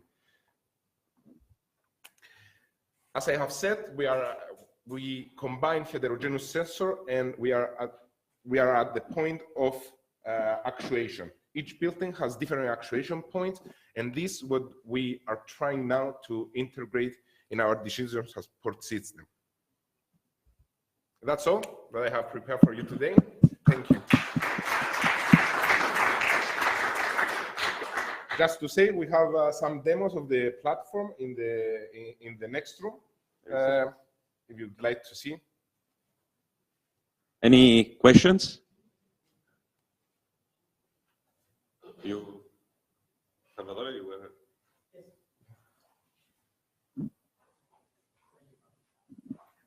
I guess that we spoke some time ago.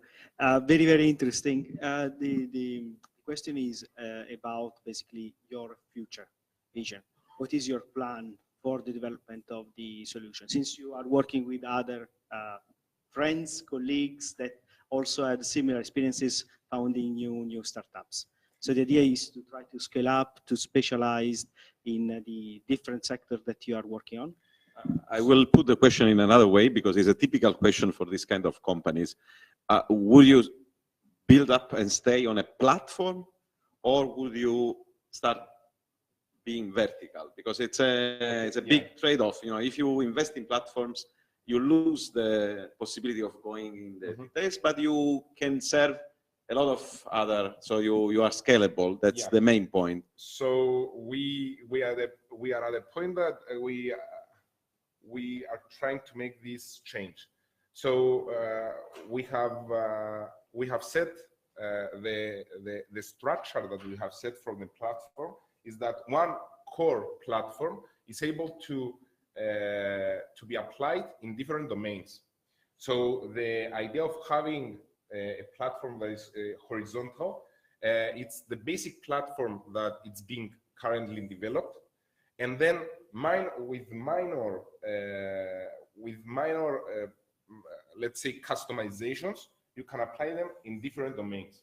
So our main focus is the platform, and with our partners, That's they okay. put- This is an answer. So Phoebe, this is a model Yeah. that you start having, let's say, OEM partners working on your platform. This is a business model, but this is not coaching. It's a presentation. Then it may be that we will start having another kind of dialogue. Thank you. And then George from Motivo, he's on the phone. He's coming. And then we go to Magdalene with Mesh. George? Yes. It's the first Just time came you in. are getting out because you have been very, very, committed to the conference.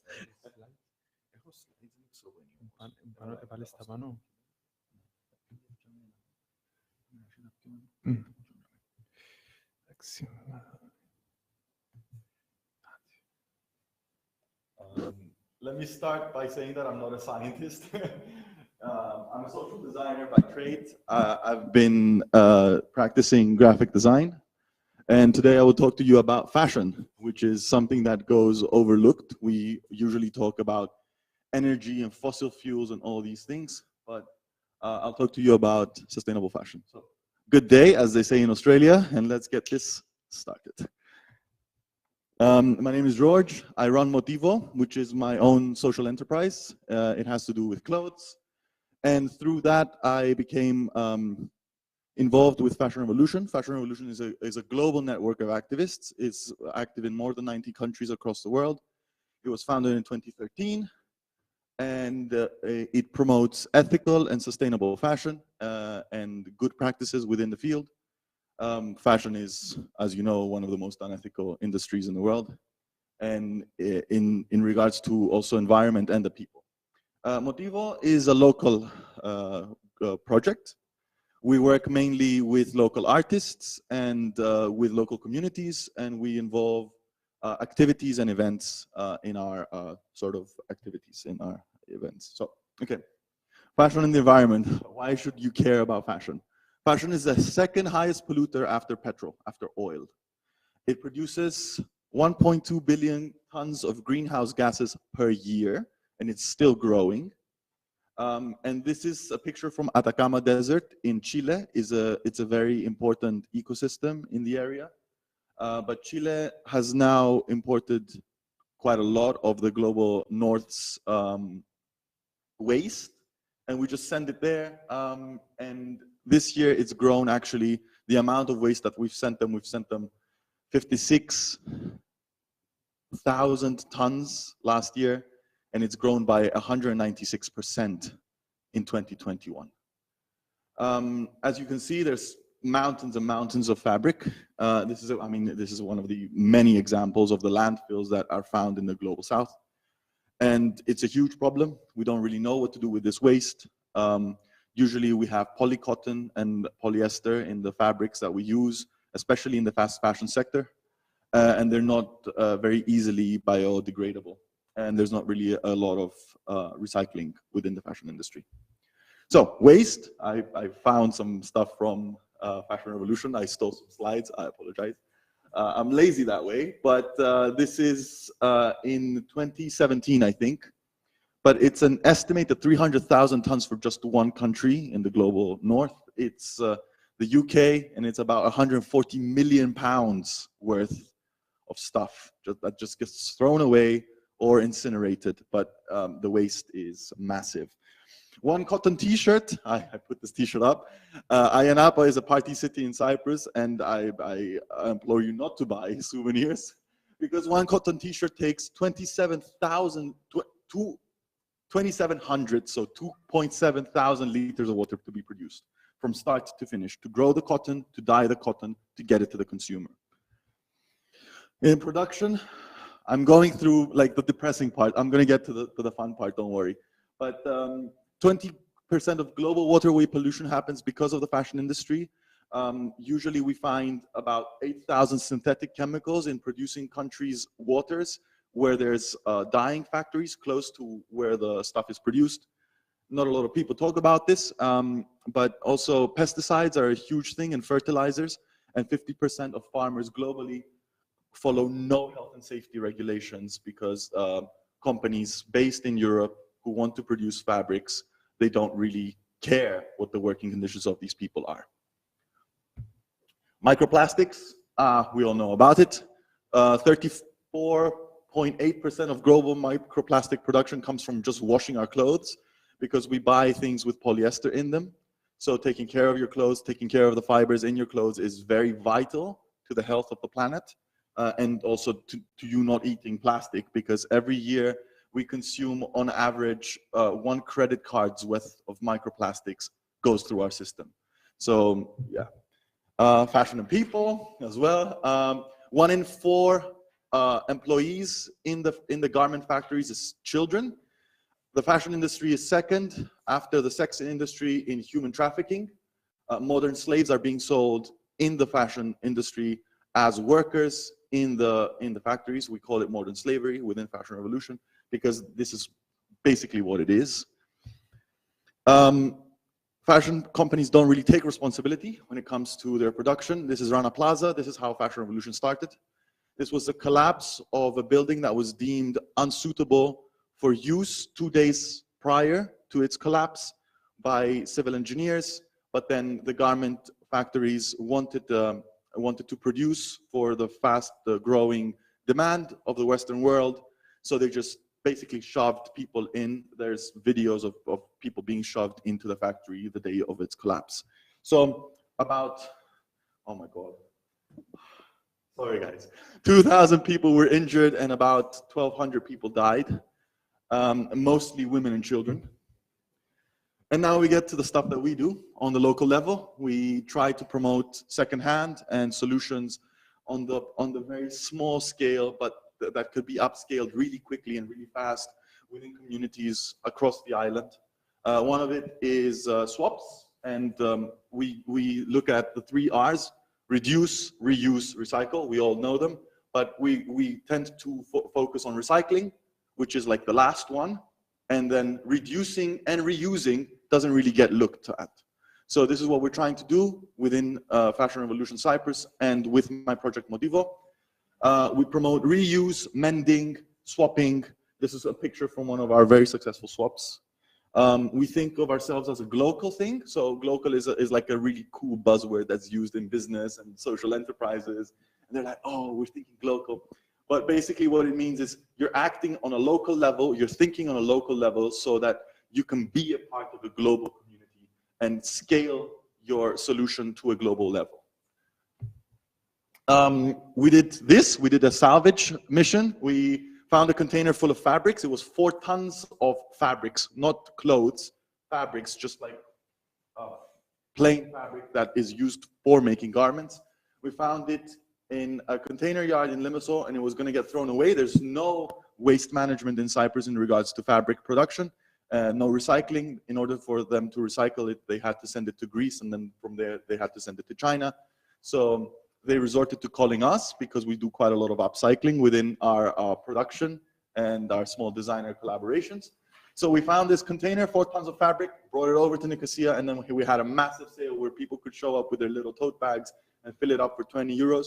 We had people from all areas of life, people who made COVID masks and people who made bow ties for dogs, just funny people and like an incredible community of makers. Swaps, I've spoken about them. You bring in your clothes, I give you little wooden coins, and then you get to walk around the space and you buy other people's clothes that are on the stalls. We have divided the space into 3 zones. We give items a certain amount of power, let's say. So a white token is the lowest one, and blue, I'm not going to explain now, it's fine. Reuse, let's get to upcycling. This is our collection of bucket hats, and we sort of knew that we're such a small fashion company that we can't go ahead and make 50 or 100 jackets. So we thought, what is the smallest garment that we could possibly make out of upcycled materials and repurposed materials? So we used the stuff from the fabric sale. We used all the salvaged fabrics that we had, but also we looked at couch fabrics from couch shops. We went and bought, adopted all the sample books, because you flip through fabrics when you're looking for a new couch. And we adopted all those books. We took them in, chopped them up, and made little funky bucket hats. I call them ugly hats, but I really, really love them. They're really nice. We made 30 of them, and we nearly sold out. I only have 2 in the other room. We're really big on collabs. Am I running out of time? 1 minute.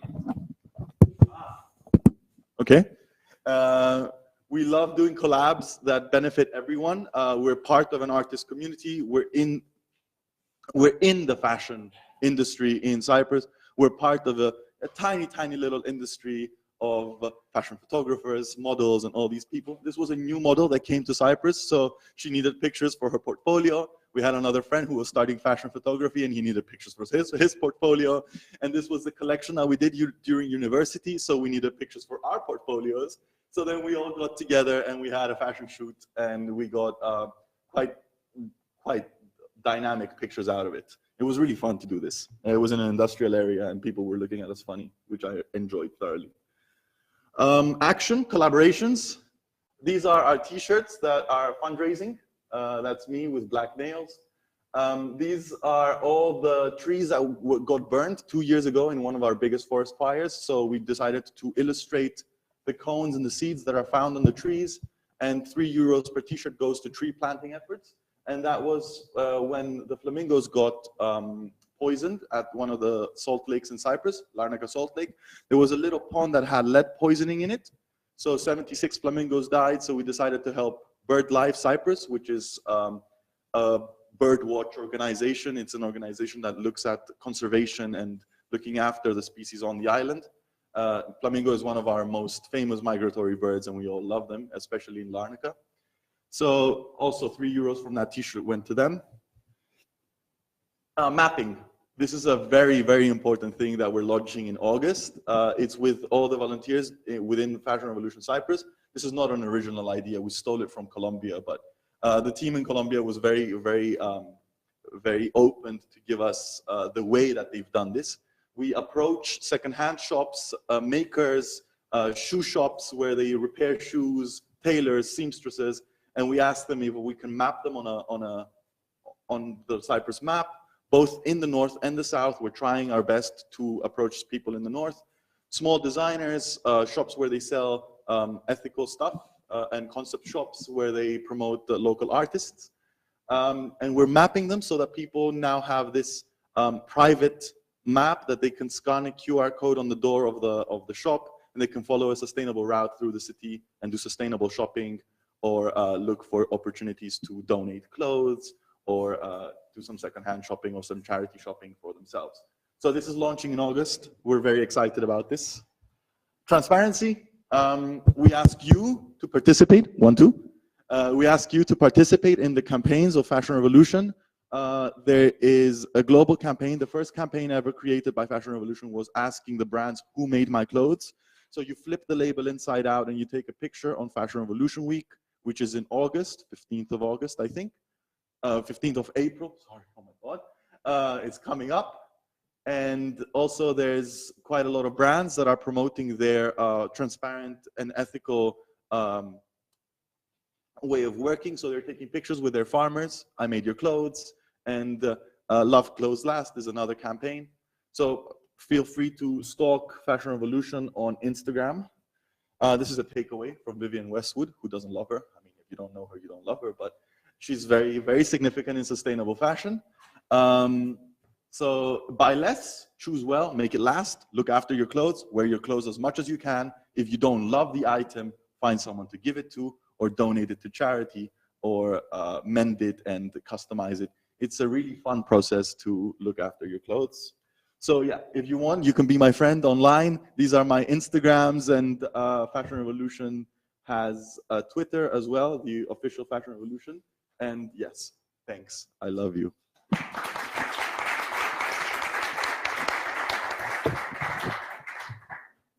I think we have no time for questions, but it has been pretty good. But one comment I will, because you have been attending a conference and you have been, I think, in all the sessions, which was about, and it's about energy transition in communities. I think that in what you are doing, there is a lot of energy saving.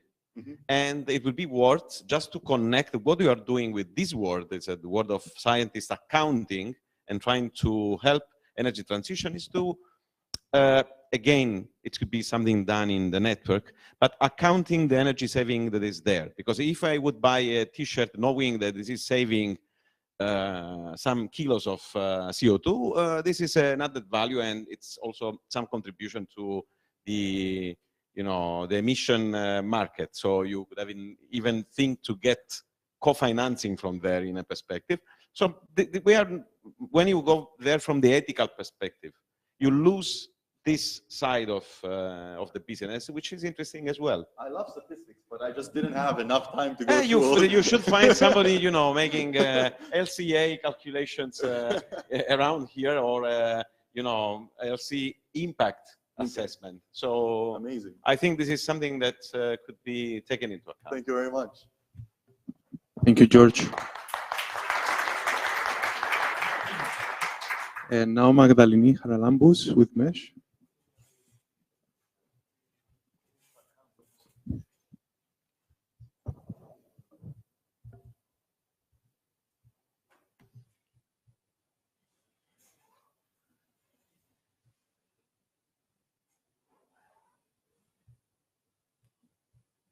How do I?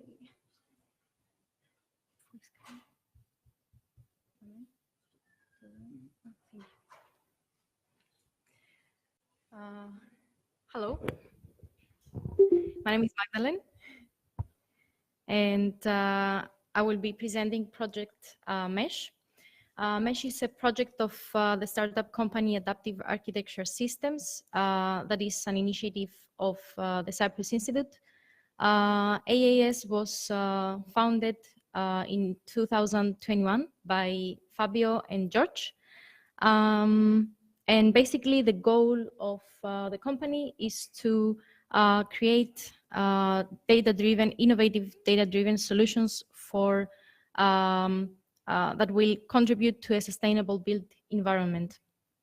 Our team consists of 5 people, as I said, Fabio and George, also Professor Salvatore from the Cyprus Institute, who is an expert in built environment, Iasonas, who is an architect and a PhD candidate here at the Cyprus Institute, and he's helping with the design, and me. I am a physicist with a master's degree in environmental sciences from the Institute. So Mesh is basically an innovative solution that will help to push our cities towards climate neutrality through modulation of the building scheme. More specifically, it's a novel adaptive facade system that improves drastically the thermal performance of the building while it's protecting it from environmental stress. Also, the design of Mesh is AI driven, and it uses physical phenomena. And this is the design. It's in a way that is maximizing the energy efficiency of the building. Also, in comparison to other similar solutions, the value for money that Mesh is offering is a distinctive proposition for the market. And lastly, it upgrades the building aesthetically, and it demands very little maintenance at the same time. Now, in cities all over the globe, and especially in Europe, there is a challenge that needs to be addressed. The challenge consists of 5 pieces. The first one is the urban heat island phenomenon, which I guess everybody knows about, but I will just say that this phenomenon is the fact that in urban areas, temperature is much more higher than the suburban and rural areas around them. The second piece of the problem is the fact that in general buildings contribute to a very high percentage of the total energy consumption, and specifically in Europe this percentage is 40%. Third piece of the puzzle is the fact that we have a lot of poor energy performance buildings. Specifically in South Europe, this is 49% of the building stock that lack insulation, and this is a result of the fact that they were built between 60s and 90s. And last but not least is the climate change that we are facing on Earth, and this is causing higher temperatures year by year, multiplying extreme events, and this is making the need for solutions much more needed now. And since we're talking about the change, the solutions that we are going to adopt need to be adaptable. So adaptiveness is a characteristic that needs to be in every solution that we are implementing. And this is why one of the reasons why mesh is a strong proposition for can be a strong piece for a comprehensive solution for this challenge.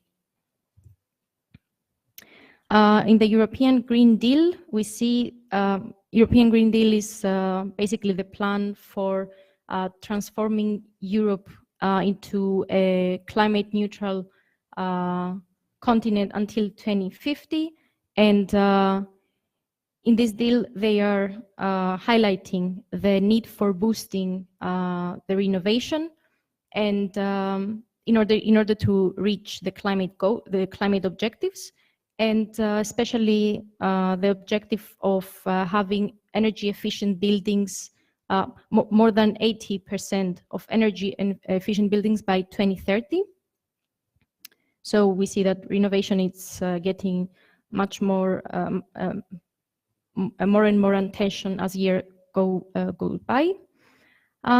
Some things about mesh, the design and function, to go a little bit deeper. So as I said before, mesh design is physics and AI driven. It is an automated design, automated system.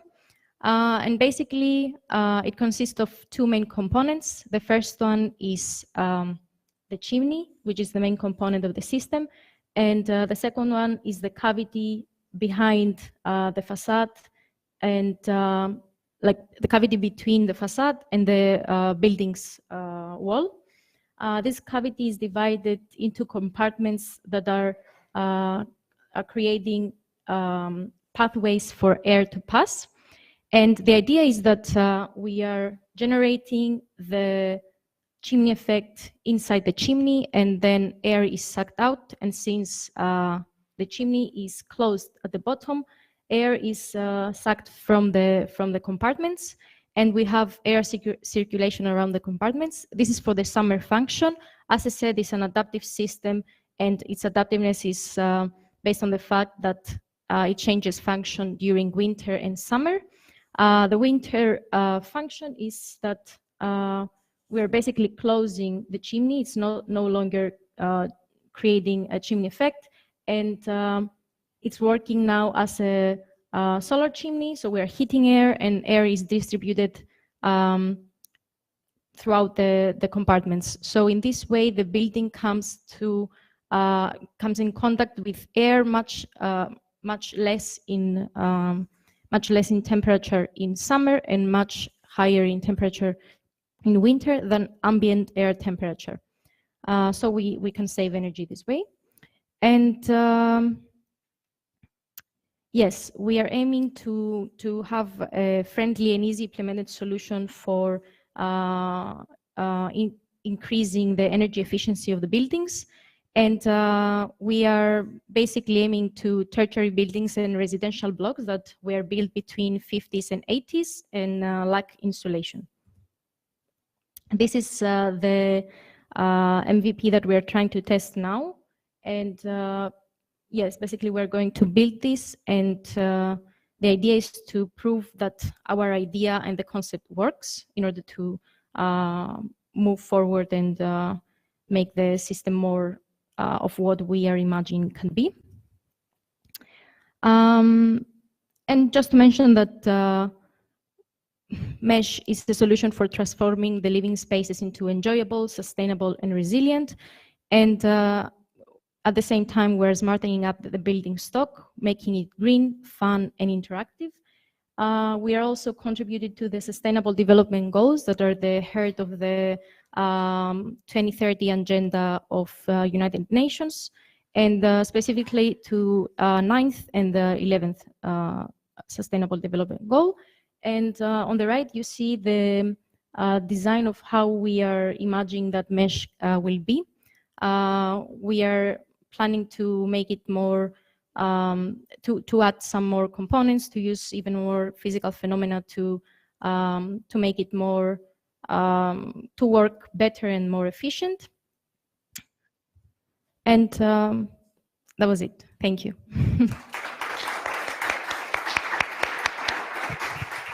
Questions? I will not comment because I'm commenting too much this idea along the development. Any comment? Have you got much input from architects?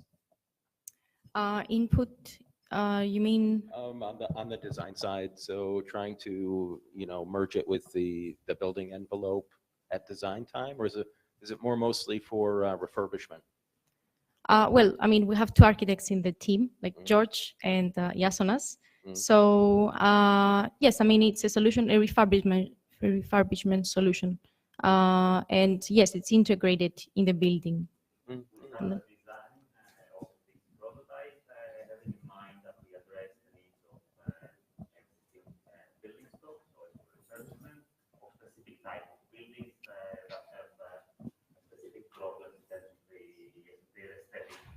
Their aesthetics and their presence in the urban environment, but of course in the process we are in the process of the digital development.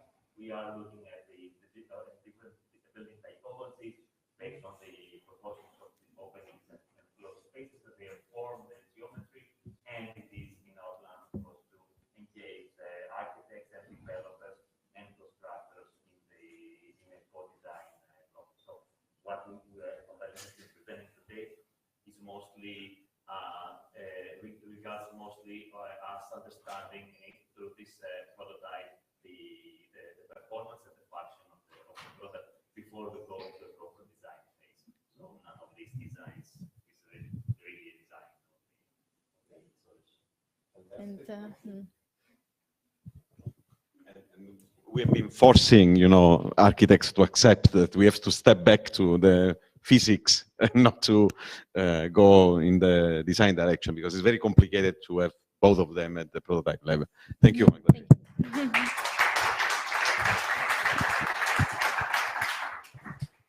Thank you, Magdalini. And now we go back to the usual innovation projects with Aphrodite from Kyklikodramion. Would you like to come up? It's 4 more with this one. So it should be 20 minutes, approximately.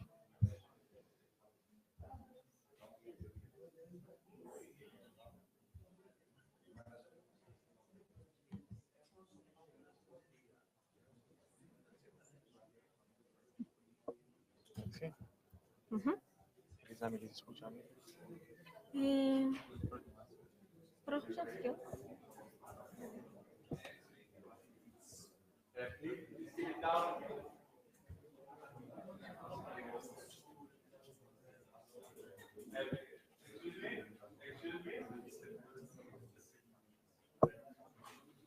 Hello, everyone. So my name is Aphrodite Magu, and today I will represent the project of the organization that I work for called Kyklikodramion.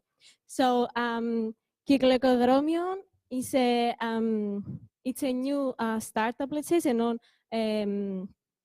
a non-profit organization, and it was just founded in 2022, so it's just earlier this year.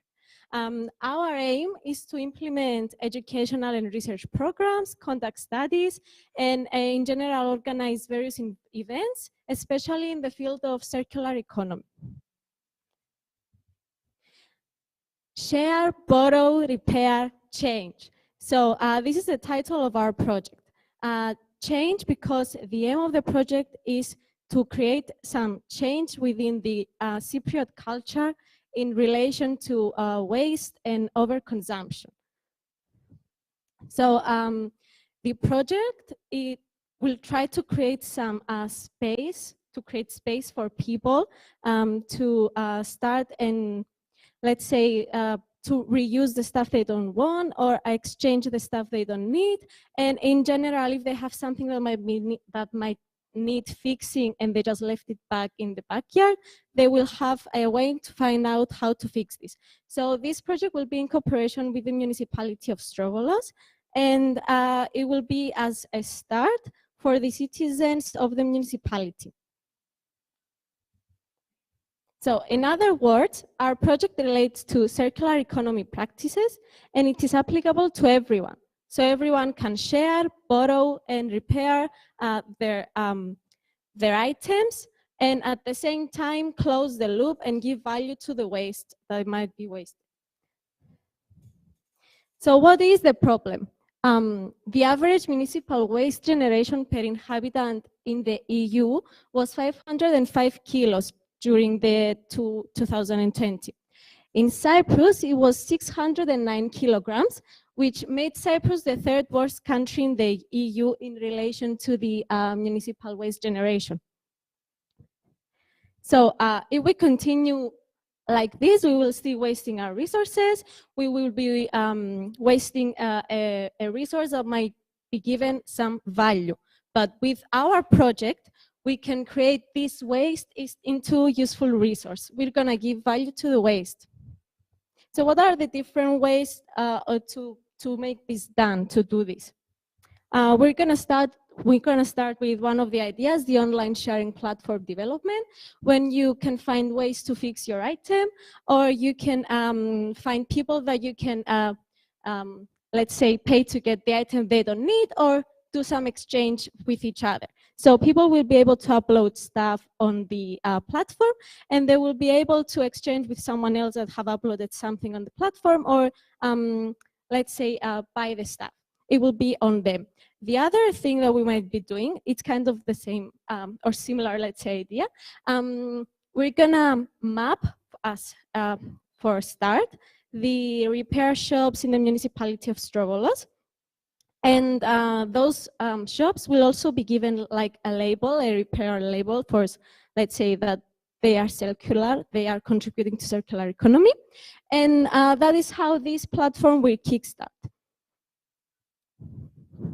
So what is the value proposition? This way, the municipality of Strovolos will decrease its cost in the waste management. And this will also give the chance to people to fix their items and let's say give them to someone else and remove them from their house, or in general recreate or give something that they have in their houses and they don't need anymore, or they just want to change it.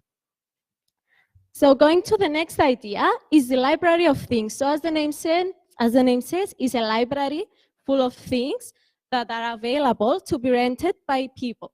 So again, this will be, so let's say that as a start, this needs to have a space. So a space where we're gonna have things that they can be borrowed. By things, we mean tools. So it can be like, let's say, different tools to fix your bicycle, or different tools to fix your bicycle, or in general, various tools that you might be needed like for once or twice in a year, and you might want to buy them, but at the end of the day, you just can rent them from here. Yes, so this can start as a space and with a person at the beginning, but then it will be scaled up into being an online platform where we can have various things that people might be given to us, or there might be, let's say, we can buy them from some places else, and people can see, okay, this item that I want is available right now or is available in a week. So they can rent it from before, and they can go at the space that the items will be placed and eventually rent them and then take them back. Again, these reduce waste, save resources, save space and money by borrowing useful, expensive equipment instead of buying it. And again, when this occurs in different municipalities, again, of course, is decreasing the waste. This is our team. So it's me, Aphrodite Magu, Mrs. Anthi Haralabous, she's back there, and also Stavros, which he is not here today, but he's in our team. We're all working together. And some reviews, let's say, on our ideas. So Anna Ioannou said my couch cover was worn out, but the couch was really good, like, let's say, to sit on. So instead of throwing it out, she just found someone on the platform to fix it for her. Also, let's say Mario needed a drilling machine for once because, okay, now he wanted to fix something. So he could find it on the library of things and again, used it for once or let's say 2 days. And then Hara Andoniou says that her favorite jeans, let's say, were ripped off and she wanted to fix them because they are her favorite jeans. So she found Mrs. Zoe on the platform and fixed it for her.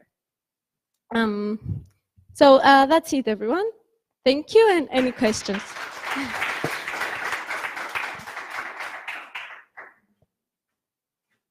Has the municipality given you a space, or are you? Yes, they're trying. They're trying to find a space, actually. Yes. They will start working in this hub.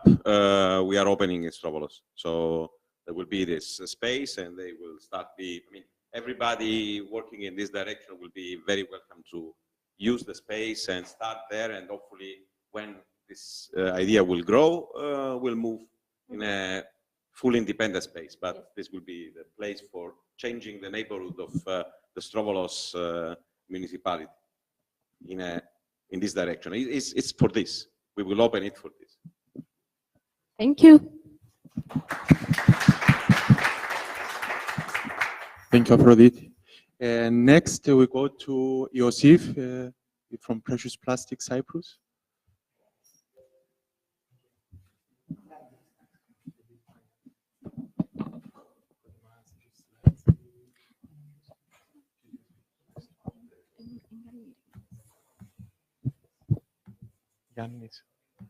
Yannis, not Iosif.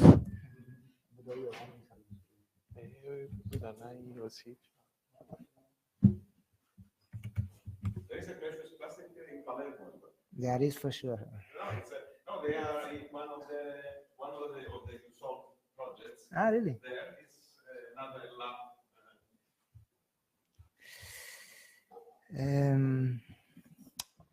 Okay, guys. First of all, thank you. Thank you to the Cyprus Institute and its European network for inviting us. For us, a few that are left here, we are blessed, and thank you for being here to listen to this very short presentation.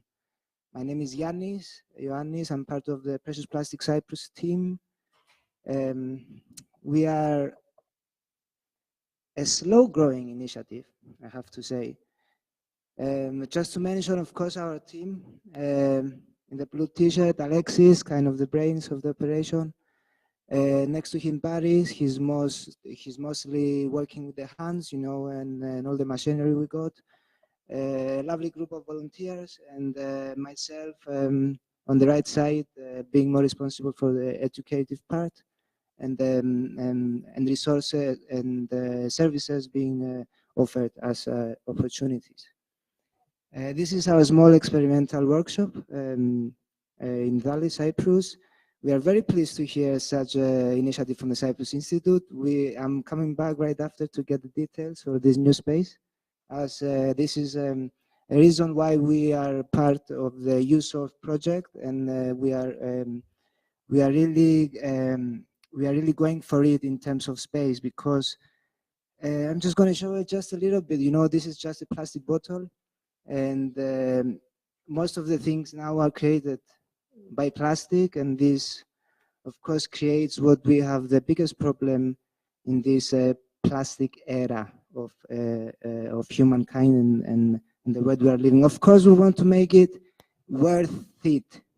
So this is why we don't go with the big idea of the incinerators and the big business and converting this energy in this way, but instead it's just a very simple way to create a few machines that can process plastic.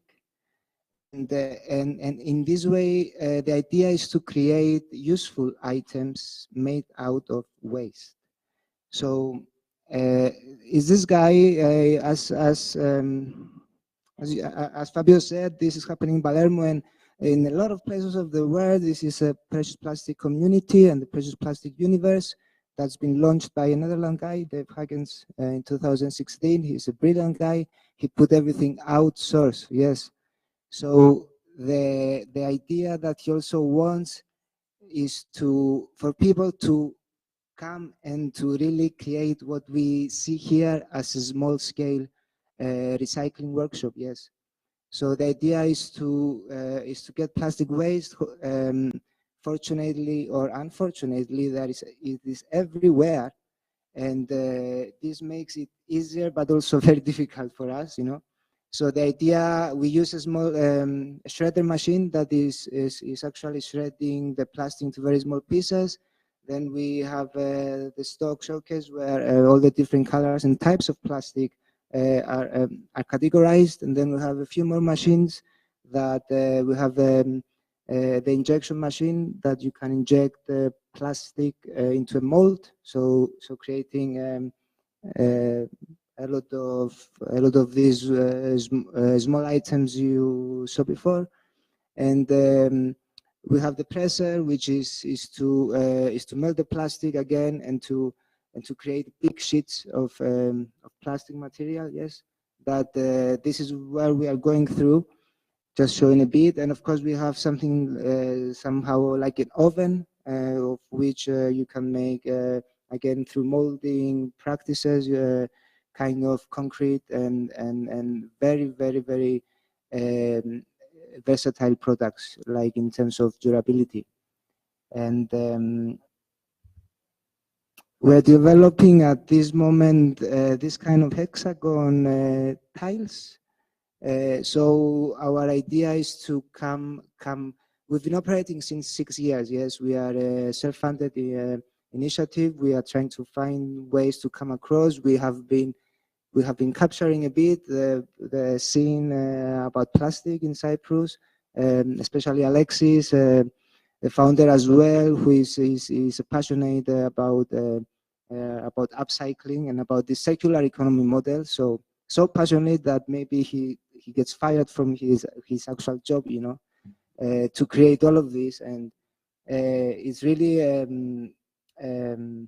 so we are going into some kind of the constructing sector, or creating some kind of building materials. Yes, like these tiles can be used as a indoor surface, for example, in the kitchen, that we use the regular ceramic tiles.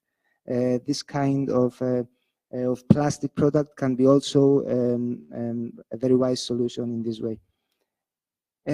Or bricks, like these Lego bricks that we used to play when we were kids. There is a way to create this in a larger scale, and this actually, it can replace a lot of plastic that is actually produced to make, for example, small shelters or a small warehouse from plastic that you.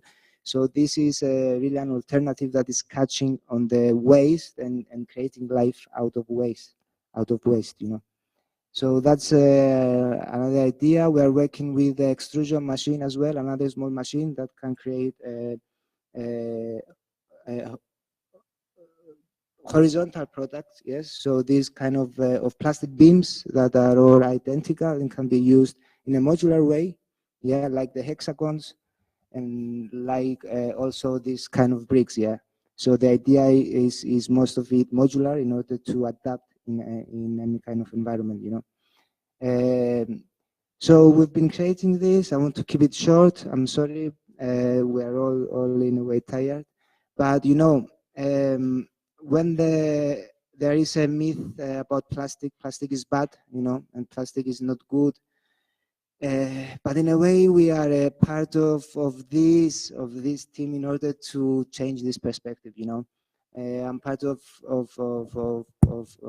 the educating section, let's say, of this. So we create opportunities for people, even through European volunteering projects, to come in Cyprus and to experience this small workshop. You know, and to see actually it's mesmerizing how from actually having a lot of waste that we collect from the field, after a few hours we turn it into a beautiful clock, for example, to decorate the space of the workshop. So this is something that people are actually seeing all the way through the process, and this is giving a very much added value in the social norms and in actually in the perspective that we need to build on the individual perspective. Yes, because we are very much behind on this as well. So when you see plastic, bring it to us, we make it precious. And thank you so much for listening. Ioannis, thank you. And I must say, I'm following the Precious Plastic Project since it started. It is one of my favorite, let's say, social impact entrepreneurship projects at all. I've been writing about this. I've been mentioning in papers, in analysis on the way we should change innovation, because this guy from the Netherlands, he started with a simple idea. I'm coming from the plastic. For a couple of years, I've been working in plastic. I've been running plastic manufacturing for a period. And this is, you know, the way you downsize industry and you bring industry process where you need industry process to close the cycle. And I was hoping that we might have in USolve a precious plastic project. We have two, because we have the other one in Palermo as well. So in the network, at least we will have two projects. So I'm really happy, and whatever we could do to support and expand what we are doing, it's our duty, let's say. Thank you so much, Fabio, for this. And this opportunity, it says it all, because you give the floor, and this is the idea is for people There is a lot of issues. I mean, we will listen. discuss in terms of logistics, because it's a big problem. The sprawl of plastic. So I've been talking about this in Africa. There is a project I'm supporting in Egypt on this. It's really something we have to do to close the loop and bring back plastic into a material that is like, you know, as wood has been. Thanks. Thank you. Okay, very fast, guys. Yeah, sorry. Okay, sorry. I've seen that the precious plastic original project is now, like, they've done, like a couple years ago, they've done containers that they can just ship across the world, and it's a full functional workshop. I'm not saying you should do this, but are there any ways that you could empower communities as well on the island to start smaller workshops that could potentially help you outside of Nicosia? Yeah, thank you, man, for this. We are not just in Nicosia. Yeah, we have a small workshop that is operating in Nicosia, but of course we are all over Cyprus. This is a very small island. The idea is this, because this guy, he's a genius, you know. He made all of these very simple 4 machines, and he gave it out for free, you know, like open source to end.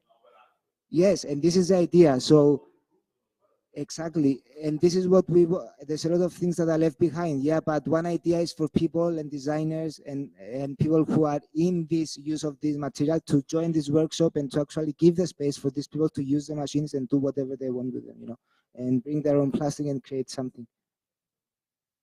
Thank you very much also for engaging in this very important agenda. I wanted to ask a question about the feed. As you point out, there is a lot of plastic everywhere, but the question is, you know, how do you collect it effectively?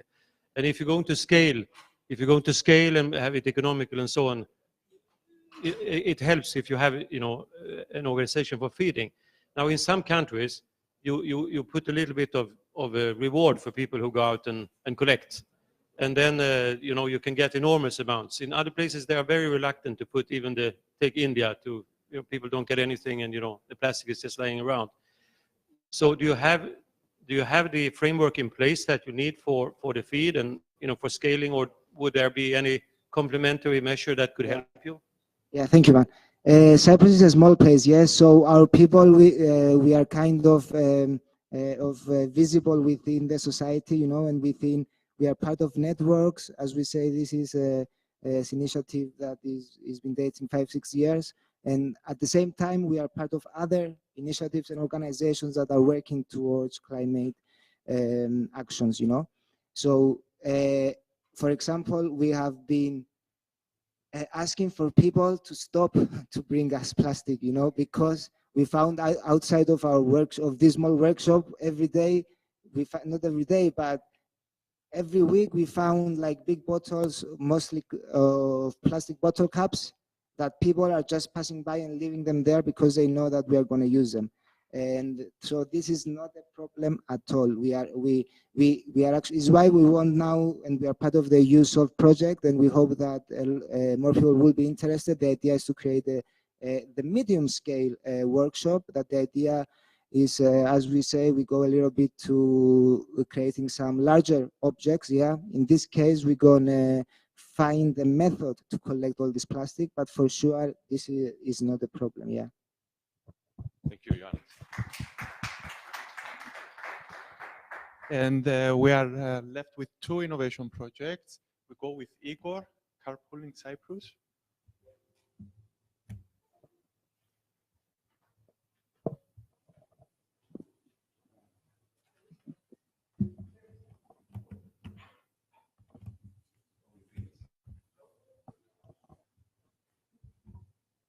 Okay, let's try from the flash drive.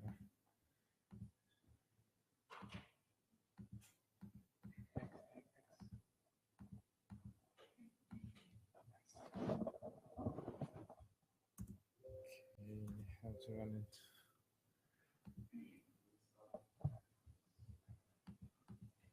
Okay, I'm not really familiar.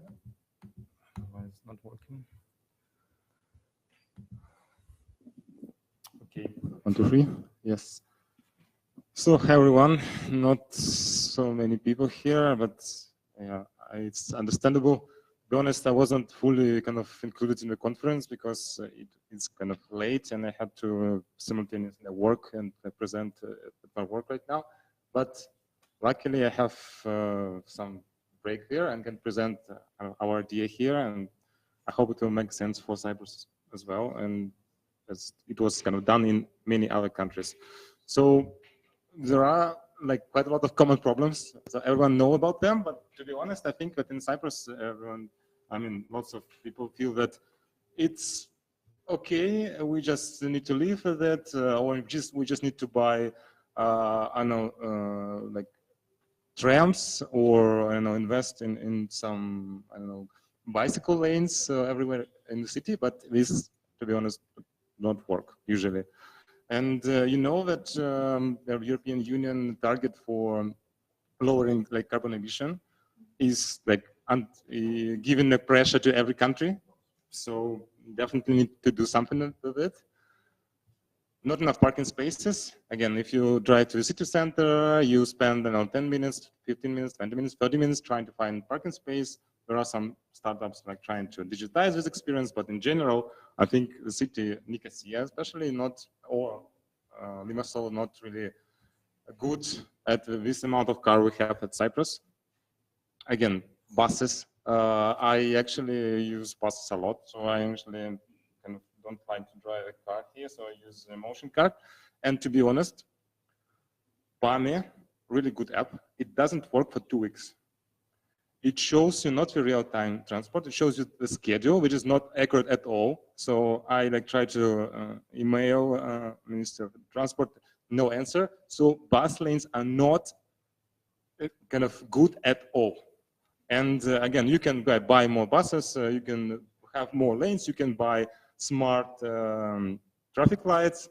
But the city is not really good for buses because the infrastructure is quite kind of divided. So some small places, some small cafes and shops are around the city, and you can just bring buses everywhere. And of course, there are some like ambitious projects. Again, let's build like trains everywhere around island, or let's buy 20 times more buses, or like smart traffic lights, but they are too expensive, and I don't think they will give results. Especially we are now in crisis, and I truly believe it will last for about like 2 to 5 years, and I don't think we should spend money on such a project right now. And we should start small, of course. We shouldn't invest money. So this girl not really like to be at the car at all. So our target audience is actually like small for first step. So first we should target at people who don't own a car right now, because if they don't own a car and they know like different methods of work, like traveling around the country, they will not buy a car. So at least we will kind of stabilize the amount of cars, because Cyprus is on the 3rd place in the European Union. Everyone has a car, and actually city is kind of supporting this. Second, we have, so of course we're here, so I live for like 6 months in Cyprus. I came from Russia because of the well-known events. And I can say that when I arrived, it was a Telegram chat with people who, for example, ask for help and commuting to airport or to another city and so on. There was about 2,000 people there. And now after 6 months, there are 6,000 people there. Again, 6,000 people who either request a commute or offer a commute in just 6 months. And this is only Russian community. And I think people from other countries, from other companies are here as well. They do want some help. And of course, if we talk about some conferences, again, if something interesting happening in Limassol, I can drive my own car, or I can combine this trip with my colleagues or someone around the city. And I know that it will be quite an interesting trip, because people coming to the same conference are usually people like similar like me. And it will be beneficial to have a good talk while we're commuting. And again, massive like next audience is about, again, rush hour travelers. So again, you have to go to school. I have 2 kids, like 12 years old and 3 years old, and I have to run like to 2 schools. So it's like lots of traffic around the city in the morning and in the midday. And if kids need to go to somewhere, I know, like extracurricular activities, another trip and then back, and this is really enormous amount of cars on streets on rush hours. And of course, even for example, for office workers, for teachers, they have to be at one place from all around city. They travel in like at the same time, like at their own car. Yeah. Okay. Okay. So there are quite a lot of things that our government can present, and I think we should pay attention to this part that is that has kind of most easiness and great impact. And one of these ideas is carpooling. So in general, carpooling is when you share your car with another one, not just giving the car for free, but if you travel, for example, from one area to your work, you can ask your colleagues to come with you and bring them and then bring them back. And actually, there are some evidence that actually it's worth it, especially in US and UK and all around Europe. US is quite similar to Cyprus, especially California, everywhere, because quite distant cities, 45 minutes average time to work each day, 45 minutes on the morning and in the evening. And again, less traffic, less carbon emission, less parking spaces, then transportation demand. Again, quite a lot of cars available on cities with carpooling will definitely significantly decrease the amount of usage of your own car and buses and taxis and so on. And again, less investment. You don't need to buy a train, and you just need to spend, I don't know, $10 and euros per each car, for example, for subsidizing parking and so on. Again, carpooling market is growing, so it's not a dream or something like that. And there are like lots of different models. It can be like government specific subsidy, or it can be be paid by business, for example, for their coworkers or school and so on. So not a dream again, not a student project. And there are some, again, successful competitors around the world, around Europe. There are already some communities in Telegram. And of course, you can ask your neighbor to community to work. So why are we kind of doing this and why we think it's possible? Because we definitely have experience. We are kind of passionate about environment. We know how to be in Cyprus without car. It is possible. It's difficult, but it's possible. And we already kind of created some prototype that we use for inside our office. For example, if I want to go to office, I can ask in like Telegram a chatbot to my colleagues to kind of pick me and then pick me back. And we think we can expand it to Cyprus, like ESEIA, and then to another company, another school, and so on. And it will be possible to, I know, become like a national-wide initiative. So that's it. Thank you. Questions? Two.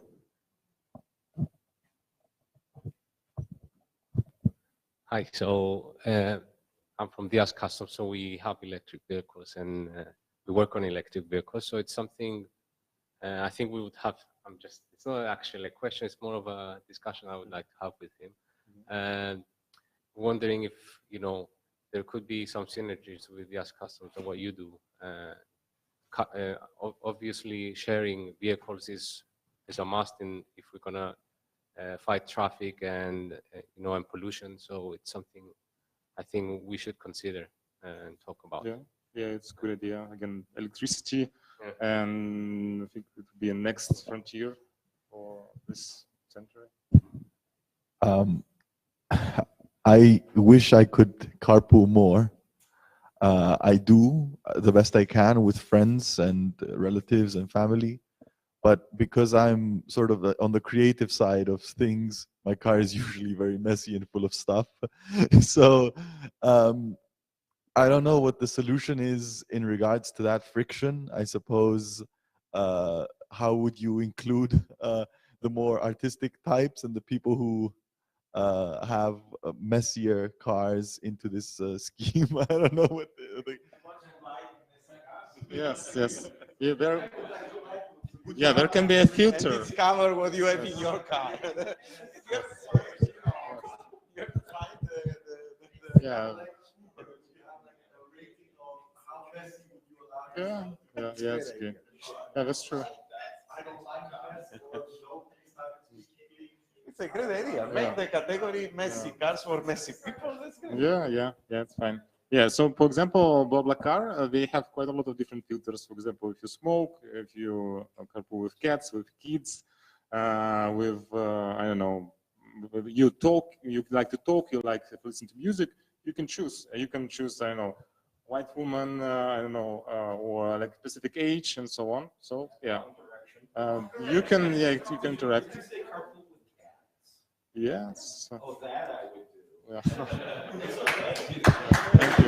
Guys, and again, I mean, this is something horizontal. Calculate the impact. I mean, you have a huge potential impact in decarbonization. Or each trip made by bringing people together, the 8,000 people coming from Limassol to Nicosia every day, if we will shrink them in half or 1/4 of the cars, will be 1/4 of the pollution. And this is like, changing the energy system, so should be accounted. We have the last but not least, sustainable energy communities. So there is. Sorry for being the last one. So let's find it. Close current.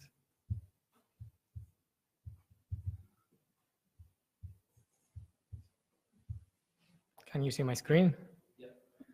As I said, my name is Sotiris. I'm from Cyprus. I live in a small village. I am an energy consultant. My background is in engineering. These are the contents. Don't worry, I'll go fast. Let's start with why. What's the problem? Ideally, we'll need to have solar for every house, but that's not possible in urban environments. So we'll need to somehow improvise and find an optimal solution. And before I forget, let me say how much I appreciate the opportunity to speak here. Thank you, Yusuf, and everyone who is staying here till the very end. We will have other opportunities. You know, this is the starting point. So Yeah, this is not a pitch deck, so these are my thoughts in action. And my vision is to have a fair transition. So, as you know, people live in flats, energy poverty, and all of that. Let's make it as fair as possible and make energy or renewable energy accessible to all. And the product, unlike the previous teams, is just a digital platform. I know it's the name of the conference, but let's go back to the definition. What's a renewable energy community? This is a federation in Europe. It's called RES Coop. It's a growing network of almost 2,000 communities. As you can see, Cyprus doesn't have anyone yet. We are always the last to innovate, but not the worst, because we learn from others. And very briefly, it's a business model where citizens own partially and also control the renewable project. So what's the opportunity here? If we look at the local level, and don't quote me on data because I don't have any data on the slides, there is a high trend of urbanization. Actually, 2/3 of the island live in cities and the suburbs, Nicosia, Limassol, and Larnaca. And not only that, the buildings are getting taller and taller every year, which means there is an energy market barrier to individuals who either rent or are owning a flat. And on top of that, we have the global events. We have the energy prices that are going up because of the war and the inflation, and also the long-term trend of electrification on mobility, as you said, as you described very well, and heating too, which means higher spikes in demand for electricity in urban environments. I hope you can hear me at the back. Now, what's the proposed solution? As we said, data is a commodity. It's the new oil. Therefore, we need a data aggregator for people to access it at home, asynchronously on demand whenever they want from their mobile device. And the objective is to showcase all the local energy communities in Cyprus. And yeah, the reason for that transparency is to give the opportunity to the public to have better decisions and find the best options available. The web app is in a beta version. It's actually online at the moment. You can see the landing page and the listed communities. It's very minimal. I know it's only a couple of pages. And this is the mobile user interface. It's the same stuff, but eventually I'm planning to launch it on Play Store because, yeah, my generation and younger people like to be on mobile instead of reading books. It is what it is. So that's the user experience.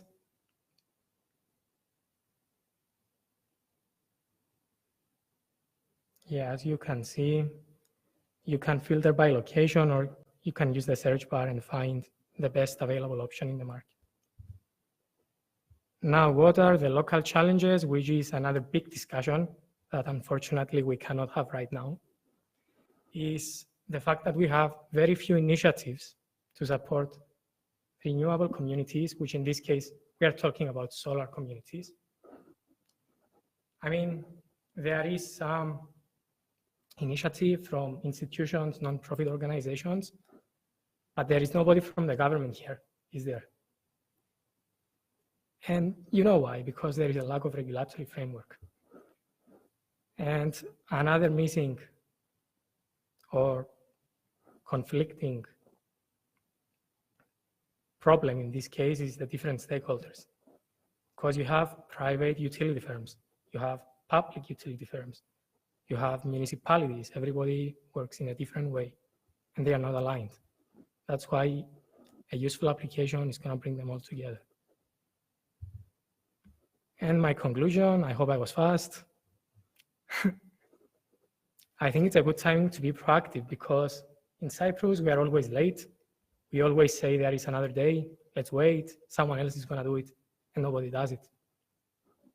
And what I like about this is the engagement of the community for the energy planning in their region. So it doesn't have to be, but you can invest in your own community, in your own suburb, in your own neighborhood. And this is aligned with Sustainable Development Goal number 7 from the UN, which aims to provide access to affordable, clean, and modern energy for all.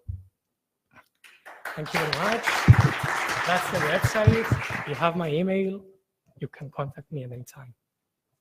So when people invest, are they getting energy to their home, or are they investing in a project and then later they can get the money back out?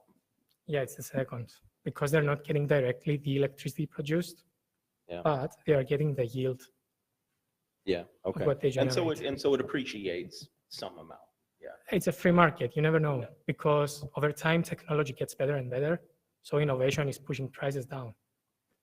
But overall, I mean, the value proposition is that it's always cheaper than the alternatives, which are power plants. It's always cleaner because it's solar energy, and it's near your community. You can go visit it. It's not mine, by the way, but in Cyprus, nobody has done it yet. Thanks, appreciate it. Yeah, last question. Sorry, I just have this question. It's about the legal behind this, the legal stuff. Is it hard or is it easy? Actually, the alternative investment platform needs to be like a fintech application, which I haven't got a license yet, but I need to speak with a lawyer. But even without that, because it's just a solo project for now, I don't have any partners, as you saw, then the utility I'm providing is the mapping of the ecosystem. So if we go back to this, in the video, there are online forms. They can provide me details about energy communities. I can get in touch with them, list them for free. And yeah, of course, provide them consultancy for services. Rather than actually handling investments. It should be a lot easier from a financial point of view. Yeah, that's affiliated marketing. And the communities are the customer. It's not the user who's going to invest. The user, everything is free. Every little information detail, their phone numbers, it's going to be online. Thank you. Thank you. I mean, this is a solution to challenges we've been discussing in the conference. Just one comment about, I mean, or one special thank and appreciation for the ones, I mean, the innovators who are still here, because this is, I think, my 22nd year of assisting startups and people like you. And the ones who, let's say, perform better are the ones who are not just talking, but the ones who are listening. So the ones who are still here are, let's say, have something plus, because they are learning from the others. And this is not only because you are the last one, because it might be you were forced to be here, but I think you have been staying here in any case. But, you know, whoever is in this dialogue is getting more than just presenting. And so we decided that we will not assign awards, because I mean, we had a very good variety of ideas. Everybody has been presenting and with passion and interest. So I think we will more prepare some endorsements, so something that's showing that you have been appreciated here in the conference, which is, I mean, more fair, I think, Brigitte, than saying that we like this one or that one, because they are really covering a diversity. So it's better to keep this diversity, let's say, as it is, as a ecosystem. So I think that this is the right way. And with most of you, we will meet again here and hopefully in the hub in Strovolos whenever this will be ready next year. I totally agree with you. I think it's been a really fantastic late afternoon session, and we've heard a lot of news, learned a lot of things, a lot of new ideas. And now I think it's a moment for me to thank you as the chair of the conference. Thank you very much, Fabio. This has been really a fantastic time. Thank you. And well, there's nothing really we can give you that will reward you, but this is a small small gift you got. Yeah. So, but this is an immediate reaction, but it's just a small thing, and it's just a small token of our recognition. Please go ahead and open it. Thank you very much to the audience who have stayed so late with us. And I think there's some small reception out there. Something to put in. But maybe you want to say what's okay. Sorry, you don't. So we have some drinks and alcoholic drinks as well. Just might be more, yeah, for the time. Yeah, but I mean, I want to thank Konstantinos because it has been unbelievable. I mean, each of you have been receiving 100 emails. I was in CC of all of them, so I think it's 5,000 emails trying to keep all the people informed and give them assistance and keep this program running. And all our team, because the team of the innovation office has been really, really committed to that. And thanks to Josephine, because even if, I mean, this has been, how can I say, broader than the impact on the energy group, because we have been trying also to connect with other dimensions, but it has been mainly dealing with the energy group, and Josephine has been very strong, let's say, connection with that and helping a lot. And there, I think Anix is there, and I don't know if Dana is there, and Angelos, who has been covering 3-4 sites at the same time and trying to solve problems, you know, appearing during the work, and the institute and everybody that has been helping in making this today's meaningful, because it's what is really important is that everybody is bringing back new ideas, and the feeling that has been learning. This has been a little bit different from a traditional conference, was more on exchange. So I hope that this hybrid model will last and keep some. There was a very nice, was like you know, a sentence in my favorite bookshop that was read, but something will appear later. So here has been something like this. Let's exchange and something will appear later. Thanks.